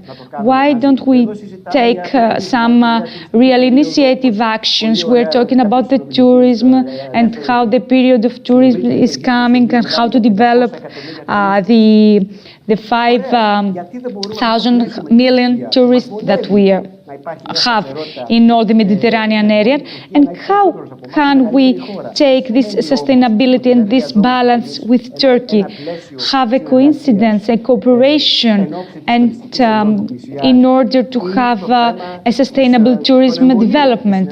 And that has to do with the injections of the Turkey. Do you know that there is no flight connection between Athens, Constantinople, and or Salonika and Constantinople, immediate flights? That is not acceptable. But I don't mean that we have a lot of flights, but at the same time we don't there is no flight connection between these cities. And at the same time we can't speak about cooperation and coordination if we don't have communication with them in an educational level or in a social level, in many other fields. And as the Turkish colleague in America, he mentioned that there were a lot of measures and quality measures that has to do with the economy of Turkey that show a systematic, the last 3 years, for more than 50% of the Turkish citizens are pro and with the European, being member of the European Union, because they believe that the Turkish will have to face the problem that the all humanity are facing and the discrimination that is facing Simera. I disagree with all the speakers that are mentioned about the Islam problems that they have. And I can't paralyze them with the country that the Ataturk maybe made many years ago. And there are not any other Muslim countries that are in all this area. And of course, Erdogan are facing problems to be against the Muslims, because there is a great part of community that are against them. And we don't say that there is no relation and no ties between these two countries. And as Mr. Rizoulis is a journalist, he knows a lot more about this issue, and he knows that the media would change, because traditional media were doing a great effort on that, but nowadays we are facing the propaganda, and we are facing a lot of misinformation through media. And the point is how we can have good information, the correct information on what we are facing as Greek and Turkish, and how to make some initiatives to reinforce the cooperation between the two countries. And as I told you earlier, the Turkish president presented that some Greek colleagues in Cyprus made an effort in order to prove that the Qatar mentioned, and Mr. Erdogan agree with the dimension of the Qatar, but the voting in Qatar shows that some Turkish didn't agree on that action that the president took. But at the same time, how the media can promote and inform people correctly in order to make them known or their opinions. And I believe, I agree that all regions have a vital role in to this cooperation, and of course the regions that are in the northern part of Greece can understand how the Turkish face all this problem. And I remember in summer that when we had the problems with Castellorizo, the region, different regions didn't have the same option about the problem that was faced there, because some regions are too close to the island there, and some others were far. So the last thing that I am thinking is maybe it's high time to do something in the region of Dark Sea in order to make an organization that the Russian and Turkish made and founded, and we were part of that, even if we weren't members of there, we weren't, our limits and burdens weren't there, even if we had some problems, we were important in order to see and face and try to find solution to problems that Russian or maybe Turkey has, and of course to have a cooperation through energy, culture, and many other fields. And I'm thinking, if it's time to think about an OSCE, a new organization with these terms, with low political value, to think this cooperation, because we know that the political issues may be in other than this cooperation. But what we have to do now is to think about the recognition of Cyprus, the democracy. And we know that the example of Armenia, that is member of OSCE, but has nothing to do with freedom, democracy, freedom on its own. But now I believe that this proposal it is really vital, because beyond all the crises and everything that is creating between Greek and Turkish relation, the geographies show us that we are neighbors, and show that we have to have a lot of transaction, either financial or through our citizens and humans. There is a neighborhood that we have to reinforce and to give it a continuous term. And I'm finishing with that. It was really interesting to listen some professions that we are facing a fear against the Turkey and how we are thinking about Turkey, and we can't see clearly. And what the Turkish colleagues want to see, to show us, is that we have to change the way we are thinking. And the Turkish agree that we have to think, change the way we are thinking, because the future is missing and we are losing the future of the next generation. And that's why I believe all of you people that you are in the regions and you are representing the enterprises, we have to get away from some things and thoughts that we have for Turkey. And the last one is that Mr. Erdogan, and its problem is that there is no future other than staying in that position who they are. He don't know if he loses the next voting, and we don't know if there is a thought. His thought is to maintain in the position and keep its position, and because he wants to stay wherever he is, because he knows that he will have consequences to the external political fact that he has with the other countries. And the problem is there any external political value that his country has? There is a plan. If there is no political plan, and if these actions are determined and are memorized on its own, so we can talk about the reaction and unique reaction that he should rethink again. So I don't think that I am against his defense. I can't talk about Germans or friends that they wouldn't help us. We have to think about what we are doing. We have the experience, we have the ideas. Historically, we have we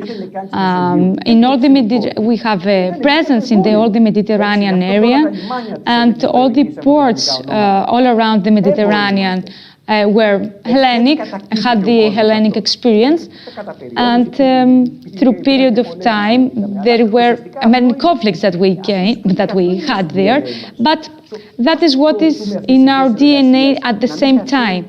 And what we have to mention it, we can't lose this cooperation. We can't destroy everything that we have gained all this year through this relation.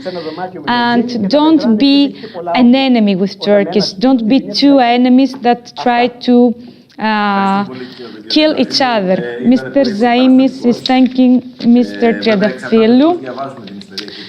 He believes that it depends on how we read the history. He won't disagree with what he said. Some people believe that the Greek-Turkish war wasn't true, but some other believe that it was true, and we can't discuss on that issue because the great issue. And Mr. Triadafilou wants to add that the film that he mentioned already, Mr. Erdogan was persuaded by the film, and he was thinking about the threat that faces. And Mr. Zaimis has mentioned another film that was persuading a lot of presidents, and Mr. Triadafilou believed that the Russian, after some films, were persuaded in 1987. Was persuaded by the film and the meaning of the film, and helped how the external relation. And I'm wondering if we need some kind of this film in order to have a good production of this kind of film, in order to rethink about the issues. Mr. Zaimis is noting that the media is focusing on the negative part of the issues, and they are doing a lot of things, as other speakers mentioned already, and the reality that is exists in the Mediterranean Sea And there are a lot of enterprises that are market and do transactions in all Mediterranean area. We don't take under consideration this year and the last year, due to pandemic, we didn't have a development. But there is true that the last years we had a great development with this exchange, transporting and transmission for many things, tourists and economies. And we have to agree on that position and agree that countries estimate one each other and what the politicians take as parts of their policies and how the media present them. And the most important thing is to see and understand how the region and all this issue, what we can gain from that, what are the results, even if the result in the end comes through a war or not. And the first losers are the citizens and not the regional part. He would like to thank Mr. Triantafylou again for his presence here. He knows that Mr. Triantafylou has election today, and he don't know if he can stay till the finish of the conference. And now Mr. Matthew Cross, who has the floor. He's professor and director of Academic Transformation Office of the Bowie State University, and he's executive vice author at Modern Diplomacy Point EU.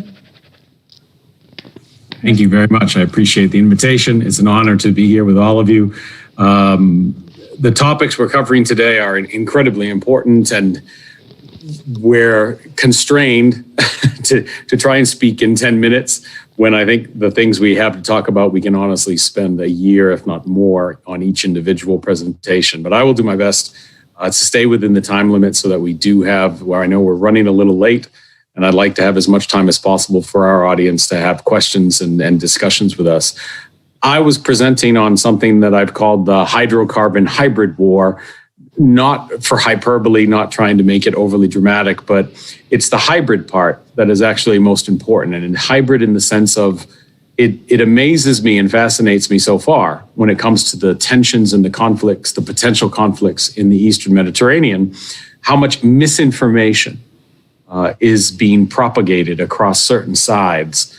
And not so much misinformation the way we see so often in Western media, in American media, about, say, how the Russian Federation uses misinformation.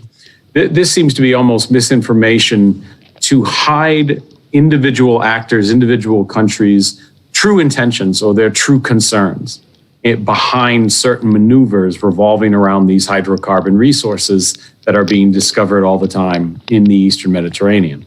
Turkey is our main focus, of course. Turkey is the one that is causing the most consternation and the most concern. But I think it's fascinating to me to see what the real issues, besides what Turkey officially says, besides what Turkey officially declares in terms of its public diplomacy, is not nearly as important as what the underlying issues are in terms of what Turkey's long-term ascension, its long-term plans for the future are in terms of not just the region, but in terms of how it envisions itself, right?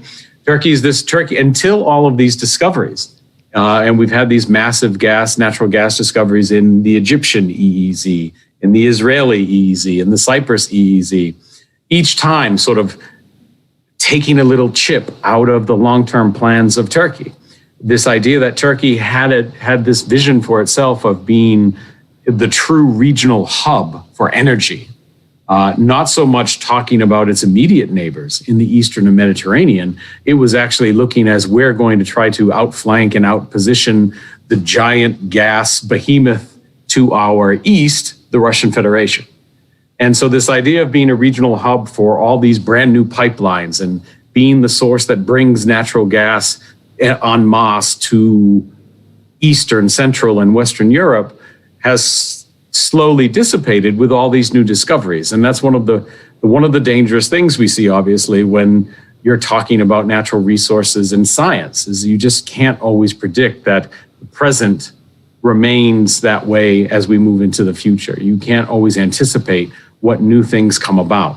And Turkey, I think, has been taken off guard by that, and the fact that these discoveries obviously work very much against its long-term plans of how it saw its own future as an energy hub for the entire region and onward into the greater Western European world. I have a lot of experience actually with issues in conflict in terms of maritime dilemmas in the South China Sea.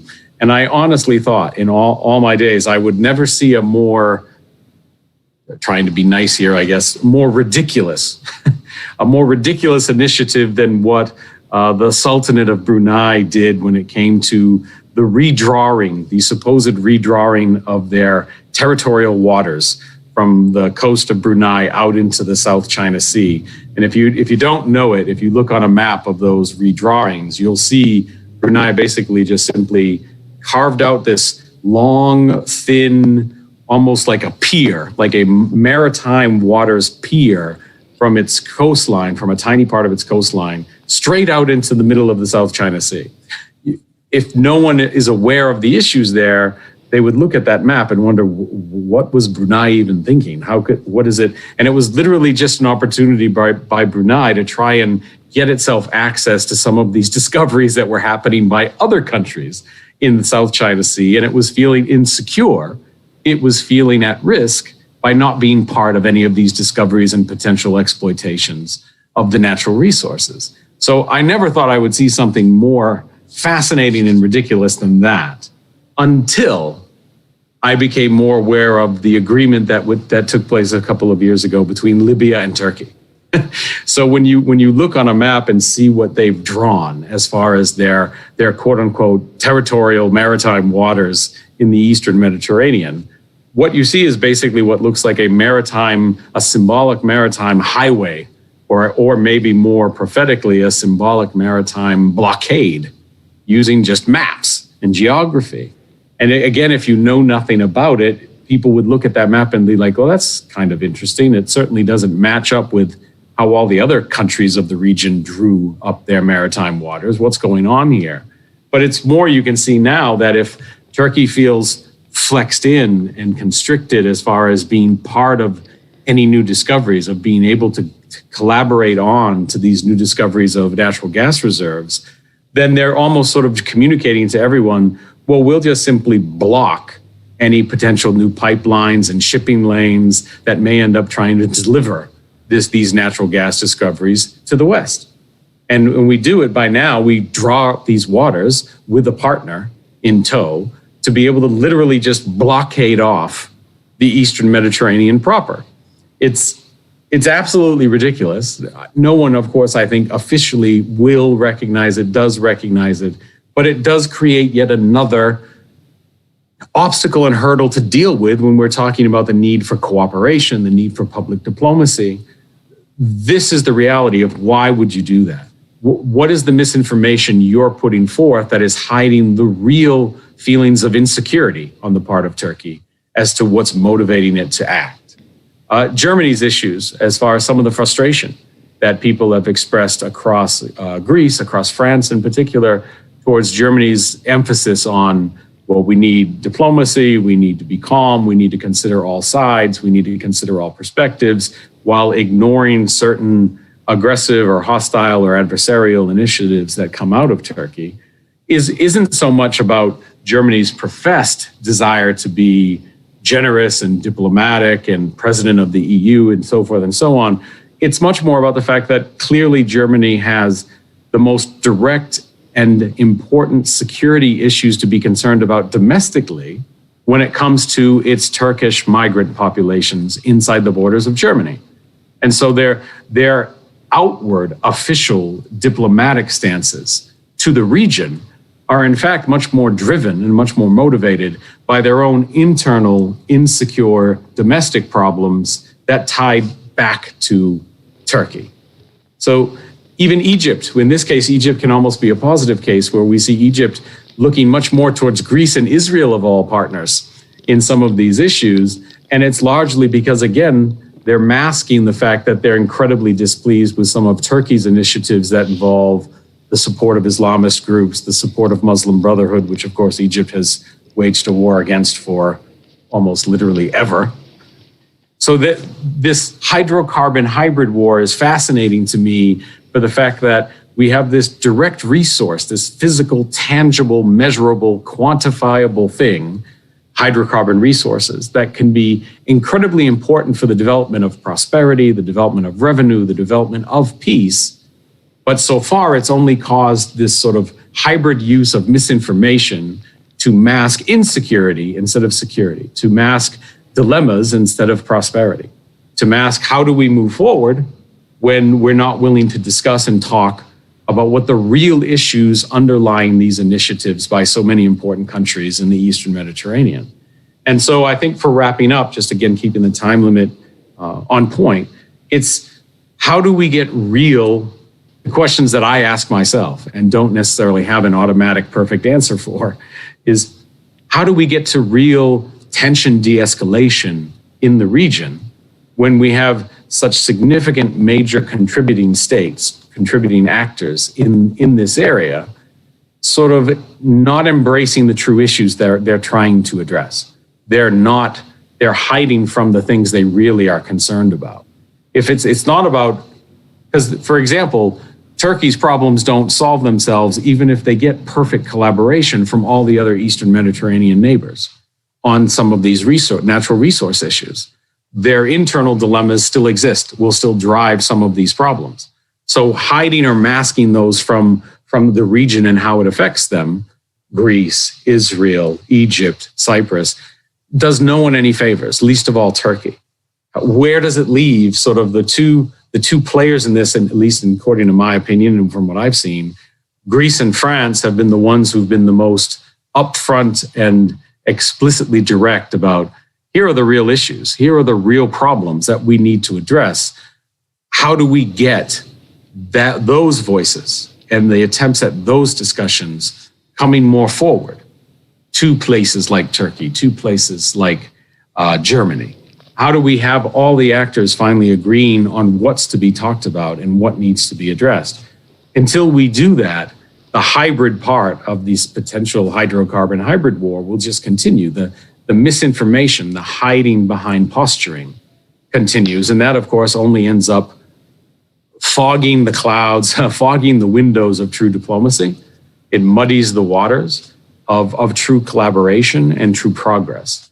And as long as that doesn't get addressed, as long as that doesn't move forward more positively, the Eastern Mediterranean stays a potential for conflict instead of a potential for progress. And with that, I'll wrap that because I've already been slightly over my time limit. So thank you.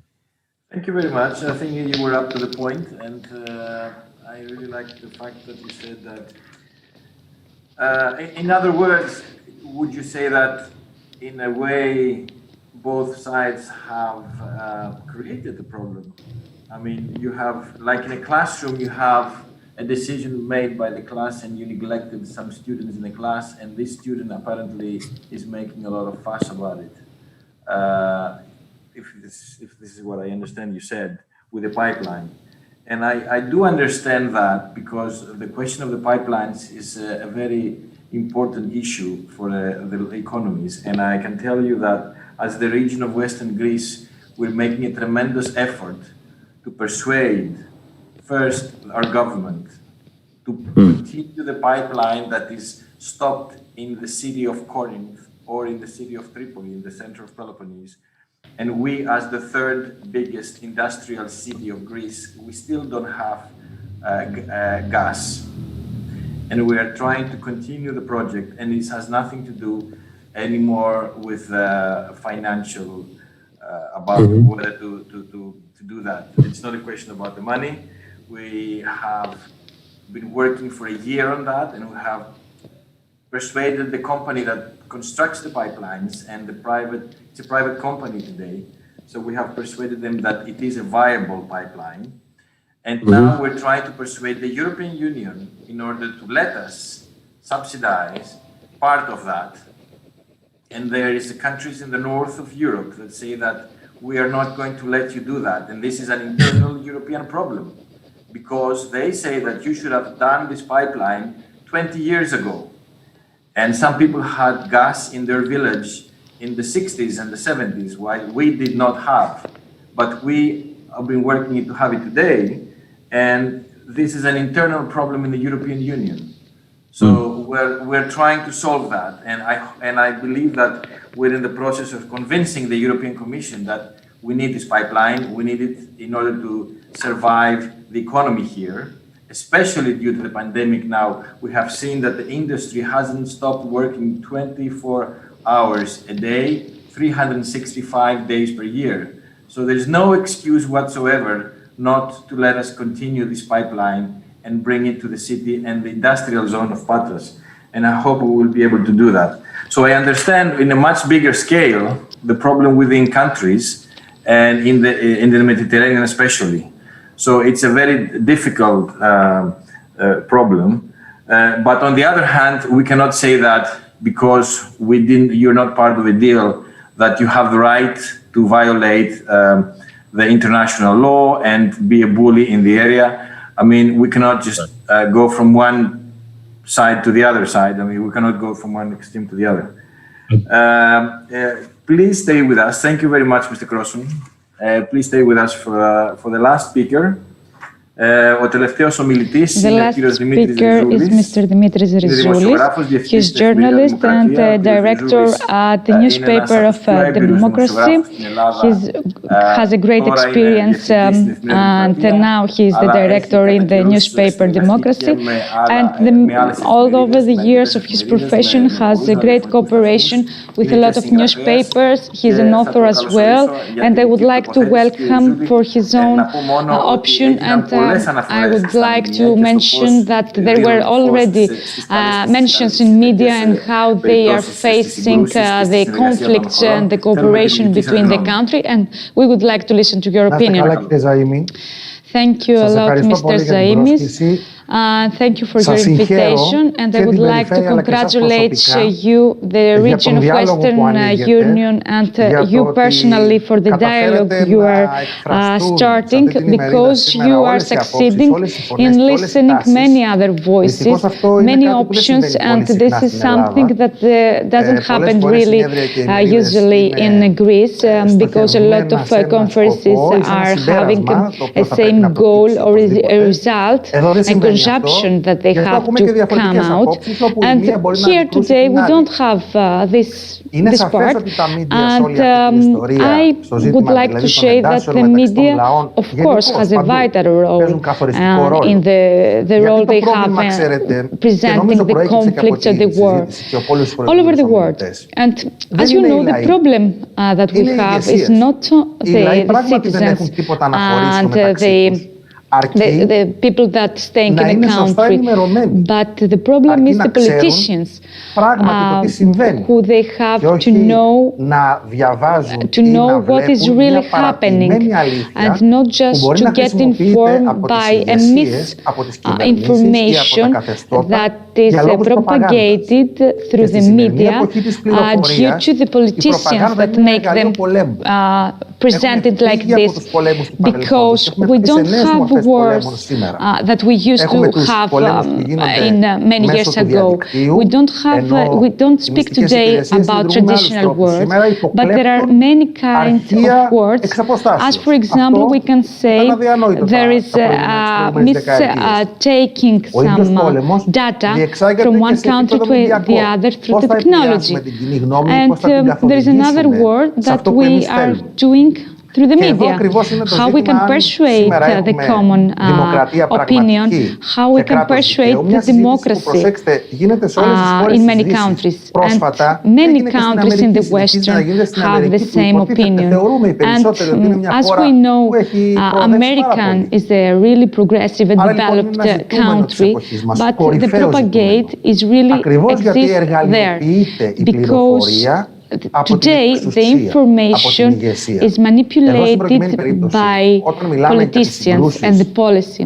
And if we want to talk about the conflicts that we have in the Mediterranean area and the conflicts that Greece is facing with Turkey and the collaboration we have with Cyprus or the cooperation that we have with Israel and Egypt and with the relations that we have with Lebanese, and we know the situation, the complex situation that there is in Iran, and after Gaddafi we are in a tremendous situation and with another approach from Turkey, but we are really close to them, and NATO is trying to find a solution. So the main problem is the Turkey. And when we are talking about the propagator, information or misinformation, and how we are talking what is going on in Turkey, we have to mention that Turkey is a free media. The information in Turkey doesn't transmit it. And if we can talk about statistics, I would present you some things. In 2020, Turkey sentenced in prison 29 journalists, and there were some actions against journalists come to the end. And there were a lot of other hires with employees and journalists that was persuaded by Erdogan. So we can talking about a free country, but citizens are not informed freely on what is going on to their country. How we can talk about a free country when the citizens can find out what's going on to their country, can be informed currently. There were some journalists that went to the islet of Imia and raised the Greek flag in order to calm down the Turkish flag. And so there were some journalists were used to create this problem and to create the conflict through these two countries. 1 year ago, we have the crisis in Evros with all these refugees were coming into Greece. And you know then in Turkey, what was going on was that the mass media, maybe they had the order from the Turkish government, talk to the refugees that they could go to the Evros borders. And so as you can see, the information can be a great tool and great weapon in order to succeed and to aim in some goals. And of course, some specializes in that cases were talking previously, and they would agree that in the last year we have a misunderstanding, and we are trying to change the treaty that we have made in all European countries, and we are trying to make some other borders because we are having declarations that many islands won't be Greek anymore and would be in Turkish. When, for example, there were some professions in Turkish that they are mentioned that they are going to give us a food Greek people through the islands. There is a challenge that we have to take under consideration, and we have to think about it, because the threats and the defenses should be more straight.